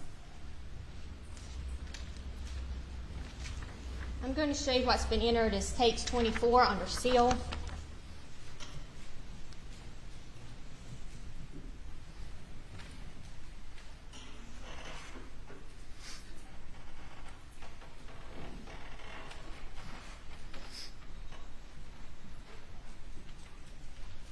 Okay, I don't know if you can tell from this picture. I can. Can you? Yes, ma'am. Does that brain look macerated or splattered everywhere? No, but that brain has been extruded from the head, and there are, when you do a zoom in on it, unfortunately no x-ray, but when you zoom in on it, you can tell that there's injury to the brain. But the brain, yes, I agree, it's not macerated. And there were pellets on the floor of that feed room. That's my understanding. I'm going to show you tapes 26 and 43.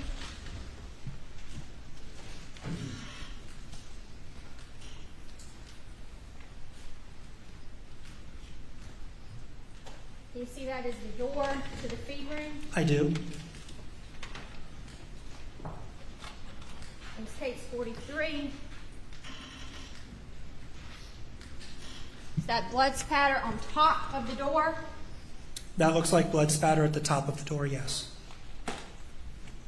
And no blood spatter out there on the sidewalk from his brain being blown out from his head and his face being left intact, right? Right, the brain would come out the top of the head. And it's on the top of that door. I'm sorry, ma'am? And the blood spatter is on the top of the door. Right, that's blowback. That's from here, the pressure pushing it backwards.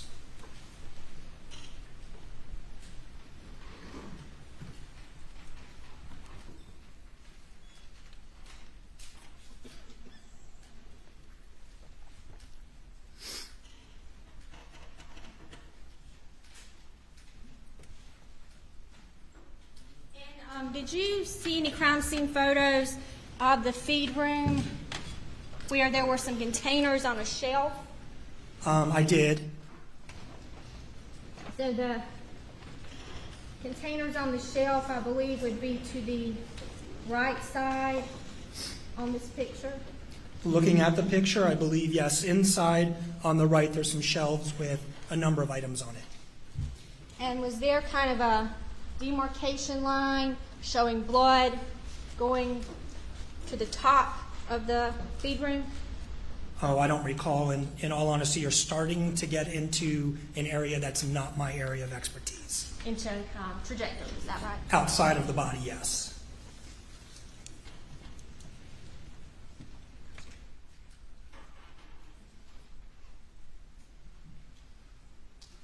And did you determine the manner of death for these victims? I did. And what was that? For both of them, it was homicide. Thank you. Nothing further. Anything further? Nothing further, Your Honor. Thank you. You may step down. Excused. Thank you.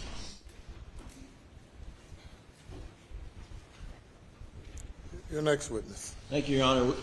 Defense calls Tim Palmbach to the stand, please.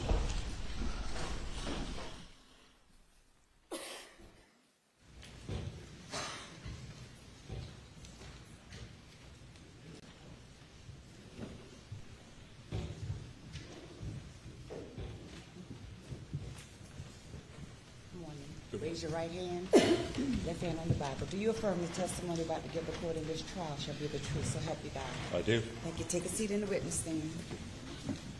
You can adjust the mic if you have to. State your name again for the record. Spell your last name. Timothy Palmbach, P-A-L-M-B-A-C-H. Mr. Palmbach, would you tell the jury where you're from and what do you do? I'm from Connecticut. I've been up in that state for the majority of my life. Most of my career has been in the Connecticut State Police, and I actually started out in a row position. Then I was transferred into a major crime unit, and from there I spent a good deal of my time in the lab. I retired as a major from the lab in 2004, and at that time I was head of the whole division of scientific services for the state of Connecticut. I then went back to the school, which was my alma mater, which was University of New Haven, to teach.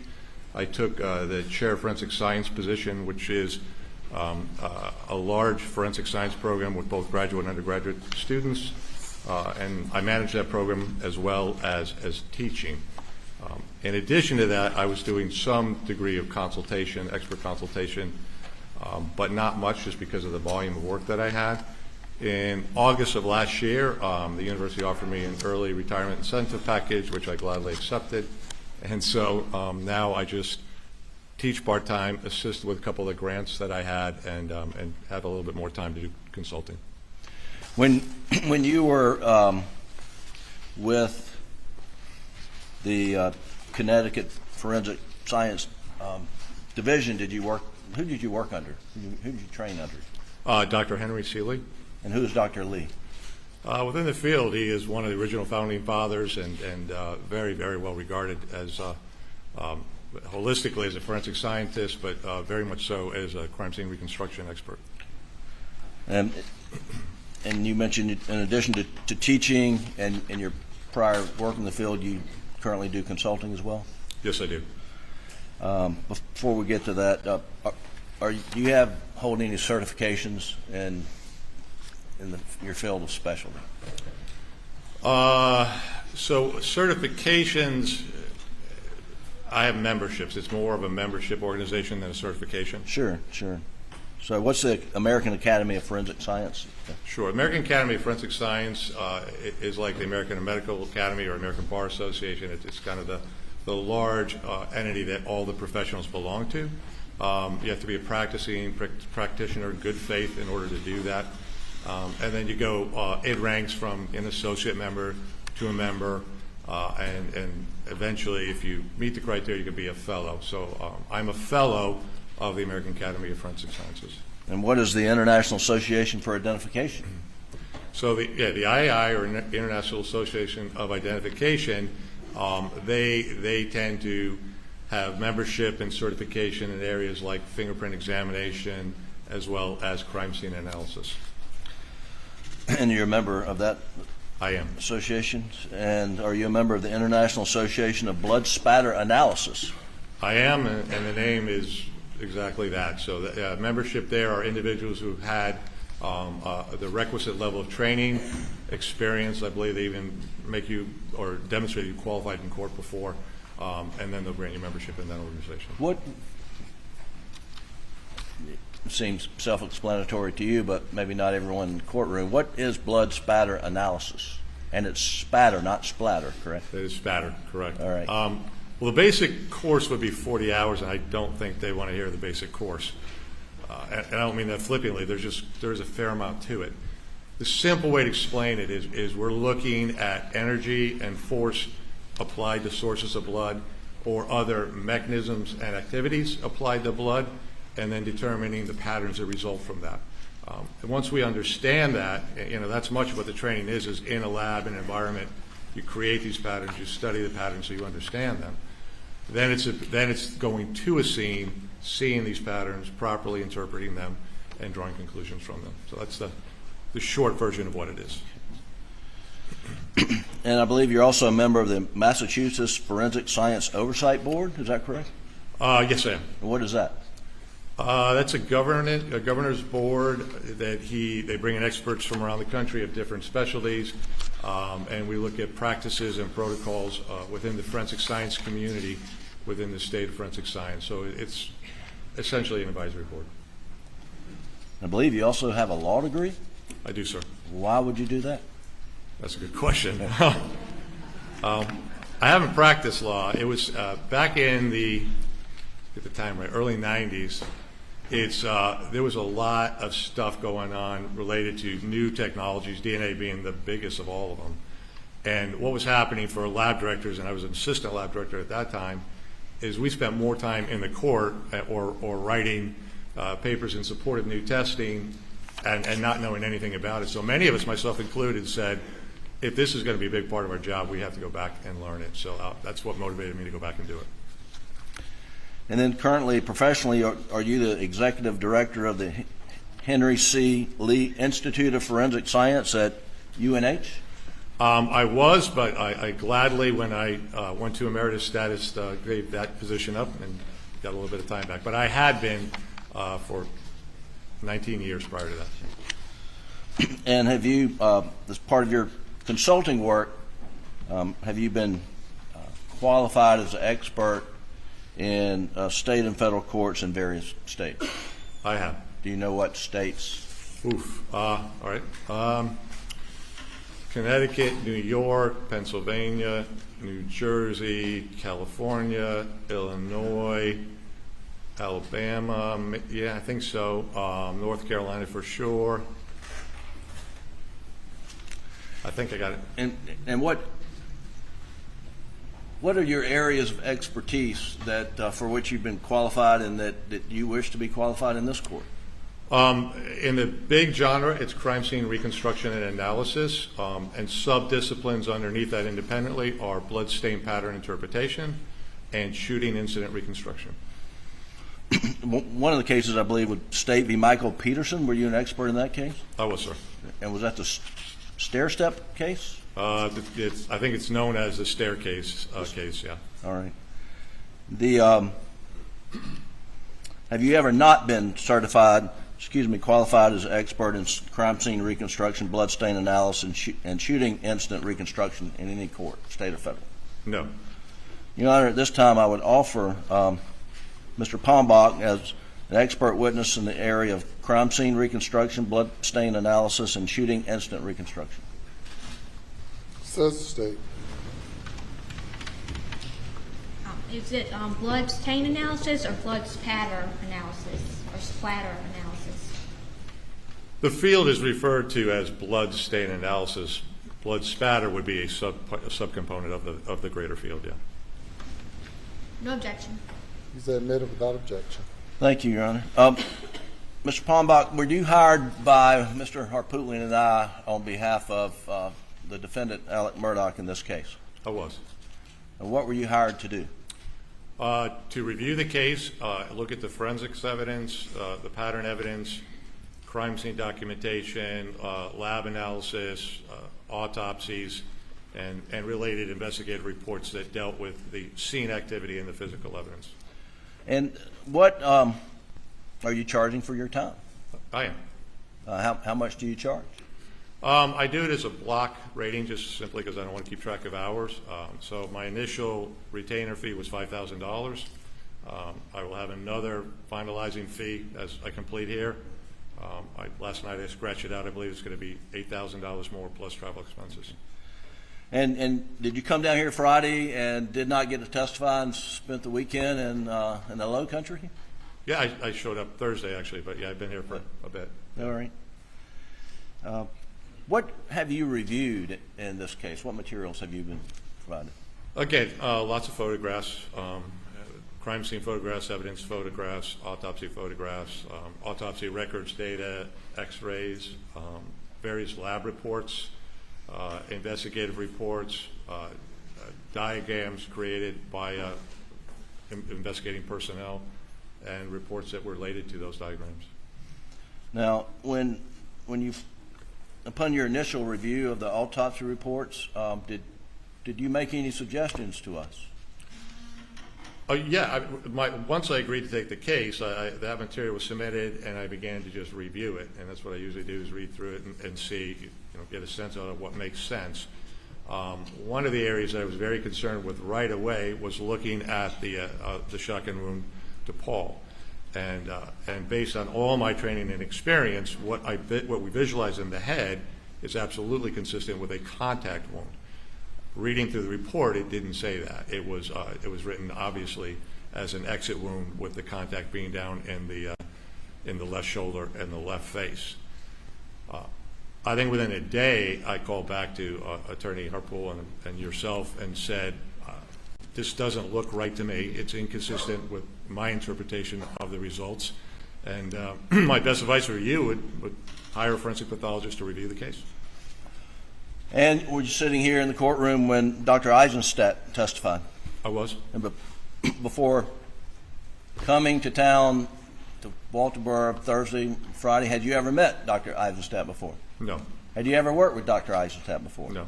Did you talk to Dr. Eisenstadt at any point in time before you arrived here in South Carolina for this case? No. Okay. Did you have an opportunity to go to Moselle? I did. And when was that? Friday morning. Okay. Was that your first physical trip to Moselle? Correct. Okay. And we'll get to some of the things that you located. Generally, overall, I want to first address the shooting of Paul.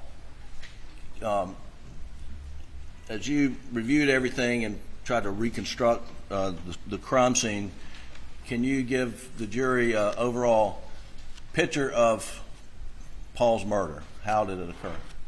Sure. I believe it began with Paul, his right shoulder to the open feed door. This is inside the feed room, and he's facing straight ahead, and he's upright. Some of you are going to be seeing a quick 2-minute break right here on Live Now from Fox. Angled shot into his chest, travels through his chest, exit the side of his chest into his left arm, exits his left arm, and then continues on and exits through a window pane in the feed shed, which is the opposite side from the doorway. Roughly, where would the shooter have been on the first shot into Paul? Where would the shooter have been? Yes, sir. Okay, they're definitely going to be outside the door, and how close they are to the door is subject to a lot of different factors. So first of all, what's reported is a small amount of gunshot residue in that area, not a lot of it. And in fact, as I looked at it, yeah, I could see some of the particulate matter adjacent to the medial side of the injury, but I couldn't see much more gunshot residue beyond that. Now, in fairness, when you have an article of clothing and you're shooting through the article of clothing, the majority of the gunshot, if not all of it, depending upon the distance, will stay on the outside of the clothing. In this case, it was black clothing, blood-filled clothing, and you wouldn't be able to see that unless you did some enhancements or use something we call like a modified Grace reagent test. Well, let me stop you there. Did you see any indication that SLED did any GSR testing of the clothing? I did not. Okay. All right. Please continue. A GSR pattern testing of the clothing. Correct. I'm sorry. Okay. However, I'm not going to dispute what I read, that there was a minor bit of stippling there. But a minor bit of stippling there with a shotgun is going to give you a necessary minimum distance of 2 to 3 feet from the wound to the end of the barrel. The other factor you have to take into consideration is both of the shot shells that have been associated with the shooting of Paul were found within the feed room. Now, while the shotgun's never been recovered, and we really don't know the action and how it worked, it is a reasonable assumption that it's a semi-automatic variety, and that therefore, as an individual pulls a trigger, it'll eject to the right out of the port. So in order for the two casings to be within the feed room, the probability is that at least the receiver part, the ejection area, has got to just be inside the doorway minimally in order for the casings to stay inside of there. All right, I'm going to stop you right there. You said it was a semi-automatic firearm. Why do you say that? Well, we don't know. I mean, we clearly don't know because we don't have the weapon. Options could be a single shot. That doesn't make much sense. You'd have to shoot and stop and reload and shoot again. It could alternatively be a double barrel. But in my review of the firearms report from the state lab, they indicated that their examination of those two shot cartridge cases were that they came from the same weapon, that they were co-aligning them to one weapon. In the case of a double barrel, you have separate breech face areas, you have separate firing pins, and you're not going to get the two casings to look exactly alike. So that more or less took the probability of a double barrel shotgun away, and I think the logical inference is it's a semi-automatic. It could also be a pump-based action, but again, that's an additional stipulation. Sure. Is there any indication that Paul had an opportunity to defend himself Were there any defensive indications? So I frankly think he was startled by that shot. His right shoulder was at a door. I mean, if he knew somebody was coming and or saw somebody coming, he would be facing the door or turning, trying to run, which he wouldn't have anywhere to go. But he was essentially facing this way, and the door is this way. I don't think he even perceived it until he was shot the first time. And you asked the question, did I see any defensive injuries or any indication of defensive actions on him or in the feed room? The answer is no. What type of defensive indications have you seen in the past that would indicate that there was a struggle of some sort? Well, I think obviously your hands always kind of come up, and his hands would be going up in the direction of the shooter and the weapon. So the orientation of his body would have changed. His hands coming up means that he likely, they could have been injured. Certainly there could be gunshot residue distribution on them. There could be, sure. That'd be the main difference. Okay. And and what was the ammunition in the first shot into Paul? That was buckshot. So it's 9 about 38 caliber pellets. And I think you mentioned that the spent shell was found inside the feed room. Is that right? Correct. All right. Let's move on to the second shot of Paul. Can you reconstruct that generally, and then we'll get to some photographs? Sure. Based on the general morphology of what happened to the head, this explosive nature, it's taught that way. We've learned it that way, and through personal experience, you never see that except when you have a high energy source contact wound. The reason I say a high energy source contact wound, if you took a little .22 caliber revolver and held it to the head, you will not see what we saw here. Simple reason being is it's not creating anywhere near the volume of what we're talking about, these gases, this high voluminous gases that you get with a shotgun or a rifle.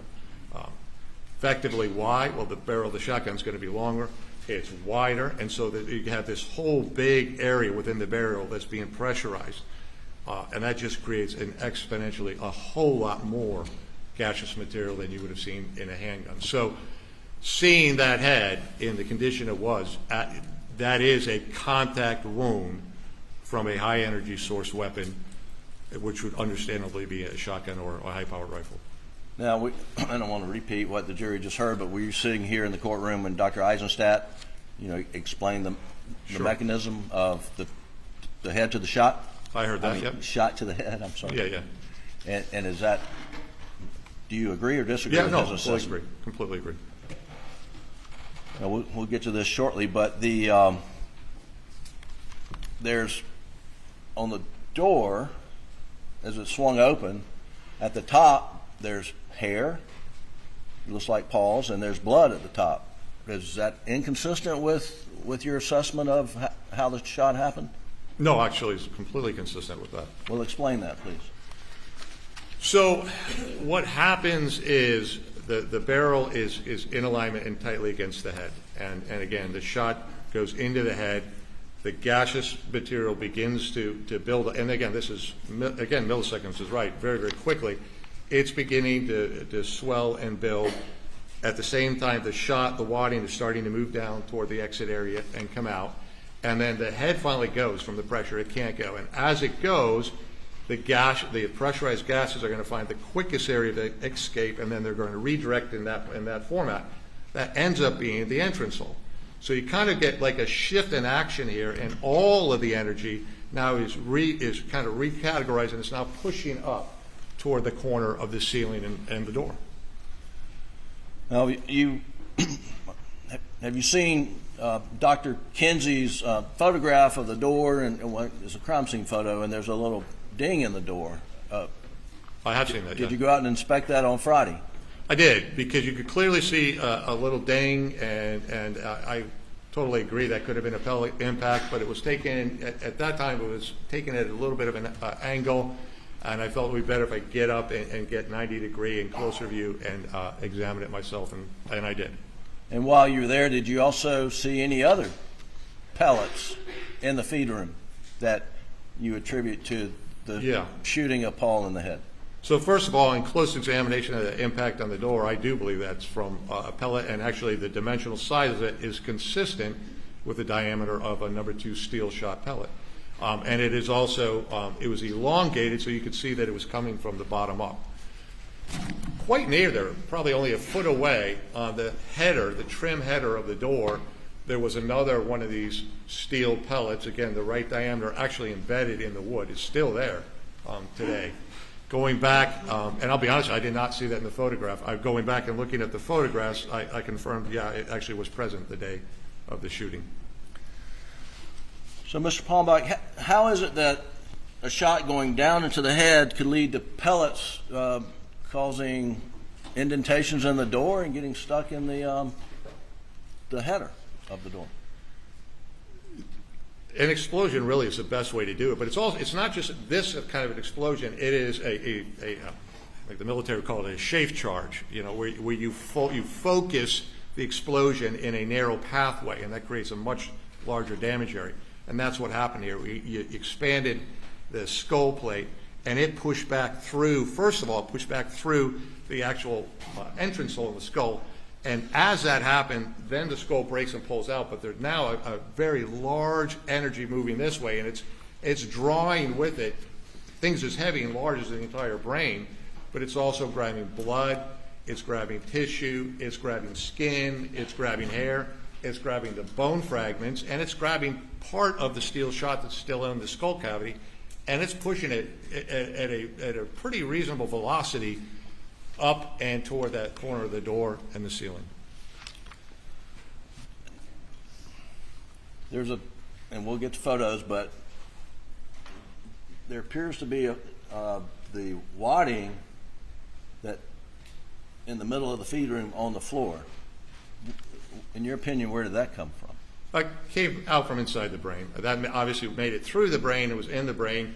And again, remember, the wad has these little fingers that tend to open and flare out like that. As a matter of fact, if you look at it in the photograph, you can see that it was flanged. The fingers were folded back. So it kind of is breaking power, right? It's not going to go through the rest of the brain and out the side of the face and into the shoulder as easily as the pellets will. So it stopped more or less in the brain, and then it got caught up in this explosive force.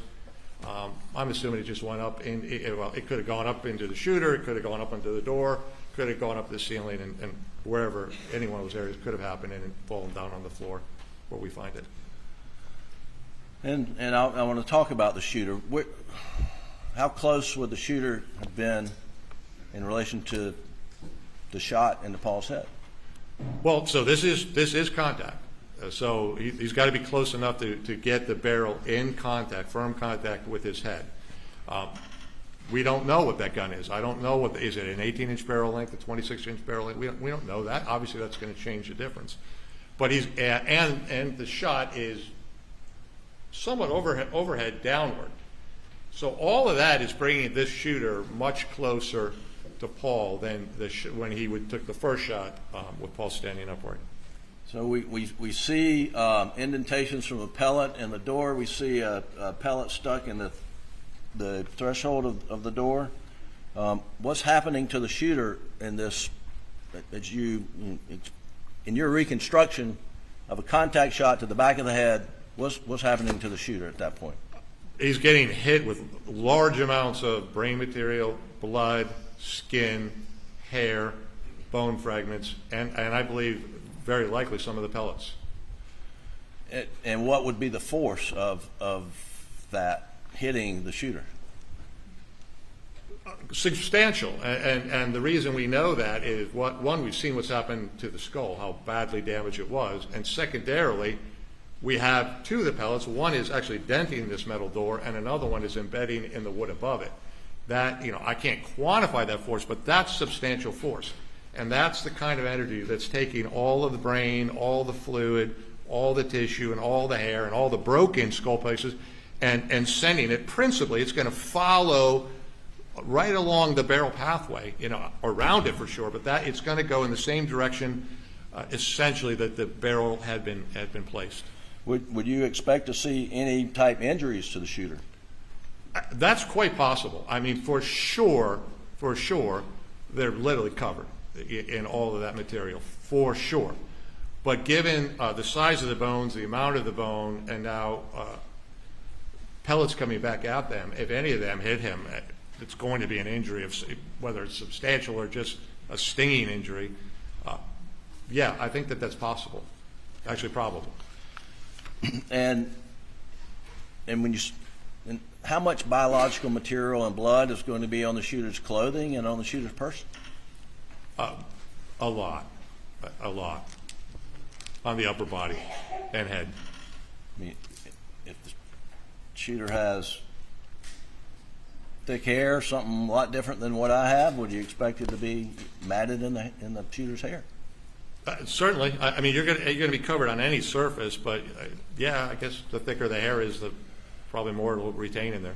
And we have pictures of the room showing blood in various places throughout the room, right? And is that consistent with? Exactly. So you have this core high velocity, kind of high volume pattern going up to the corner. But you also, this hole in the side of the head it's like this. It's very large. And so once that's open, there's still a lot of energy right there, and there's blood and tissue right there. You're also then going to just literally blow volumes of that, and that's what we're seeing throughout the room. That's why you're seeing it, on shelves and on the door trims and on this wall and on this wall over here. With the exception, if you really look at it, there are some areas that they have a void appearance, which to us would indicate there was something there that absorbed the blood that should have been there. And in this case, it would be the shooter's position. And again, we're going to get to some photos and walk through that a little bit more. But I want you to now address just sort of an overview. Dr. Kinsey's, I guess, reconstruction based on Dr. Reamer's autopsy, where the shot is being made from a different angle. Do you think? Some of you will be seeing a quick 2-minute break right here on Live Now from Fox as we continue to listen in to the Murdoch murder trial. Probably Dr. Kinsey, and I don't blame him, relied on that information that was provided to him by Dr. Reamer, and he began to conduct his analysis based on that information, which was wrong. But as to the angle of the gun, do the angles work out where you could take this shot from the outside? So you have to look at the shot distribution evidence. We'll talk about gunpowder residence. We'll look at where blood spatter is located, and then we'll look at where we see this pellet and other projected spatter coming back. None of that is consistent with the lower trajectory upward shot that Dr. Kinsey articulated, and all of it is consistent with an overhand contact shot to the back of Paul's head. Okay, well, let's start walking through these photos, and we'll start with Defendant's Exhibit 162, which is an evidence, and please cover your screens. This is under seal, and it's can you pull it up, Doug? Okay. Do you recognize this photo? I do. And what is it? This is showing the left side of Paul's face and the left shoulder and the injury in that area. Now, can you explain the significance of the size of the two different wounds, one in the side of the jaw and one in the shoulder? Yes, the shoulder is much larger and much more diffuse and spread out. The side of the neck is a bit more circular and certainly smaller. And then if you look at the shoulder injury, again, it's substantively larger, and you can see damage, a lot of tissue damage in that area. And you can even from this photograph visualize easily one of the pellets that's still present, more or less up on top of that area. Sure. Now, as a shotgun, pellets even enter the body, do they continue to spread out or exit the body and spread out? Yes. Okay. Yes. Again, it's all about distance. You know, in order, your spread, the distribution of spread is a factor of distance traveled. And we're not going to pull up the other autopsy photo, but do we in fact see that under Paul's arm?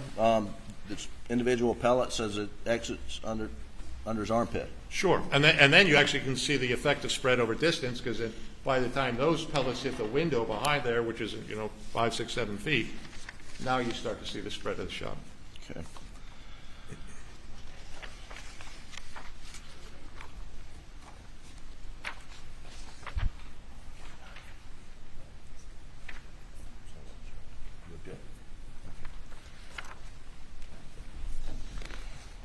Show you 191. Go ahead and get these in. What's that? I think they're in, but we just want. Okay. I'm going to show you, Mr. Palmbach, finished Exhibit 190, 191, and ask if you relied upon these in your analysis. I did. Your Honor, we move Exhibits 190, 191 in evidence under seal at this time. I believe without objection. No objection. They're admitted.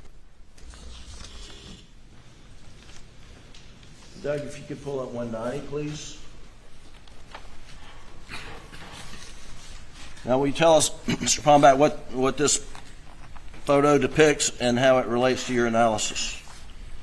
Well, this is showing the final resting position of Paul, and this is obviously after both of the shots and where he's located.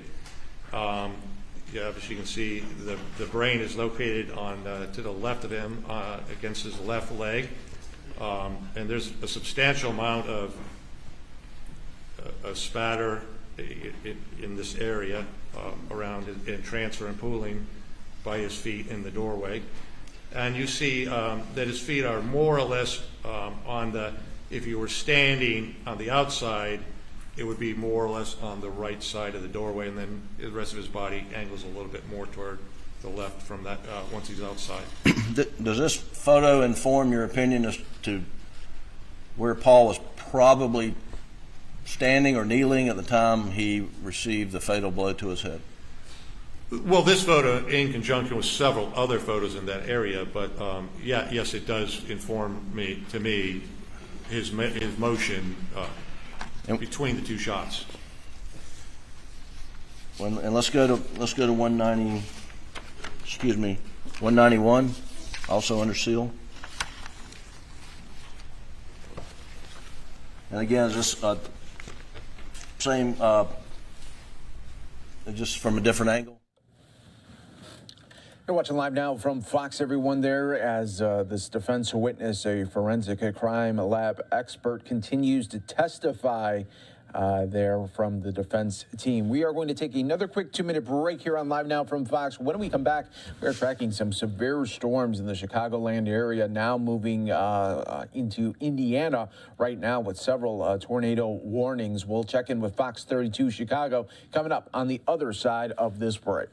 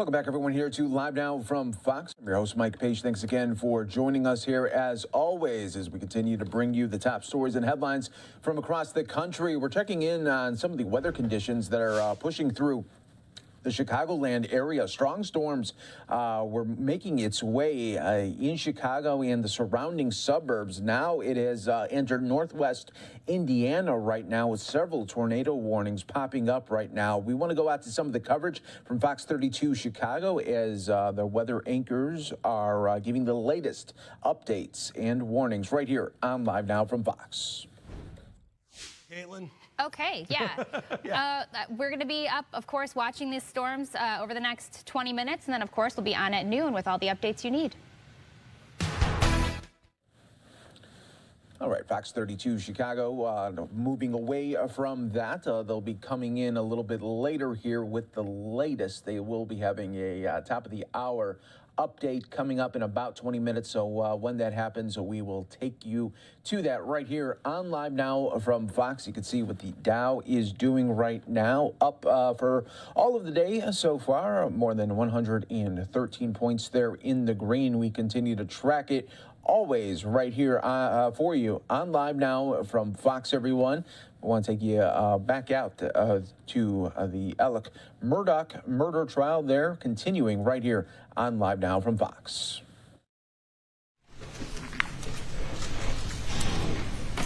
Okay. First of all, again, these areas here are the vertical drip patterns that I was alluding to. And again, you can see them beginning to move in this direction.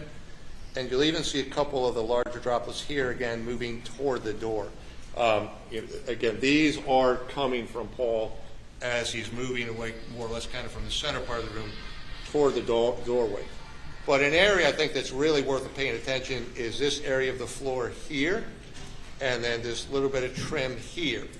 And this is a second impact area. This is not directly related to what we're seeing up on the ceiling, although it is related to the overall event of him receiving that headshot. And I believe what we're seeing here is after I think he's moved sufficiently that he's now moving toward the doorway, and the door jamb right here, and in this area here is where he's going to receive this shot. And as he receives this shot here, it's going to exit from his lower face and it's going to hit the shoulder. As it's coming out of the lower face, it's coming with a volume of blood and tissue. And then that's going to get slammed basically right into the shoulder where the shots are. And that's going to create another projection, independent. And that's going to line up for us that his head is located right in, it's about a foot or so off the ground, and pretty close proximity to the edge of this trim board.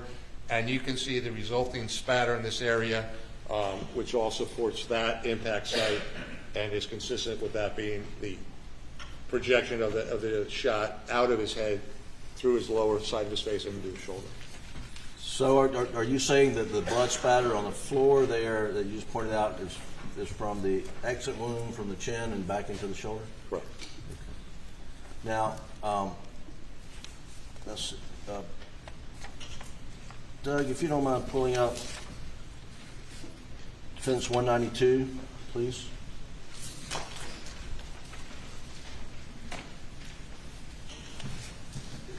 Just another similar photo.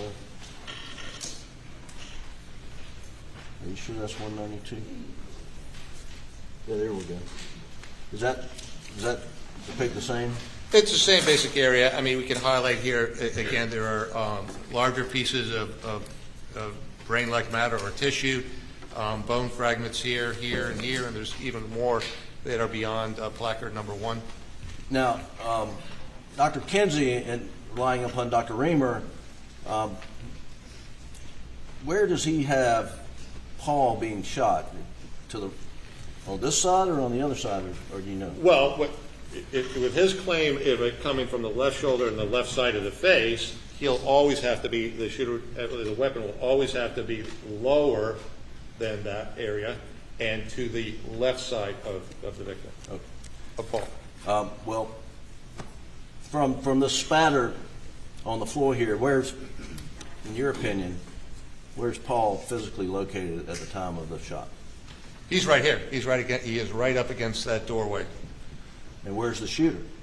The shooter cannot be there because Paul is there. The shooter's going to be in the same doorway area, probably even, maybe 1 foot there and 1 foot in, but adjacent to the open door, the opposite side of the door. Do you see what's referred to as a voiding area on that door? Yes. All right, let's look at State's Exhibit 26, which is already in evidence.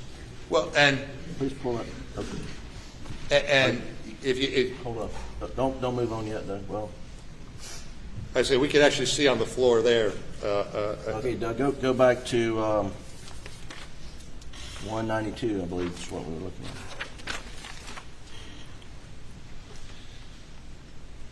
So if you look at the area immediately... let's stop right there. What's a voiding area? Oh, so a voiding area is an area where we would expect, looking at all the other areas around it, to see blood stain.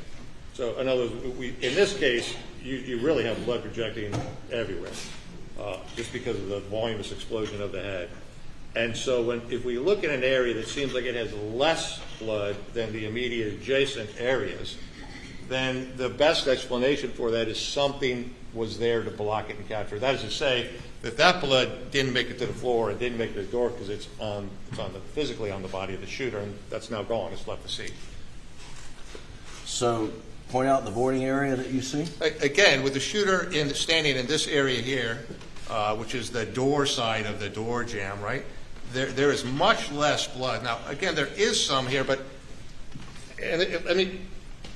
if I'm standing here and blood is being projected all the way up and showering all the way down, in addition to this big stream of it's coming this way, then of course droplets can still kind of make their way up and come down and come here and around, just not as many.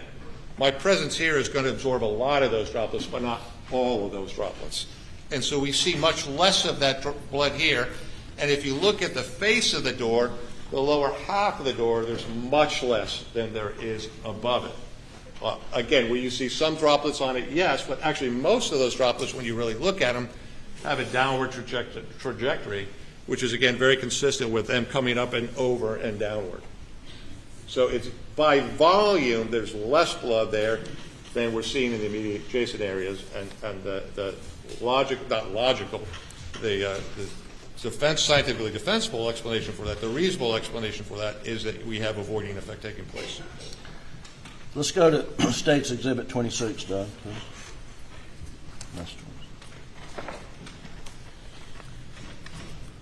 If you could sort of blow up the door, please. Yeah, you almost don't have to. You can. Okay.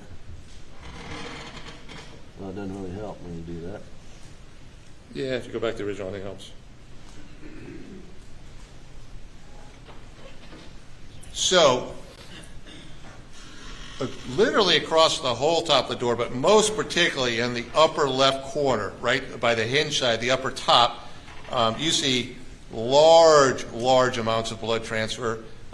You see what looks like a contact transfer of material. And as we blow up on that area, we'll see bits of what looked like brain debris. We'll see lots and lots of hair in that area. This is also the area where we saw that pellet impact. So this is following the barrel back up to the shooter. This is the area right in alignment with this that you're seeing up here on the upper part of the door, and that's where there is a very substantial amount. Does that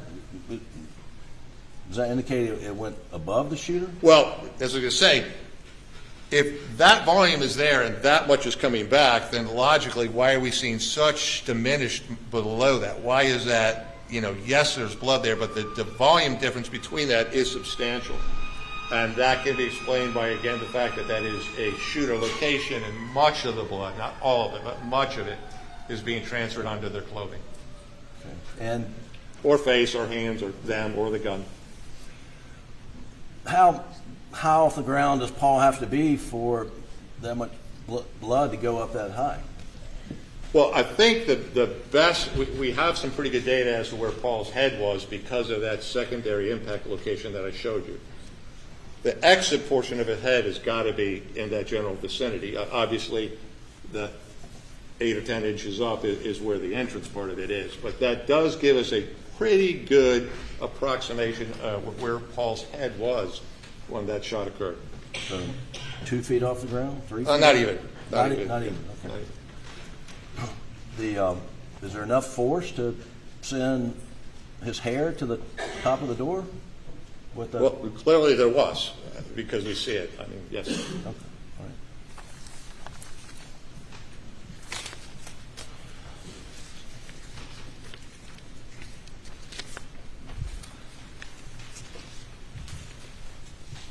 I have a few more door photos. Finish 193 and do you have any objections? I'm going to show you while you're down here, Defendants 193, and is that a photo that you rely upon? It is, in your yes. analysis? It is. And Your Honor, we moved Defendants 193 into evidence without objection and under seal at this time. No objection. Submitted. Thank you. Doug, can you pull up 193? And you just hold it right there. Can you tell us what that is? So now that we're looking at a little closer view of just the top of the door, again you can see the extent of the blood spatter in this area of the door, and then also the adjacent area of the door trim. Of note isn't also that it's there and there's lots of it, but lots of it is quite small. And in the blood stain analysis field, what makes blood droplets smaller is by increased energy.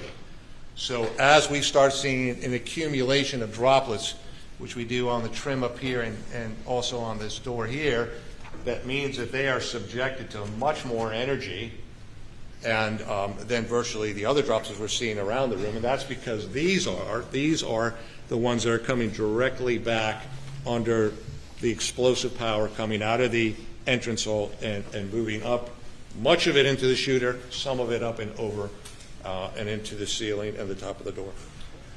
Doug, can you blow up the well, hang on. Do you see the pellet in the threshold of the door on this? Yes, it's going to be in this area right here. Can you find it and blow it up, Doug?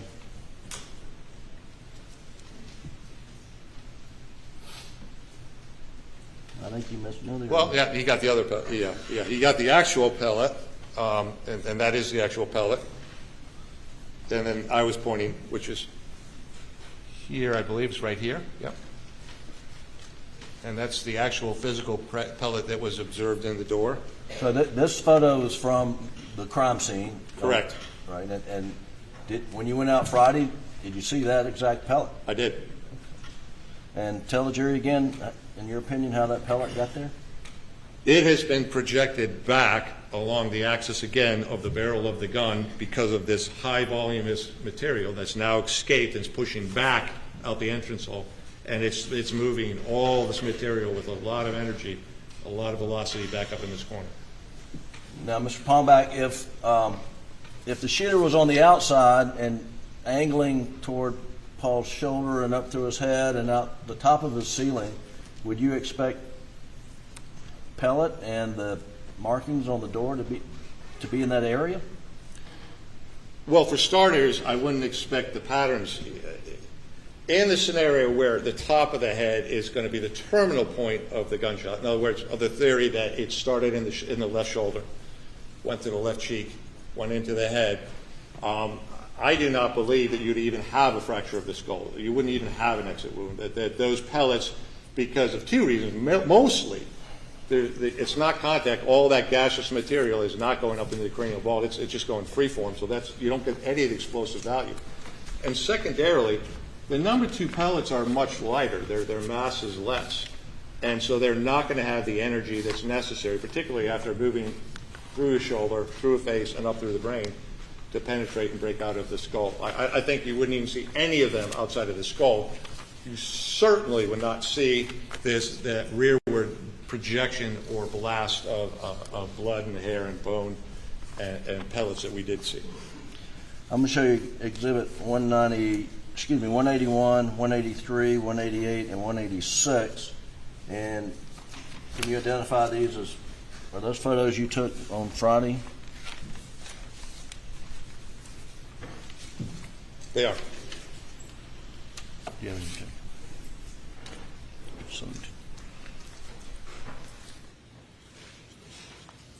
We would move 181, 183, 186, and 188 into evidence at this time without objection. And we're going to take our final break here of this hour. Stay right here with us. More to come on Live Now from Fox. 181. Well, let's don't do this. Let's go to 188, Doug. And tell me what 188 is.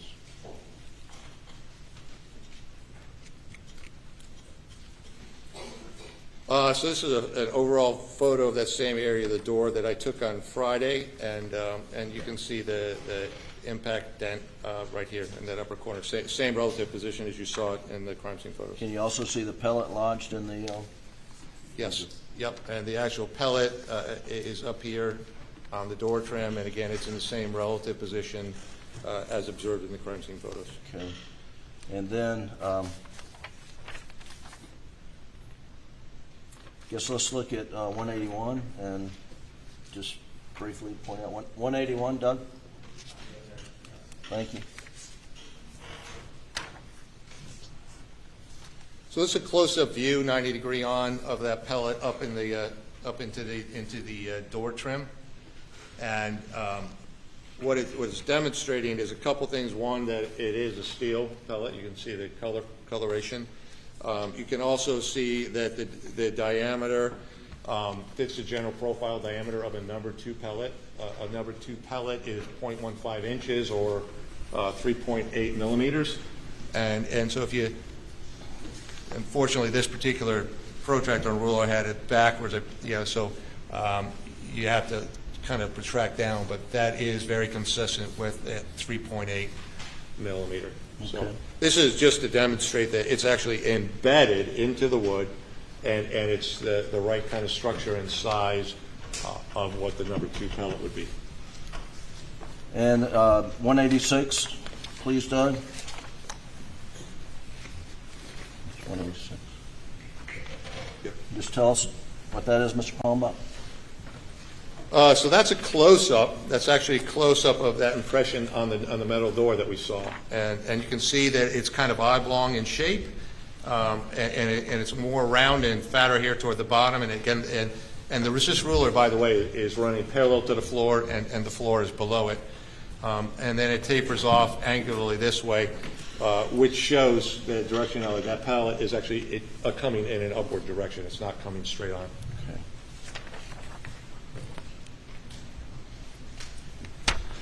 Lastly, I'm going to show you on this set, defendant's 182. Can you identify that? Yes, I can. What is it? It's a picture of me on the external part of the doorway, just showing what the relative positioning would have to be to hold the shotgun in roughly the positioning that Dr. Kinsey was alluding to. All right, and Your Honor, we would move to introduce defendant's exhibit 182 into evidence. Plead without objection. No objection. Can you pull up 182, please?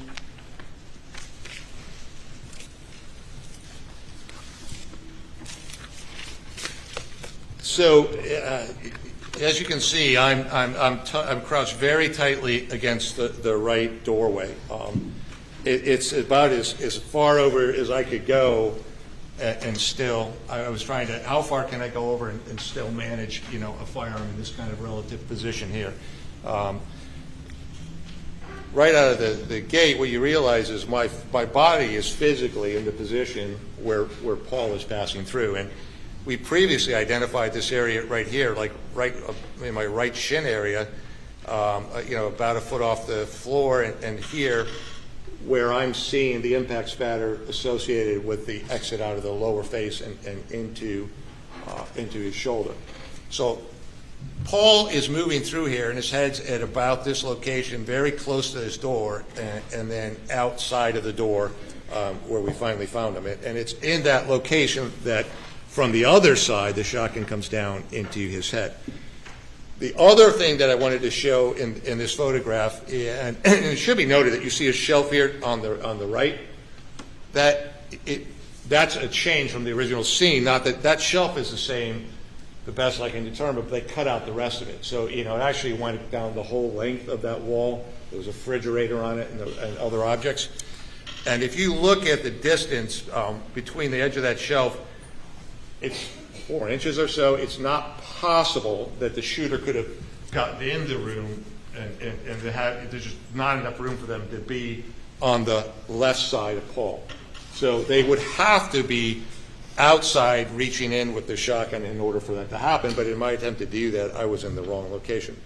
And I think a couple critical things about that is, again, we do not know the length of the gun because we don't have it, so I don't know how long it is, but we can make a general assumption this would be pretty short. It would be probably longer than that, but because there was no observed, and nobody talked about seeing any gunshot residue, even on the shoulder of Paul, then you've got to have, again, a minimum, and that area was fairly well exposed at 2 to 3 feet minimum where the barrel would have to be. So if the barrel was placed inside on the floor in an upward, again, so it's got to come across the shoulder, upward and out the back, it's this kind of a trajectory, you can't even have the shoulder until about 2 feet from there, and then the side of the head here, and Paul's head here.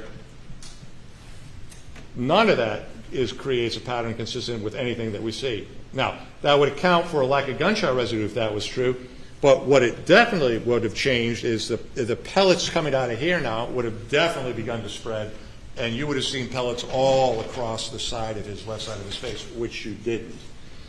And then finally, if you look at this angle here, again, imagine door here, gun in this thing, then even if, and I think there's no evidence of it, but even if the shot could go through Paul's head and create an exit pathway, then that would project whatever pellets and bone matter that way. Whereas, if you move the shooter to the other side and we shoot into Paul downward this way, then all of this material comes back at the shooter, but also it's going this way into that upper corner, which is where we see the pellet defects and the heavy blood and the hair. I was going to... Okay, you'll take a seat. That'd be great. Thank you. Thank you. You can take that down, Doug.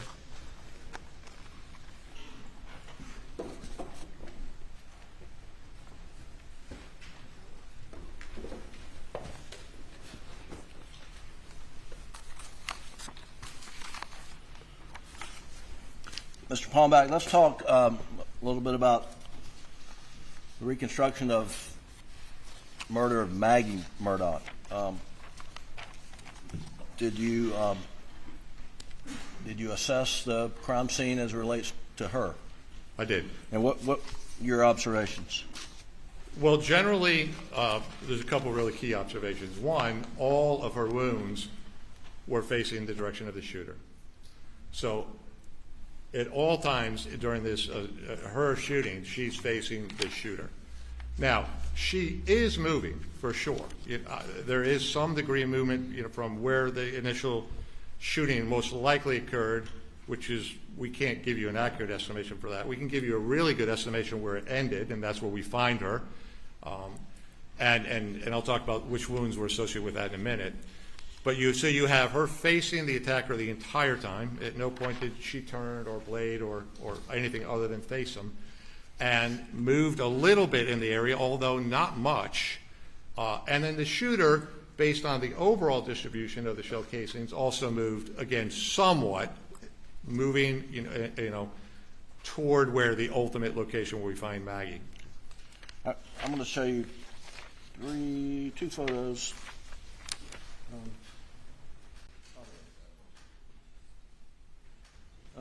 Defendants Exhibit 163 and 164, and ask if you relied upon those.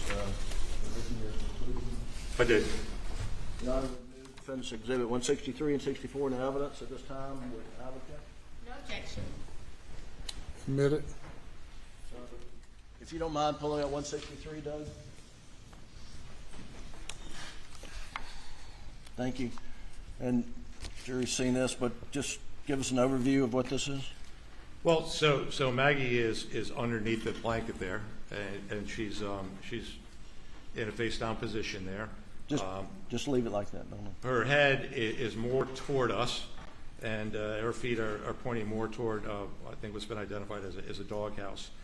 Right. You'll see placards in the foreground, 3 and 4, which are two of the blackout 300 casings.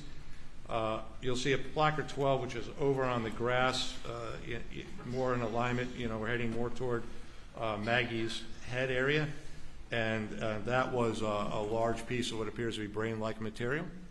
And while you can't see the numbering, there are additional placards to the left, immediately to the left side. Well, they're on Maggie's right side, but as we view the photograph, they're to the left of where she's currently located. So this just gives us some general orientation of approximate locations of the shooter, and certainly where at least the fatal shot to Maggie was taken. Right. I'm going to show you Defense Exhibit 149. And the other two we'd move to those be under seal and 149 under seal. Is this, you rely upon this in reaching your conclusions? I did. Your Honor, we moved, Exhibit 194, not 149. 194 in the evidence under seal at this time. No objection. Move it. And if you don't mind pulling up, Doug, well, before I do that, let's go to 164, and which is a closer up area around the side by side, as they call it. What's the significance of this photo? Again, I think this is an area in which Maggie passed by during this incident. It's also an area that's being highlighted now where what appears to be her a damaged loop bearing, which is consistent in shape and design and structure to the one that's still in her right ear. This one would have come out of her left ear at the time of that impact, shot to her left ear, and more or less just been blown over at this direction. And the jury that has seen the autopsy photo of the injury to her left ear, is this do you believe this earring is a byproduct of that injury? I do. Okay. And then just briefly, I'm going to pull up 194 and ask if you can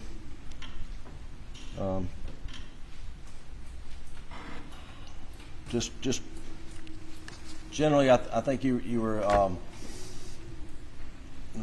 hair on her body. What significance is that? And if you'll blow up her legs, right? Doug, please.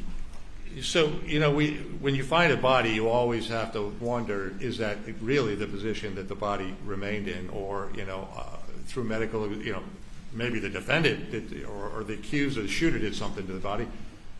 More likely, in a medical evaluation, they did something to it. We always just want to know: are we looking at it in the right orientation? Did somebody flip it over and whatnot? And so I think it was valuable in this case to have seen that injury in the back of her head, the massive amount of hair that came off of that. And then if you look close up on the back of her legs, you'll see just dozens and dozens of hairs laying on top of her legs, which would be a good indicator that she didn't get moved.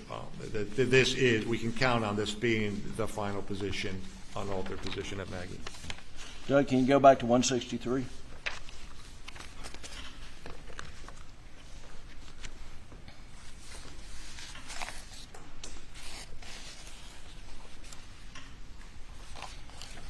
Oh, you mentioned a marker 12 a moment ago in 163, and again, what do you understand 12 to be? It's physiological material. I mean, it looks structurally like brain material, but it's tissue. In your opinion, would the shooter of Maggie have any blood spatter, blood, biological material on him or her? I think it's possible. I think it's possible because, as we're seeing here, that you have a projection of brain material backwards toward the direction of where the shooter would have been located. We also have a couple of the shots the left thigh shot and the abdomen shot, which have been identified as having stippling around them. By virtue of being stippling, that does make it an intermediate distance, and that's going to move the shooter in anywhere from, I would agree, I think Dr. Einstein said a foot to 3 feet is probably a good approximation. Okay. Mr. Palmbach, do you have an opinion based upon more probably than not whether there was one or two shooters who murdered Maggie and Paul on the night of June 7th? I do have an opinion on that. And what's your opinion? My opinion is the totality of the evidence is more suggestive of a two-shooter scenario. And please explain the basis of your opinion. Okay. So we'll go back to Paul. In Paul's scenario, we know where the shooter of the shotgun had to be, and that would have been orientated really directly over Paul's head. And we also got a chance to see what was the effect of this dynamic explosion in the contact. And you can see outside and even in throughout the feet area in multiple and many large pieces of skull. We also saw large amounts of tissue that were projected all the way up onto the ceiling and the door. You see hair all the way up into the door, and of course you see blood literally everywhere within there. And finally, you see the pellets. Some of the pellets are on that same pathway, and they had enough inertia to either or dent the door and put themselves up and stick into the casing. All of that activity was in direct alignment with the shooter. And so I think minimally, that shooter is getting covered with this material, getting more or less the shock wave of that effect, and more than likely getting hit with at least something that could have done injury, a bone fragment and or a pellet fragment. Therefore, I think that particular shooter, for a brief period of time, is kind of out of this. It's not as if they can instantaneously suffer that, drop the shotgun, run to wherever the the blackout rifle is, pick that up, and then in any kind of a reasonable time period engage in a meaningful assault, an effective assault, able to shoot straight and make hits. So that, I think, is one of the major indicators of concern. I think the other things to consider is that all of this is very temporal. It's very close. I know when I looked at the photographs versus being there, I'm like, it is much closer together than it looks like in the photo. So it is happening very close. With Paul, as I articulated, I believe he was shot first. I believe he had no idea it was coming.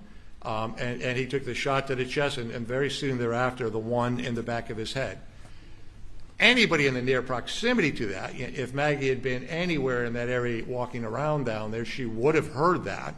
And her response would have been in the direction of the shooter or the activity, or run, or do something different. So I think that the temporal location suggests that these things more probable than not happen fairly quickly, and that the individual who shot first with the shotgun minimally was stunned, probably blood and material in his eyes, and maybe have been injured, and would have taken some degree of time to recover. And lastly, I think there is just a more or less, anybody who deals with firearms, a logical argument here. Why would one shooter bring two long rifles, two long weapons to the event? You can't handle and shoot two of them. So you either got to put one down, use one, and then swap out and grab the other one. Or I suppose you could have one on a sling, but that's quite awkward, and it's slipping around and it's banging around in an environment we know is very, very tight. Finally, if one of the weapons is the Blackout 300, well, that comes with a high magazine capacity. My research of that showed that the Palmetto State Armory upper, which we don't know, we have no idea what gun this is because it hasn't been identified, but if the state, I think, has alluded to that, if that's the case, then a weapon that had that Palmetto State Armory in a 300 Blackout, a person could purchase a 10-round capacity clip, a 20-round capacity clip, or a 30-round capacity clip. Where I live in Connecticut, we are really restrictive on what kind of weapons we can have and what kind of clips we could have. we'd have to, even if we could have an AR, which is very restrictive, we'd have to get a 10-round clip. Other than that, it wouldn't make sense for anybody to buy a 10-round clip when you could buy a 20 or 30. But having said that, if it was a 10-round clip, there were only 8 shots fired. You still had 2 more to go, and you could have more than not easily reloaded. So to me, there's structurally difficult for the same shooter to have 2 long arms and no practical reason for that to happen. Add that to what I believe happened to the shooter who fired first with the shotgun, and I think it tips in favor of the probability of 2 shooters. Mr. Palmbach, this person who shot Paul, was he or she standing in the feed room at least 1 foot? Yes. Was there an opportunity to do a footprint analysis to illuminate more clearly the existence of footprints there? For sure. I mean, all of us, I mean, several. I can speak for myself, and I believe others have opined about this, including some of the analysts in the case. There are what appear to be partial footprints in blood in the feed room and on the cement around it. And while I'm not a footwear pattern expert, I can generally recognize what appears to be footwear or partial footwear impressions. I would agree with that.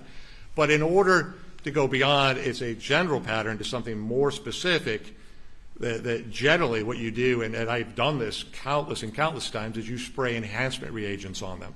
And you spray a reagent, we generally call them blood pattern enhancement reagent, or you could even use a straight protein spray. Amidio black would be an example of one of those.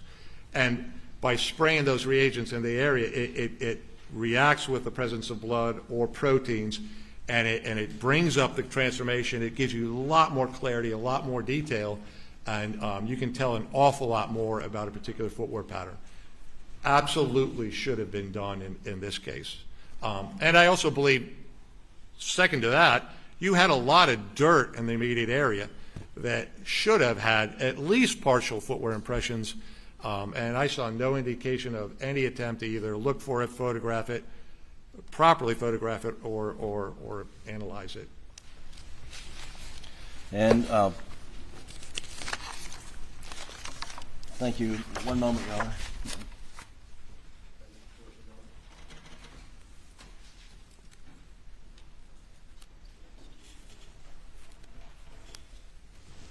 And Mr. Palmbach, did you see any fingerprint analysis or attempts to obtain fingerprints from the feed room area? I did not. Okay. Could you have used reagents like you described to enhance fingerprints, or is that a whole different methodology? Well, if you thought that the fingerprints could contain blood, which maybe they easily could have, then yes, you could also use those reagents to enhance partially or fully bloody fingerprints. But I think you could also use basic fingerprint processing techniques on the door and any surface in the area. Since we know this is a very confined area and the shooter has to be in that general area, and the possibility of touching something is there. I mean, I think it would have been wise to look for that. Thank you. That's all I have. Please answer any questions the state may have. By the state.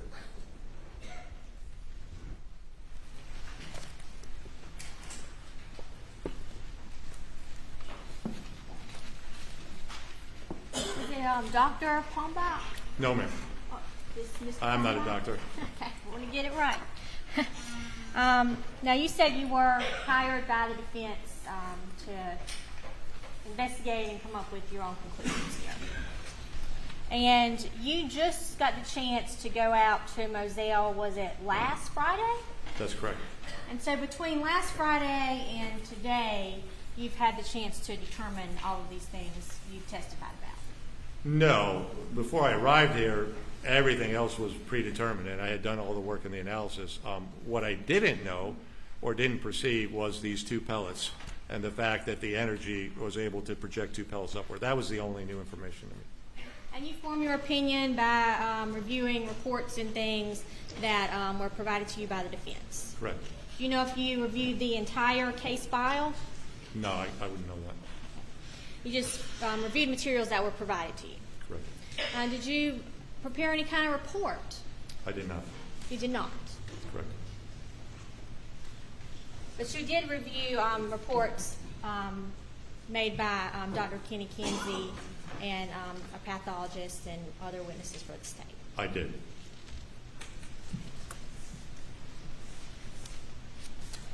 All right, let's talk about the feed room a little bit. You testified a lot about that.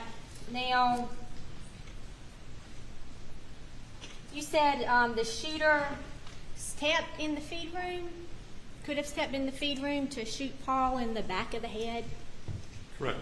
And when he would have shot Paul, he would have been covered in blood. As a result of the backspatter from the headshot, yes. Covered in blood. Yes.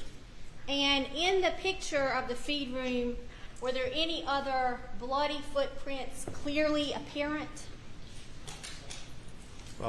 Any other? Yes. Other than what? Other than Paul's footprints. Well, all I've seen is partial footprints that have been observed in the feed room. I've yet to read a report that said conclusively they were Paul's. I'm going to show you states 27. And there has been testimony that those footprints we're looking at do belong to Paul Murdoch.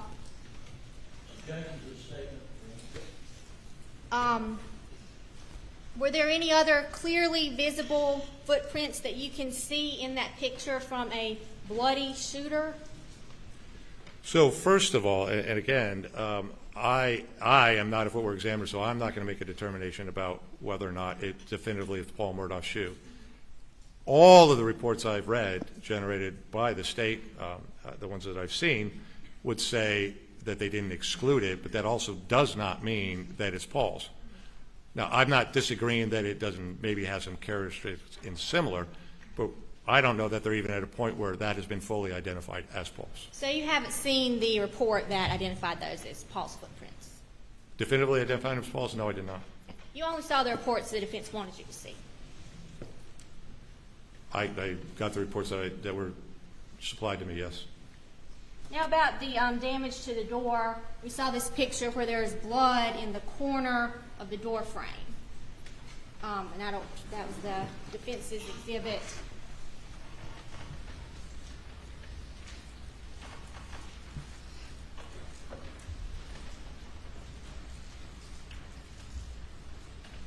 Defense exhibit 165.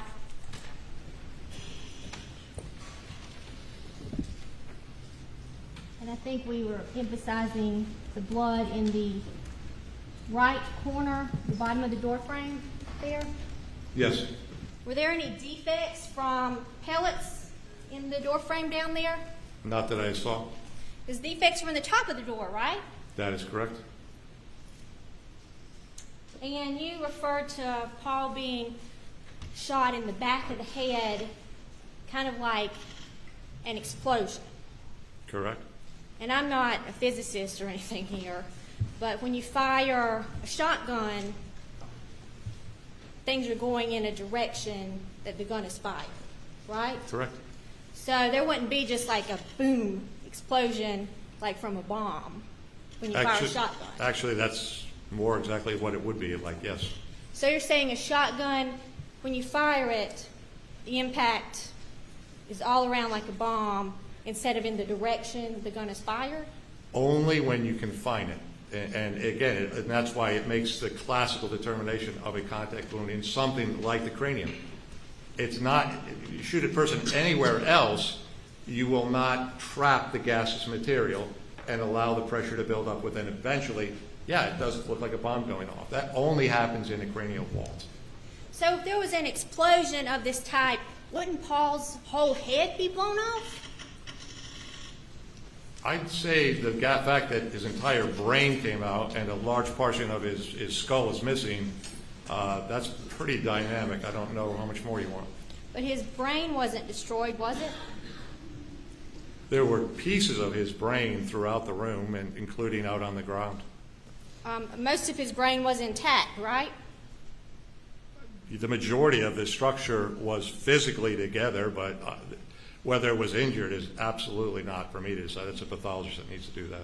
I believe you testified that his brain was a mass on the ground. Yes. And his face wasn't destroyed either from this explosion, was it? No, because, again, the energy source is going to find the easiest egress, and that is where the entrance hole came. So that's why none of that explosive value did not go down with the shot, which is the kind of the logical inference that all should come this way or towards left. But in this capacity, because this is in this seal vault, this is this large hole there, then you get kind of a shift, and all of this now starts pushing back that way, following the exit point out the entrance hole. You're listening into this Alex Murdoch trial here on Live Now from Fox. For some of you, you're going to see a quick 2-minute break. The explosive release of the gas trapped in the cranial will push back upward in the direction of where the barrel was. Absolutely, some of the projectile and energy has gone through the brain, exited the left side of the face, and into the shoulder, and created exactly that pattern that you were pointing to a minute ago on the door jam. So all these pellets that were being pushed downward when they were shot, we don't have any defects downward, just upward. Correct. Okay.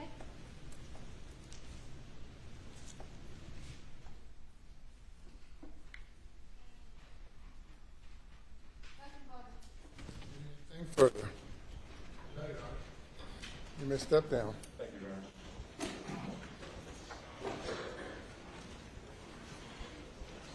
We'll break for lunch now till 2:45. So 2:45. Jury is excused. You're just listening in this jury as they are listening into this trial there in Walterboro, South Carolina, as they were hearing a lot of testimony there from witness and forensics and different things along those lines. We did hear from Alex Murdoch himself on the stand last week as we continue on here on Live Now from Fox. A lot of details there that we will get into in just a little bit, including the jury that will take their a trip out to Moselle as they will see the crime scene from about a year ago or so. So something we'll continue to follow here on Live Now from Fox, as it's just about 1:30 there on the East Coast. They're going to lunch right now, and they'll be back in just a little bit. We'll have much more on the legal side and the ramifications of everything in just a little bit. But right now, let's get into other stories also out of South Carolina. The Vice President of the United States, Kamala Harris, was on hand there in South Carolina as well, talking about internet and high-speed internet and bringing it to everyone. Let's listen into some of these remarks here from the VP on Live Now from Fox.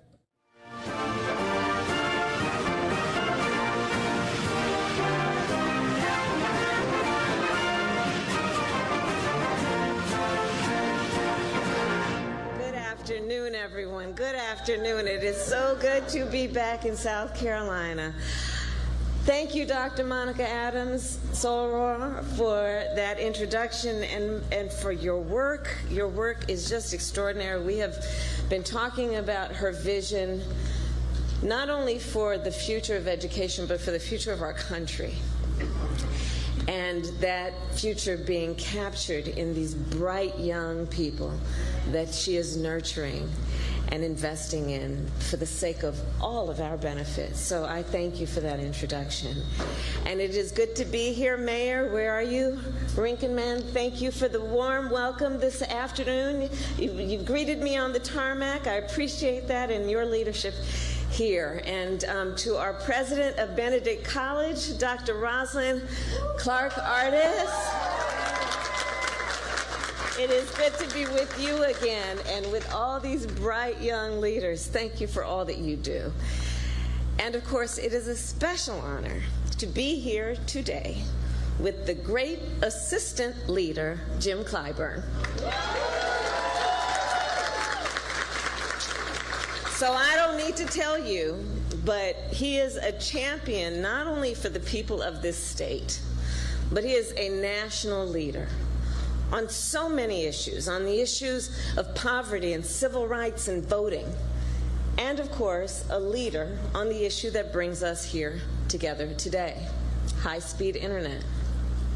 For years, Assistant Leader Clyburn has been fighting on this issue to connect families with high-speed internet. I'm telling you, when I was in the Senate, I was a United States Senator for 4 years. Almost every conversation I'd have with him was about high-speed internet and the need for folks to step up and join him in his role of leadership. And in particular, of course, his work also was on the House Rural Broadband Task Force in the United States Congress.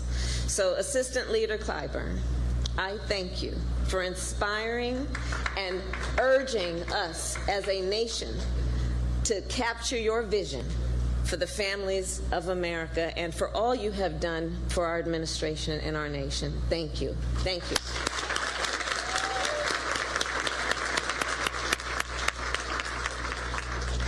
So today I will begin with the simple truth, which you've heard spoken on this stage already. In America, in the 21st century, the ability to connect to high-speed internet is not a luxury. It is a basic necessity. Every day in communities across our nation, students who have affordable access use the internet to do their homework. Parents use the internet to order groceries. Seniors use the internet to see a doctor without having to leave home. And small business owners use the internet to buy inventory, to manage the payroll, even to run their cash register. The internet is an essential part of everyday modern life.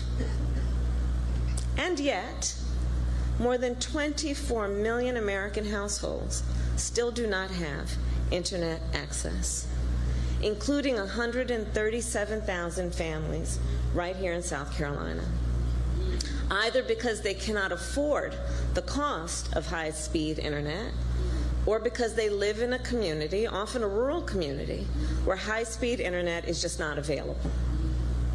So over the years, many of you know, I have spent a lot of time in South Carolina. I have traveled from the upstate to the Midlands, from PD to the Low Country, and I've met with folks in rural communities like St. George and Darlington and Hemingway, and I've heard so many stories about what it means when folks don't have internet. Students who have to sit in the parking lot of a fast food restaurant just to be able to submit their homework on public Wi-Fi. Parents who cannot take on good paying remote work jobs because their internet is just too slow. Seniors who have to take their telemedicine visit in the corner of a public library because they don't have a connection in the privacy of their own home. Let us be clear. In America, in the 21st century, every person, no matter where they live and no matter how much they earn, should have high-speed internet. It is simply a necessity.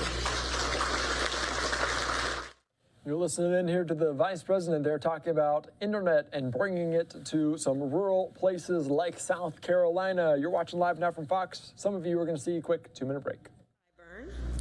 And guided by his incredible vision, our administration invested an historic $65 billion through the bipartisan infrastructure law to connect every household in America with affordable and accessible high-speed internet.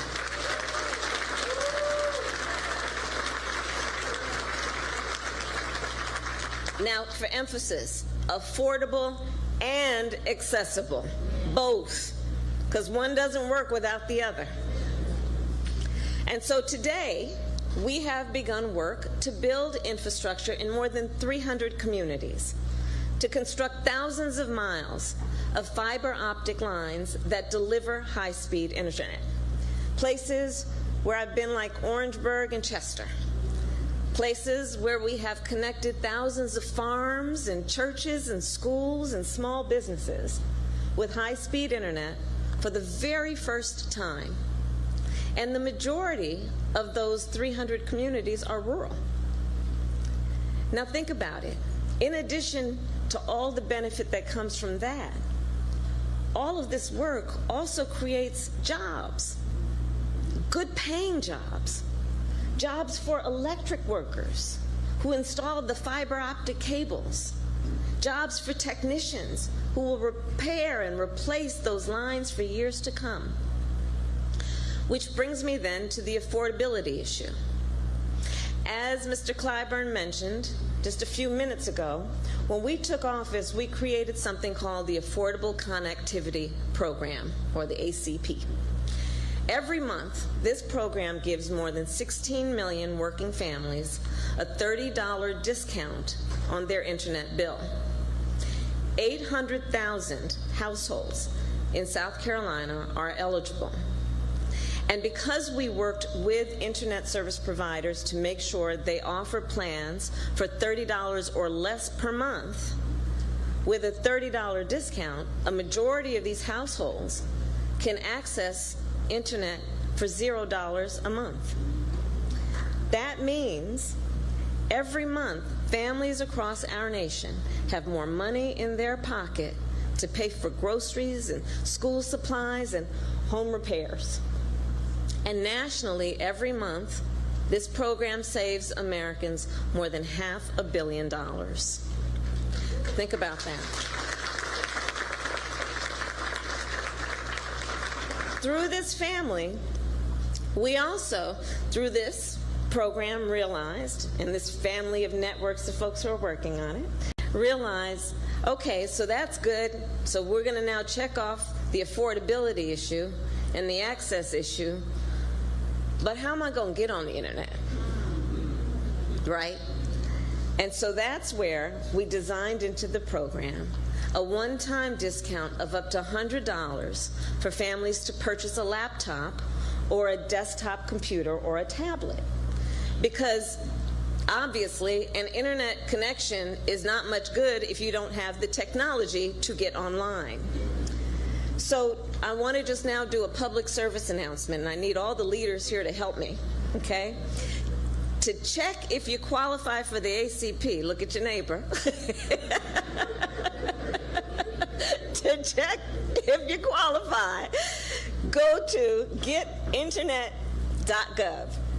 To check if you qualify, go to internet.gov. As part of this work, we are also investing to connect our nation's HBCUs. So I say that as a proud graduate of an HBCU. Yes. So I know firsthand, our HBCUs are centers of academic excellence. Academic excellence. HBCU students are leaders in their communities, in our nation, in and around the world. As are students of all minority-serving colleges and universities. So let's make sure then that these leaders, these young leaders, can maximize their education. So today we are investing more than $175 million to expand high-speed internet access and affordability at 61 HBCUs and minority-serving institutions.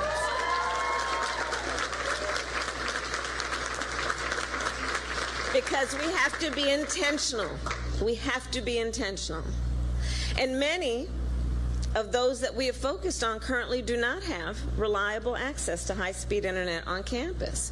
So for South Carolina, as an example, we are investing nearly $3 million in Claflin University and $3 million in Benedict College.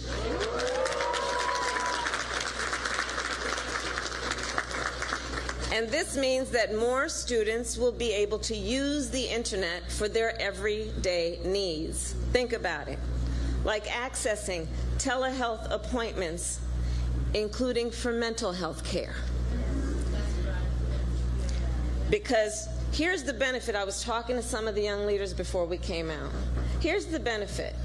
On the issue of mental health care, let's be clear. When we talk about health care doesn't just start from the neck down.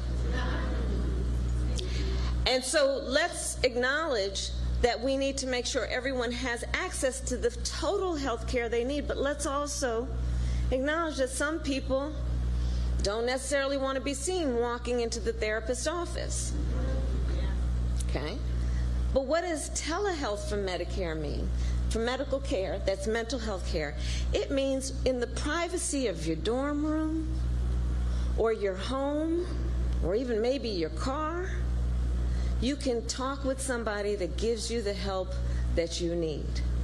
Think about all that access and affordability will open up in terms of truly giving people the ability and the opportunity to have the help they need. And because of the investments that we're talking about today, the schools that I mentioned and so many others will also be able to expand their laptop loan program and update and upgrade campus Wi-Fi, so that here at Benedict, when students are waiting for the Comet bus, they can open up their laptop and keep studying for their chemistry midterm. And because of this investment, this school will be able to also create a community computer lab so that our youngest students, including those at Carver Lyon Elementary, where Dr. Adams works, will be able to have access and get online too.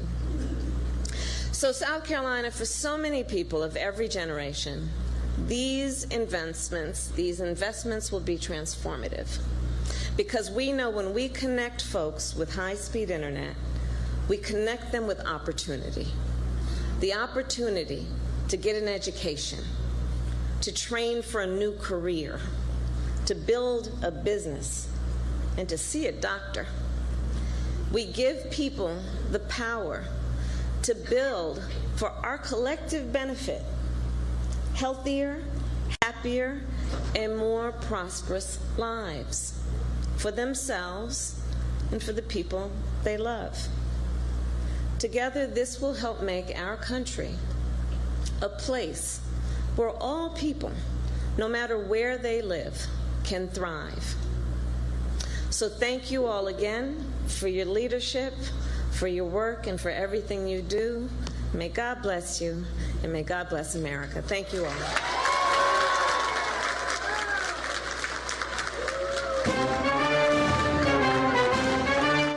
You're just listening in there to Vice President Kamala Harris talking about internet and making it more affordable for those in places like South Carolina, where she is speaking at today in Columbia, South Carolina, the VP, Kamala Harris there. You're watching Live Now from Fox. We're going to take another quick 2-minute break here on Live Now.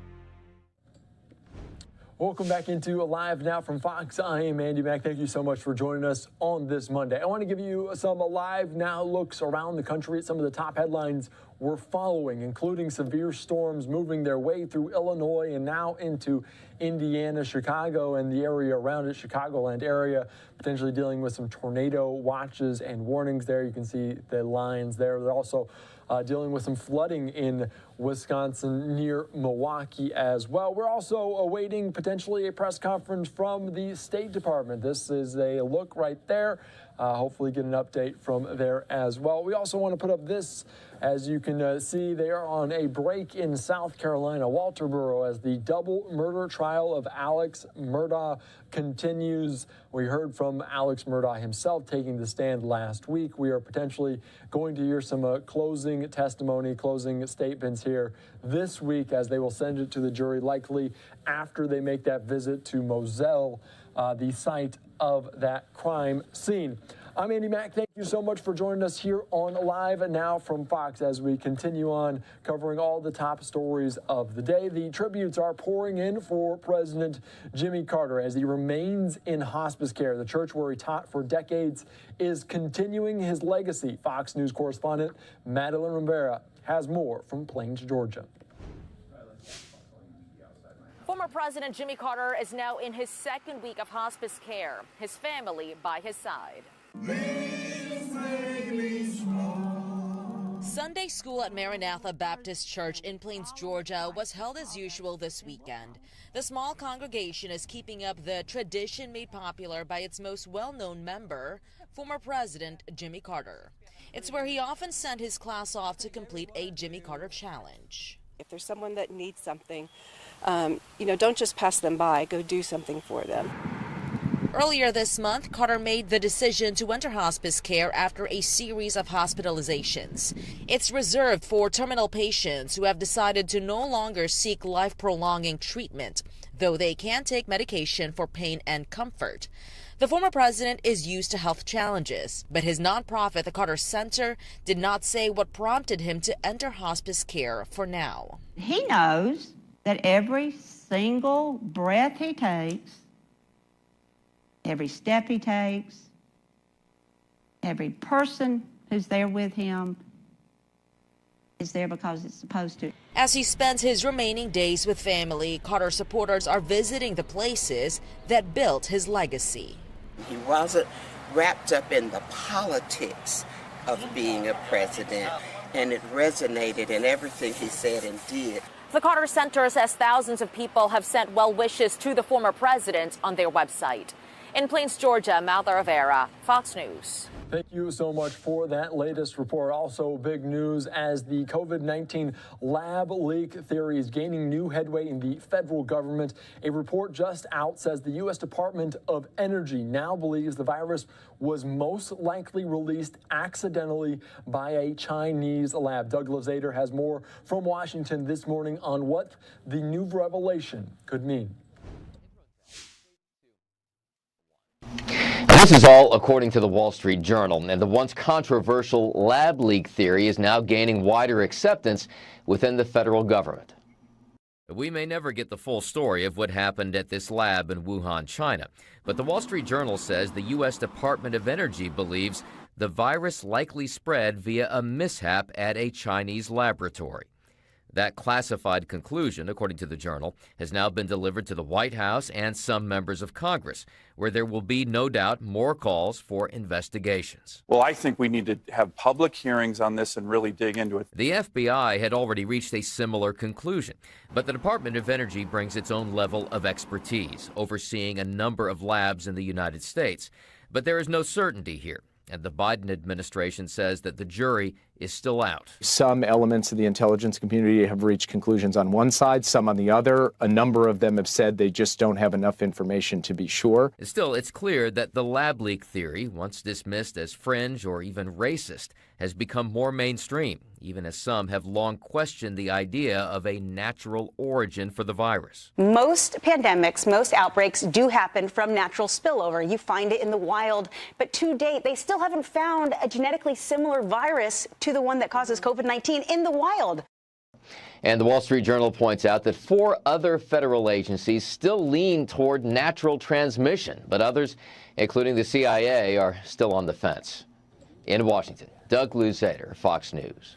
Certainly may never know the true answer there as we continue on here on Live Now from Fox about that new revelation potentially with COVID-19. I want to take you now out to a story that we're learning new information out of Ohio, and that train derailment and toxic contamination leak. Of course, we're learning today that potentially on Monday they will resume shipments of contaminated liquid and soil from the toxic train derailment in East Palestine, Ohio, amid concerns, including from other states, about the movement of this hazardous waste. The EPA was on the ground over the weekend, and they approved resuming the shipments of the contaminated waste to 2 EPA-certified sites in Ohio. Certainly a lot of controversy around here.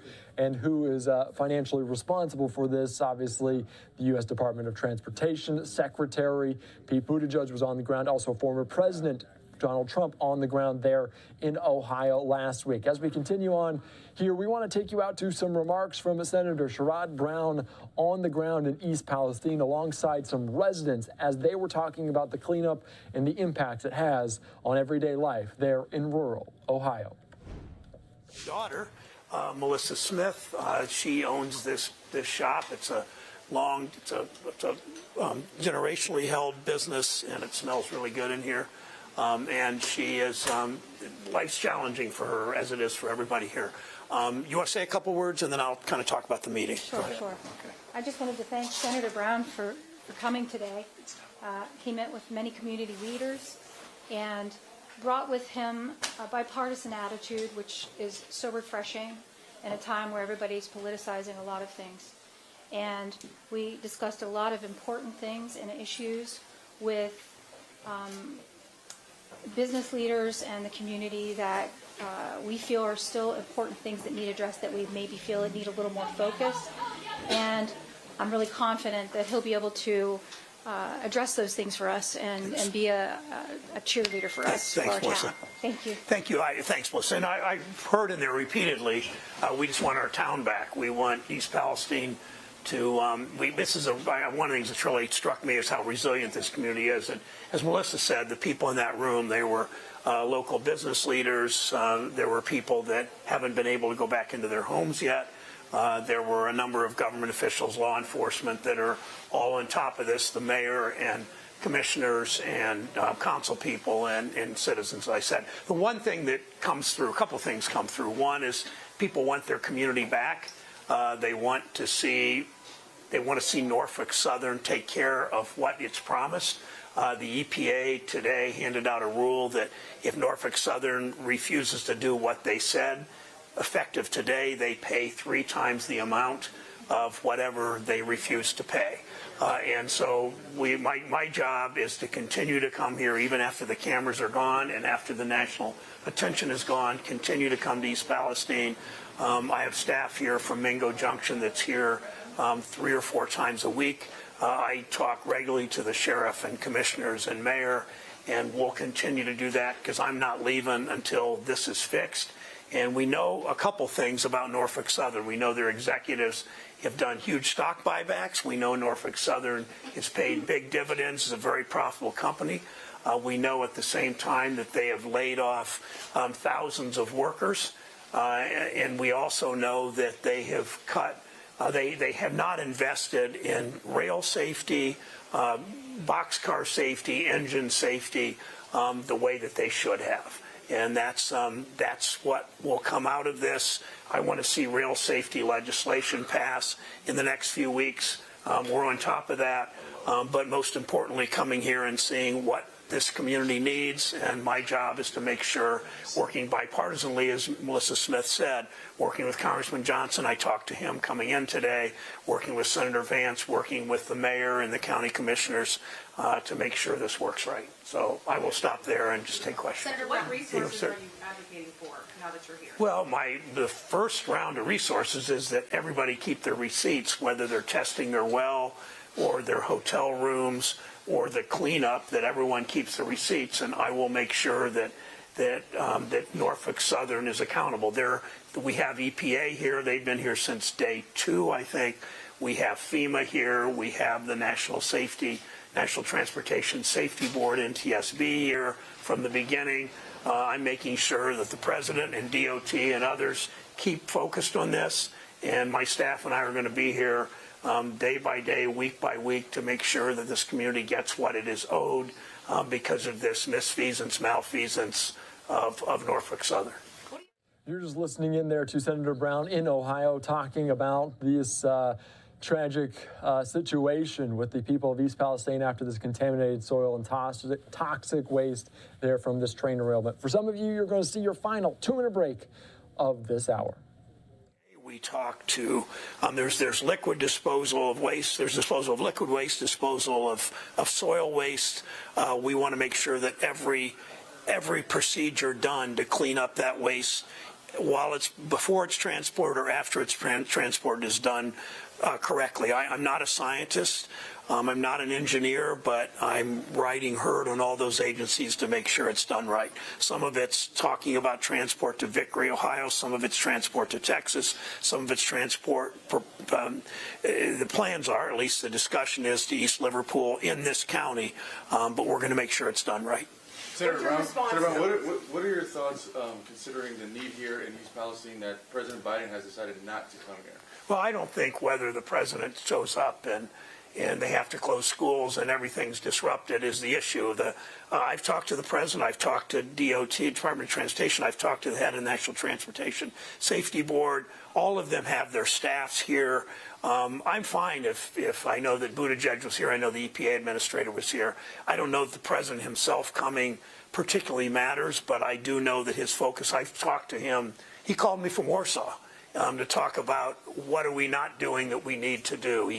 I talked to his staff more than to him, but the staff or him twice, 3 times a week, holding their feet to the fire and making sure they're doing what they should be doing. So whether he comes here or not is not, I don't think, is a particularly big deal. Whether his focus is on here, and it will continue to be. You were next, and then John, go ahead. Yesterday, during the FEMA press conference, the federal EPA said that they were not planning on testing for dioxins right now. I know you and Vance have talked a little bit about your request for that. What's your response? Yeah, I want EPA to test for whatever is important. And again, I'm not a scientist. I don't know everything they should test for, but I work with across the aisle, Senator Vance, Congressman Johnson, Governor DeWine. It's easy if you're a Democrat in Ohio to work bipartisanly because there ain't a lot of us in state government. But I'll continue to do that. This is, as I said, I talked to Congressman Johnson today. Again, prior to my coming here, I talked to a bunch of elected officials. I don't know the political party of most of them, but we will stay on this and make sure the testing is done right. Beyond the cleanup and the restoration costs, it's a perception problem going forward. It's going to impact property value. That's going to in turn impact school taxes, which is going to impact a business like yours and the ability to attract new businesses. Senator Vance was talking today about, or an op-ed yesterday, about maybe a PPP program to help the people of East Palestine. Is that something that... Yeah, I'm willing to do whatever. I know that there was some impatience in that room, but there also a recognition that it's going to take a while, and it's not going to be easy, frankly, to get Norfolk Southern to fully live up to its commitments and its responsibilities. That will take care making them with triple damages if they don't. Making them accountable will fix most of those issues of property values and all. But we want this commitment. One thing that, as I grew up in a community straight west on US 30 from here, a county about the same size as this, about a little over 100,000 people. And I know how communities like this can feel forgotten, but we're not going to let that happen here. And I know but I've seen a resiliency in this county, and particularly in Unity Township and in East Palestine, that is pretty unusual. And I think people are going to recognize that when they decide we're staying here and we're fighting back, and we've seen this resiliency. Yeah. The toxic waste that was supposed to go to Michigan and to Texas, some of that was redirected and sent right back here to Ohio. Do you think that's because those facilities were not comfortable accepting that waste? And if that's the case, is it safe to have it here? Well, facilities, it wasn't the facilities that weren't comfortable. It was the government or the public. And, you know, it's easy for, I'm not pointing fingers at anybody, it's easy for politicians in Texas to say, we don't want that, we stand with our constituents.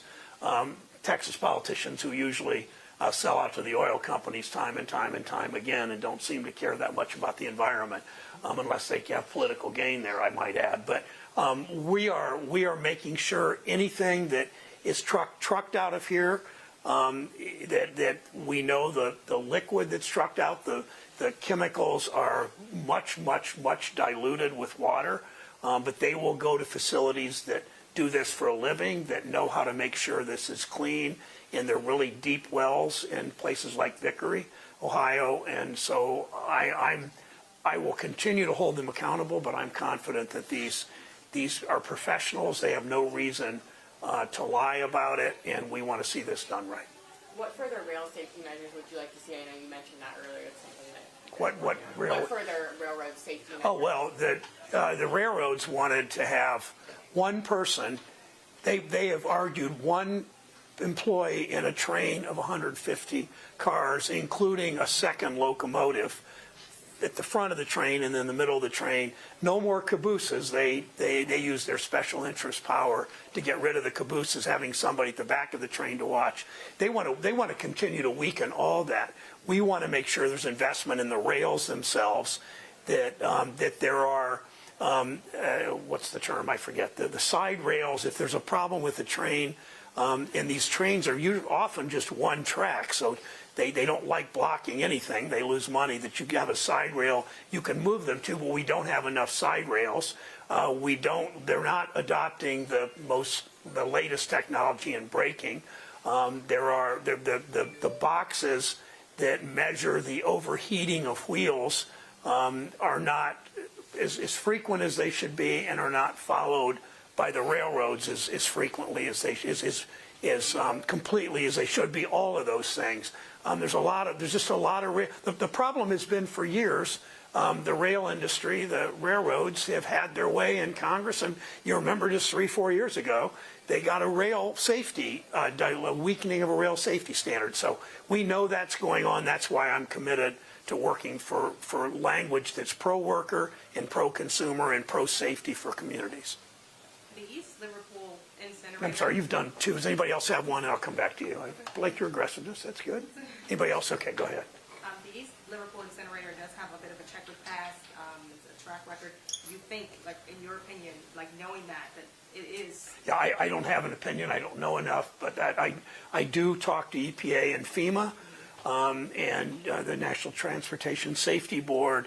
I want to see consensus from them before I would publicly support moving it there. I'm just saying that this is going to have to be moved somewhere. I know that they're diluting the water, diluting the liquid chemicals to move them in trucks, and I know there's extensive testing on the soil before they move, and then once it's located in a place. And these are licensed repositories, if that's the right word, for the placing of this soil, contaminated soil. Senator Brown, what do you say to those concerned residents? We've talked to many groups who are expressing a lot, just like she said, a lot of concern for some of that. What is your message to some of them who are worried for their health? Well, there was one person in this room that's still very concerned and doesn't think much of any of this is safe. I listen to her. I always will.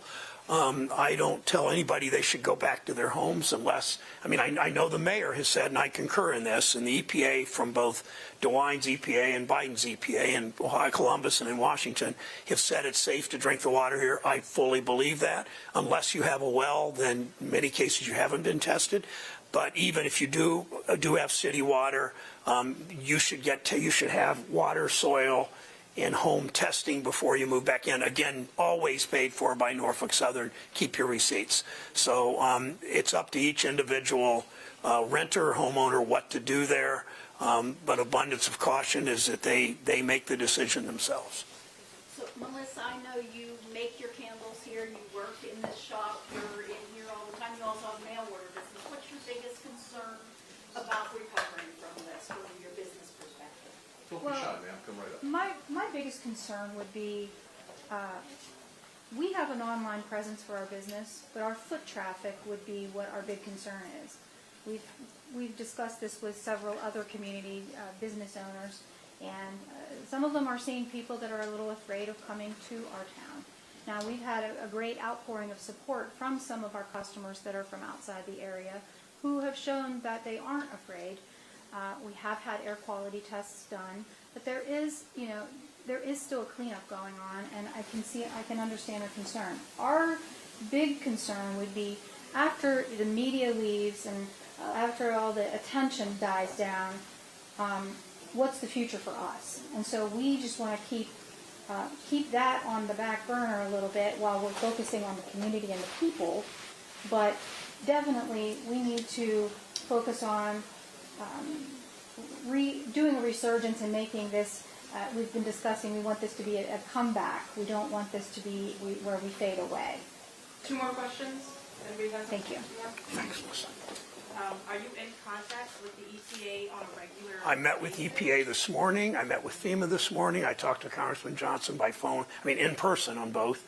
Came over here early enough to do that before the roundtable. I talked to Congressman Johnson by phone. I say to the sheriff, the commissioner, thanks for answering the phone, because I call them often enough that they're probably sick of that. But I'm going to keep doing that. So the accountability is there. I'm not leaving. I'm physically going to the Pittsburgh airport right after this and flying to Washington to do my job. But I come home Thursdays, and I'm not leaving this community today. And her daughter. You were just listening in there to that conversation in East Palestine, Ohio. Certainly a conversation that has been going on for some time out of Ohio since the beginning of February. As we just entered this new hour here on Live Now from Fox, we have a ton of Live Now looks I want to get to right here. At the White House, we are expecting to hear a briefing out of there, as well as the State Department. We'll take you out to all of these, and also a big story we're following is out of South Carolina, the Alex Murdoch double murder trial taking place in Walterboro. We saw Alex Murdoch on the stand last week. He is we'll hopefully hear closing arguments in just a little bit. We want to start here on Live Now from Fox and to talk with a legal expert, a legal mind. Doug Burns, thank you so much for joining us here on Live Now from Fox. First of all, we know the jury will be going out to Moselle to see the crime scene firsthand. What do we make of these latest developments, and maybe what was the side of the defense that they didn't want this to happen? No, that's always very interesting. And, I've been in a number of cases where jurors will send that a note to the judge. Your Honor, we'd like to, in one case, we'd like to pick up the duffel bag, that was in the courtroom because the case involved a heavy amount of weight in the bag. Or as in this case, we'd like to go visit the scene. I'm all in favor of visiting scenes, on both sides of the courtroom, to get a feel for it. But it's very, very interesting, A, that they asked to do that, and then B, that the judge is allowing them to do it. So, we'll see what comes of it. I think this jury, has to be absolutely, scratching their heads, for lack of a better term, on, put aside, the drug addict, put aside he stole money, on the X's and O's of did he kill these 2 human beings? That's what you have to focus on. So the question becomes, show me the proof that this is the human being who killed these other 2 human beings. And you saw this morning, they called defense pathology witnesses to contradict the state, about the position of the weapon, the angle of the weapon, the distance of the weapon. The defense said it was right to the son's cranium and so forth. So the jury is just, again, scratching their head saying, well, wait a minute, we got to get our arms around exactly what happened at that exact window of time. Yeah, and when they go out to this site in South Carolina, at Moselle, the residence there of Alex Murdoch, at this crime scene, what takes place at this? Because obviously there won't be any cameras out there, but what takes place? Will the jury be able to ask questions? Will they just be able to walk around the site and kind of see potential crime scene? What happens when they're out there? That's a great question. Basically, they're going to be, under sort of close supervision. The bailiffs or marshals of the court will take them out there. They're not going to really, in my view, even though I'm a New York lawyer, not South Carolina, just that qualifier. But the point is, I don't think there's going to be anybody for them to ask any questions of. And I just think that Basically, it's a visual inspection of exactly the area. The kennel, obviously, which is sort of a separate part of this estate. This estate is many, many hundreds of acres, as everybody heard. And the kennel area, and particularly in that, time window that they're thinking in their minds of, 10 to 9 to 9:02, whatever. Again, they saw a video of that particular dog and so forth. So I think they just want to go out there, and it's really, to answer your question, finally, sorry, just a visual inspection of the premises. That is very, very interesting, because obviously the defense argued that it might have changed a little bit since the night of that crime, of those double homicide there. I did want to ask you, because we did hear from forensic experts earlier today saying that they believed, in their opinion, that there would have had to be possibly 2 people involved. Is the confusion side of that the goal for the defense, just the confusion that they think there might be someone else, that Alex Murdoch maybe didn't act alone? Absolutely, 100%. You're spot on. I mean, the point is, we have the old cliche. I'm not trying to be, cute or sarcastic. Throw what you'll throw up against the wall, see if anything's going to stick. So on the defense side of the courtroom, and I've had the luxury of being on both sides, 9 years as a prosecutor and over 20 years as a defense lawyer. The point is, of course, if you can just raise the notion, the idea, more than one person, of course, that starts getting tricky, because more than one could also include this defendant plus one other, as opposed to someone other than this defendant. But again, you're right. I mean, anytime you can cause jurors, there have been a lot of cliches thrown around, and I'm not faulting anybody, such as it only takes one juror, to hang the jury. We get that. But the reality is, in most hung juries, if this is going to eventuate into one, I don't think it's going to be any kind of 11 to 1 type of thing, honestly. I think it'll be split much more down the middle. If that happens, no trial lawyer can predict what a jury's going to do. But at the same time, it behooves me to note the forensic proof here isn't that overwhelming. Correct. Let's face it. But you have this fascinating situation where the guy just gets up there like it's nothing, and he goes, "Oh, yeah, I stole millions of dollars from everybody. Really sorry. I was a drug addict." The drug addict actually could help him, by the way. You want to talk about X's and O's in court, because A, it can create some sympathy, and B, it creates convenient cover for why he doesn't remember things. So the dynamics in this case are all over the place, honestly. Yeah, all over the place would be a very good way to describe this case. Alex Murdoch, the last several years in that low country in South Carolina. I did have to ask your opinion about it, because some other legal experts said that Alex Murdoch shouldn't have taken the stand, that it was against his interest to take the stand, and he shouldn't have done it at all. What is your opinion, and maybe how did that credibility factor into it when he did take the stand? What's your opinion of him on the stand as a whole? Well, I'll quote my late dad, who was a lawyer for over 50 years. And my late father would have said right now, in answer to your question, that, these type of decisions and situations are an art, not a science. The general rule is that it's very risky to put a defendant on the stand. I've seen situations where jurors basically reject what a defendant is saying, even if it's truthful, by the way. I've seen that. So, yeah, it's risky. It's also risky when the individual does have these drug problems and these theft problems and so on. But here, this defendant may be smarter than everybody, because his gambit, for lack of a better term, his gambit was, look, I'm freely admitting against my own interest. And by the way, this case is pending against me, and I'm going to get hammered, that I stole from everybody. So when I tell you that I didn't kill anybody, you should believe me, because look at me, I'm freely admitting this. But back to your original question, look, I don't fault any legal expert for saying that, maybe he shouldn't have gotten up there and so on. What puzzles me is that usually what happens is you get to the point where you're trying to decide whether the defendant should do it. And if you feel that the state has not proven the case, very strong argument for not getting up there. If you feel that maybe they have, you've got nothing to lose, you get up there. So with Alex Murdoch being a veteran trial lawyer himself, I was telling my wife this last night, he must have sort of concluded, wow, I think I'm really in harm's way and I need to get up there, which is very interesting. Yeah, it is very interesting. Doug Burns, thank you so much for joining us here on Live Now from Fox as the case goes on. Hopefully we'll hear closing arguments in the coming days, and we'll send it to a jury. We appreciate all of your insight here on Live Now.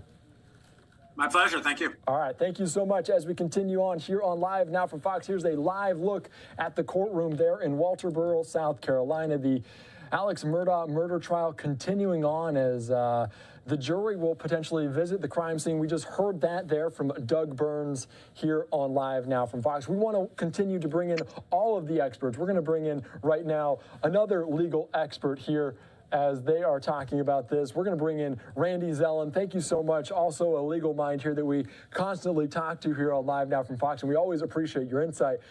You listened to what Doug said. Are we surprised that they're going to go out to Moselle to see the crime scene? Kind of what do you take away from that latest development today? I think the more that the jurors are doing things, looking at things, hearing things, it is creating an opportunity for the defense to raise reasonable doubt. And it's super important for everyone to understand what reasonable doubt is. Reasonable doubt is not simply a doubt based upon reason. Reasonable doubt is anytime you need to make a really important decision in your life, like, do I have open heart surgery? If you can schedule that surgery with your doctor, you don't have a reasonable doubt. If you need more information, if you need a second opinion, then you do.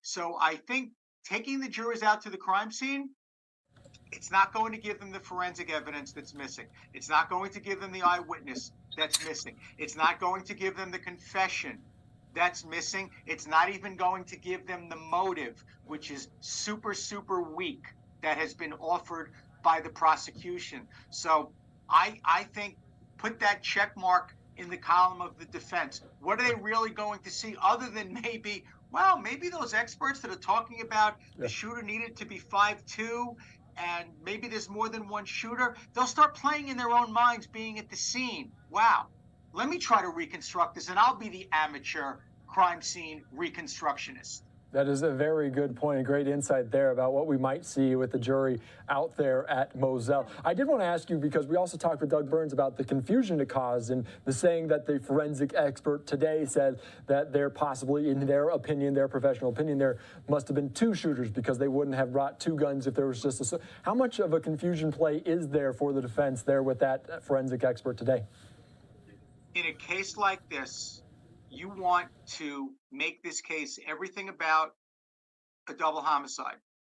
The defense has done a pretty good job of that by shifting the focus from this being a homicide trial to a financial crime and fraud trial. He's not on trial for that. So now, if you can start raising questions, aside from sloppy police investigative work, aside from no confession, no eyewitness, lousy forensic evidence, including a T-shirt that was mysteriously destroyed, footprints that couldn't be identified or identified as a police officer's, 1 million people rummaging through what should have been a crime scene, rain, and Paul Murdoch's lifeless body and his brains being left in the rain. So you have a compromised crime scene. You take all of those things, and now you've got experts talking about, well, the shooter was somewhere between 5'2" and 5'4". Now you have, based upon the fact that there was more than one weapon and the size of these weapons and the fact that the shooter, him or herself, could have been injured as a result of the blowback. So much here. Mm-hmm. These jurors are going to be left to say to themselves, do I have enough information to conclude that this man is someplace beyond a monster? Yeah.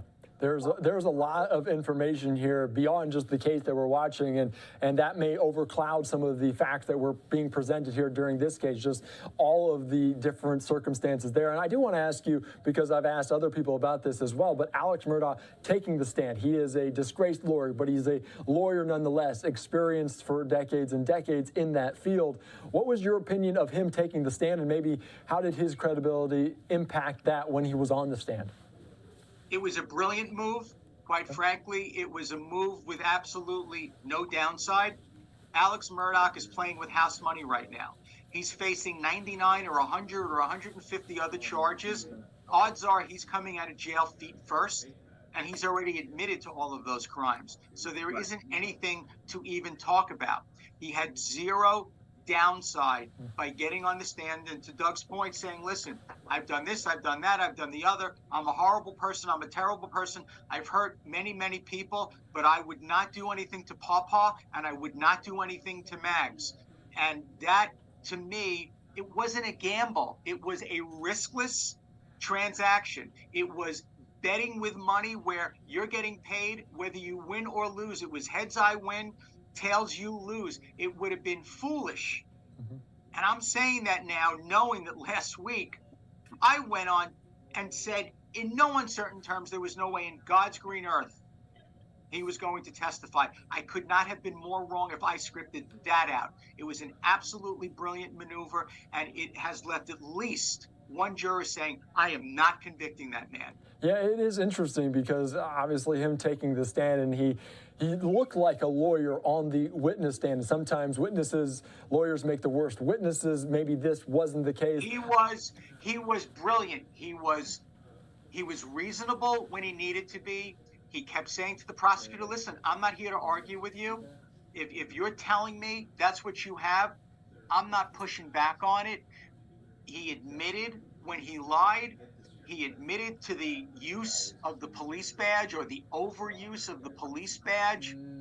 He was emotional when it was time to be emotional, so much so that there was snot running down his nose, to quote Ian Anderson from Jethro Tull. I mean, it was an absolutely masterful performance. And I say performance tongue-in-cheek because it may very well be that a double murderer put on a masterful performance. Remember, you're right. He's a lawyer, a generational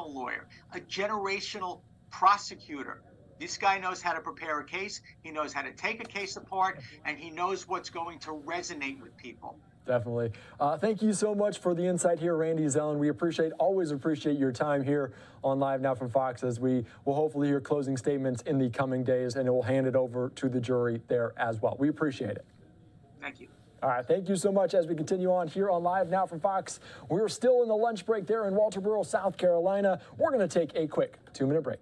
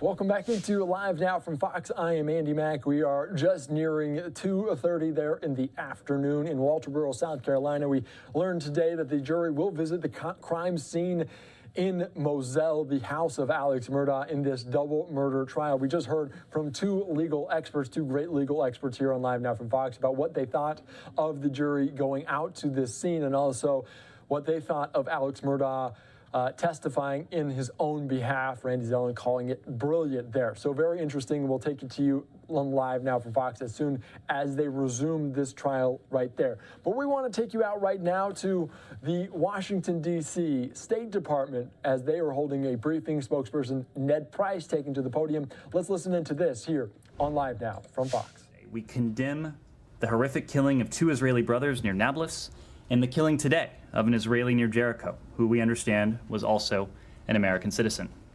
We express our deepest condolences to all of the victims' families and their loved ones. We also condemn the wide-scale, indiscriminate violence by settlers against Palestinian civilians following the killing. The attacks reportedly led to the death of one Palestinian man, more than 300 residents injured, 4 seriously, and the torching of an estimated 30 Palestinian homes and cars. These actions are completely unacceptable. The United States extends its deepest condolences to those affected by this violence. We appreciate Prime Minister Netanyahu and President Herzog's statements calling for a cessation of vigilante violence. We expect the Israeli government to ensure full accountability and legal prosecution of those responsible for these attacks, in addition to compensation for the lost homes and property. Accountability and justice should be pursued with equal rigor in all cases of extremist violence, and equal resources dedicated to prevent such attacks and bring those responsible to justice. These events underscore the fragility of the situation in the West Bank and the urgent need for increased cooperation to prevent further violence. That is exactly why the United States joined Israel, the Palestinians, Jordan, and Egypt in Aqaba. It is imperative that Israel and the Palestinians work together to de-escalate tensions and to restore calm. The United States and our regional partners will continue to work with the parties to advance the commitments made in Aqaba, and in the meantime, we call on everyone to refrain from actions and rhetoric that further inflame tensions. As we've said repeatedly, Israelis and Palestinians equally deserve to live in safety and security. With that, happy to turn to your questions. Michelle. Pick up on that. Sure. So the Israelis arrested a handful of these vigilantes and then have released most of them. So I'm wondering if you're satisfied with the Israeli response to that settler violence. There's an ongoing investigation. We wouldn't want to get ahead of the investigation, but we think the equal administration of justice is important. It's important in every context around the world. It's important in this context. We want to see full accountability and legal prosecution of those responsible for these attacks and for compensation for those who lost property or were otherwise affected. And in the pursuit of that accountability and justice, we believe it should be pursued with equal rigor in all cases of extremist violence. And with that in mind, we believe there should be equal resources dedicated to the pursuit of that justice. Yes? I noticed in your tweet yesterday you referred to the shooting in which 2 Israelis were killed as a terrorism, whereas the settler violence was separated. Was that deliberate? And if yes, how do you differentiate or decide when to use the word terrorism versus when not to? I think it's best not to parse and to go into definitions from the podium. We are condemning the extremist violence that we've seen over the past couple days. We issued a very strong condemnation of the killing of the Israelis that we've seen over the weekend.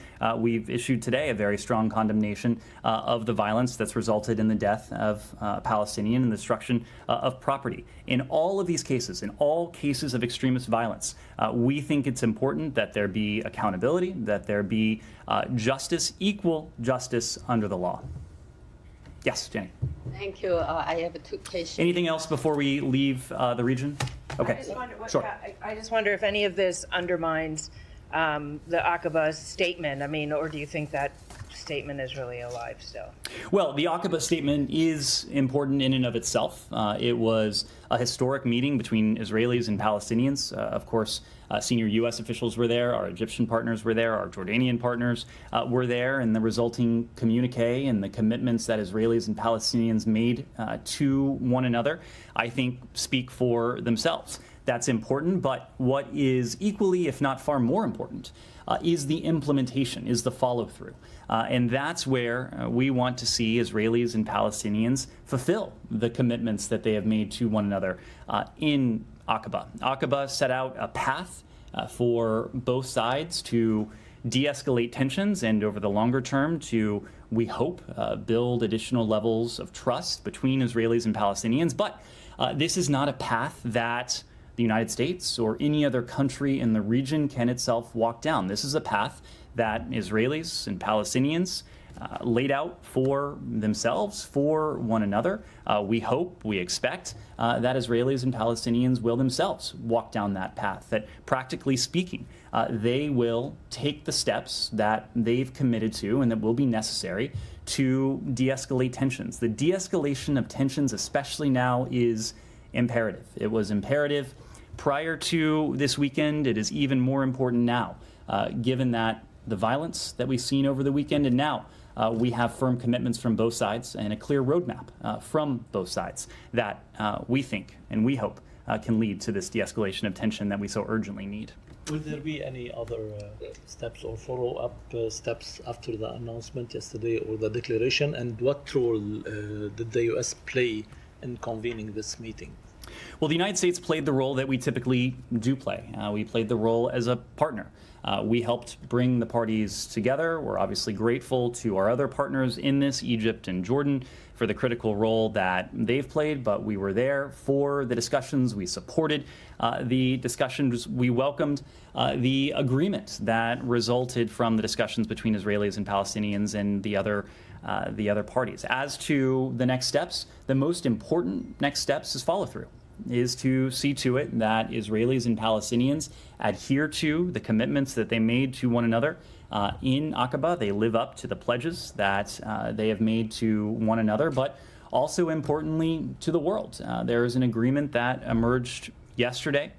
It's important that it emerged publicly because the entire world is now able to see what the parties agreed to, and the entire world will be able to determine for themselves whether there is broad adherence to what was agreed to in Aqaba. That's certainly something we want to see because we... You're listening into the State Department briefing here on Live Now from Fox with some live looks from around the country. We're going to take a quick 2-minute break here. What is precisely necessary, and that is to engage in de-escalation, to de-escalate tensions, and over the longer term, we hope to build trust. Anything else on the Middle East? Relaunch talks between Israel and Palestinians was on the agenda yesterday in that meeting, or? Yesterday's agenda was fairly narrow in that it was aimed at de-escalation. We think the communique that emerged from this session was a concrete manifestation of the desire of the parties represented at Aqaba to see de-escalation. This is not about setting out an entire path forward to a negotiated two-state solution. That is something we still believe in, of course. But what is most urgent, what's most imperative at the moment, is that the parties themselves move forward with these steps that will, in the first instance, de-escalate tensions. Yes, go ahead. Can't you do something to make it imperative, since it's been proven that the two parties were not able to do what you would like to see happening in terms of de-escalation and so on? So do you have anything to make it imperative? Well, the parties and much of the world recognize that it is an imperative.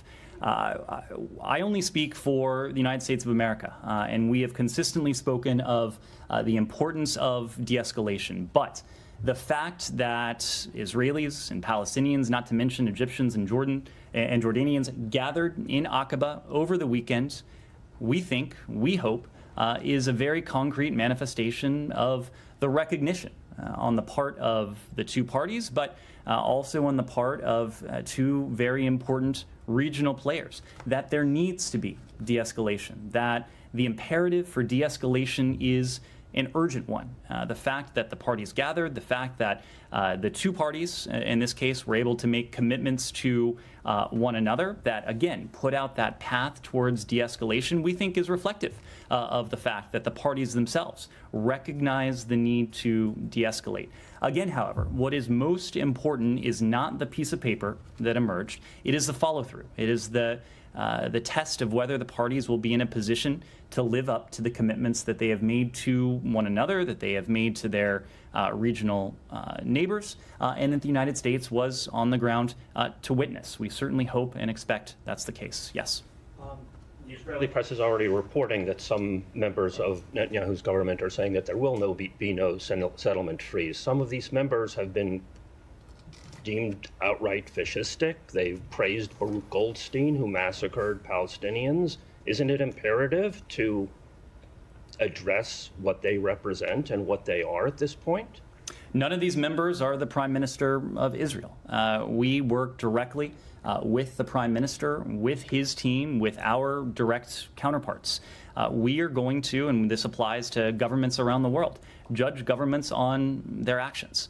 We think it is important that Palestinians live up to the commitments they made at Aqaba. We think it's important that Israelis live up to the commitments that they've made at Aqaba. Frida Parsi of the Quincy Institute just had a piece charging that the Biden administration has effectively given Israel a green light to possibly attack Iran. Is the administration in any way, shape, or form tacitly giving Israel a green light to attack Iran, and what would the administration response be to such an attack? I'm happy to come back to that, but before we move on to Iran, anything else on ISPAL? Yeah, I do. We need to move around. Yeah. Is your reading of that Aqaba statement a settlement freeze? Because I think Bibi Netanyahu also said that it was not a settlement freeze. The statement that was issued yesterday is one that the rest of the world can read. We think the statement speaks for itself. The Israelis agreed not to discuss any new settlements for at least 4 months, and not to discuss authorization of any new outposts for at least 6 months. Just as we expect the Palestinians to live up to their commitments, we expect the Israelis to do the same. Anything else? Yes, go ahead. One final question on this. Palestinian commitments, what are those Palestinian commitments? The statement at Aqaba is a document that the entire world can see for themselves. But it doesn't mention what the Palestinian commitments are. But this is a communique that was signed onto by the parties themselves, so would refer you to that statement. Janie, I know I called on you, and then we'll come back to Iran. No, Thank on you. Israel. Thank you very much. Sorry. Yeah, thank you. We'll take a couple more questions on Israel. Go ahead. Yeah, there is 2 reports. One of them says they agree to hold discussion on building more settlement, and the other one it says they agree to stop construction. Which one is, do you think, the true one, the real one? The real one is the statement that was issued yesterday. This was a statement that was signed onto by the parties that you can read for yourself. We issued it from here, from the State Department. There was a statement from the White House yesterday welcoming the communique. That was agreed to at Aqaba. That's the one that we stand behind and that we hope and expect the parties will fulfill when it comes to their commitments. Yes, final question on this? Yeah, I asked you about apparent Israeli violations of the Arms Export Act a week or 2 ago. And you said you weren't familiar with the laws that would cut off funding to any state that was a nuclear proliferator. Do you have anything further on that? I believe the team provided you some additional background on that. As in the past, we're just not in a position to comment specifically on this. Would refer you and any questions you may have on this program. How do you expect to have any credibility on this subject when you can't even acknowledge that Israel has a nuclear weapons arsenal? Again, I just don't have anything to offer on this. We'd refer any questions to the Israeli government as a practice when it comes to just about any country, certainly any partner. We don't speak in detail to the capabilities, to the programs of partners around the world, just as we would expect they would not speak to ours. You're referring me to the Israeli government about their own nuclear program. That's correct. About their own nuclear program. You can't acknowledge that Israel has a nuclear weapons program. One is China, one is North Korea. Do you know what kind of action did the Chinese government summon the U.S. consul to Hong Kong? I'm sorry, what was the question? Do you have anything about the Chinese government summon the U.S. consul to Hong Kong?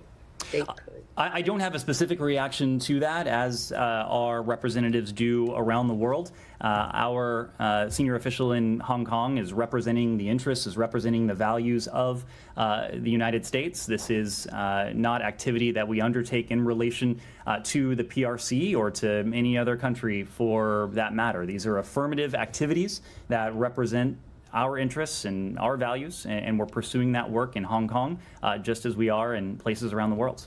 North Korea has declared that if the United States continues to treat them hostilely, it will be considered war. How would you comment on this? I'm sorry, it would be considered? Yeah, if the U.S. continue to treat them hostilely, it will be considered war. Janie, you know that we don't respond to provocations and we don't respond to propaganda. We have made our position on the DPRK, I think, crystal clear. We have a policy of seeking to bring about the complete denuclearization of the Korean Peninsula. The DPRK's nuclear weapons, its ballistic missile programs, pose a threat not only to Americans in the region, but of course to our treaty allies, to whom we have an ironclad security commitment. It is the DPRK that time and again, at an unprecedented rate, has engaged in provocations, including multiple tests of ICBM systems, other ballistic missiles, and other provocative activities that have posed a threat to peace and security in the Indo-Pacific and, in some ways, even well beyond. Even as we have pointed out, the threat that we and our partners in the region face from these programs and these dangerous provocations, we've made very clear that we have no hostile intent towards the DPRK. That is also why, for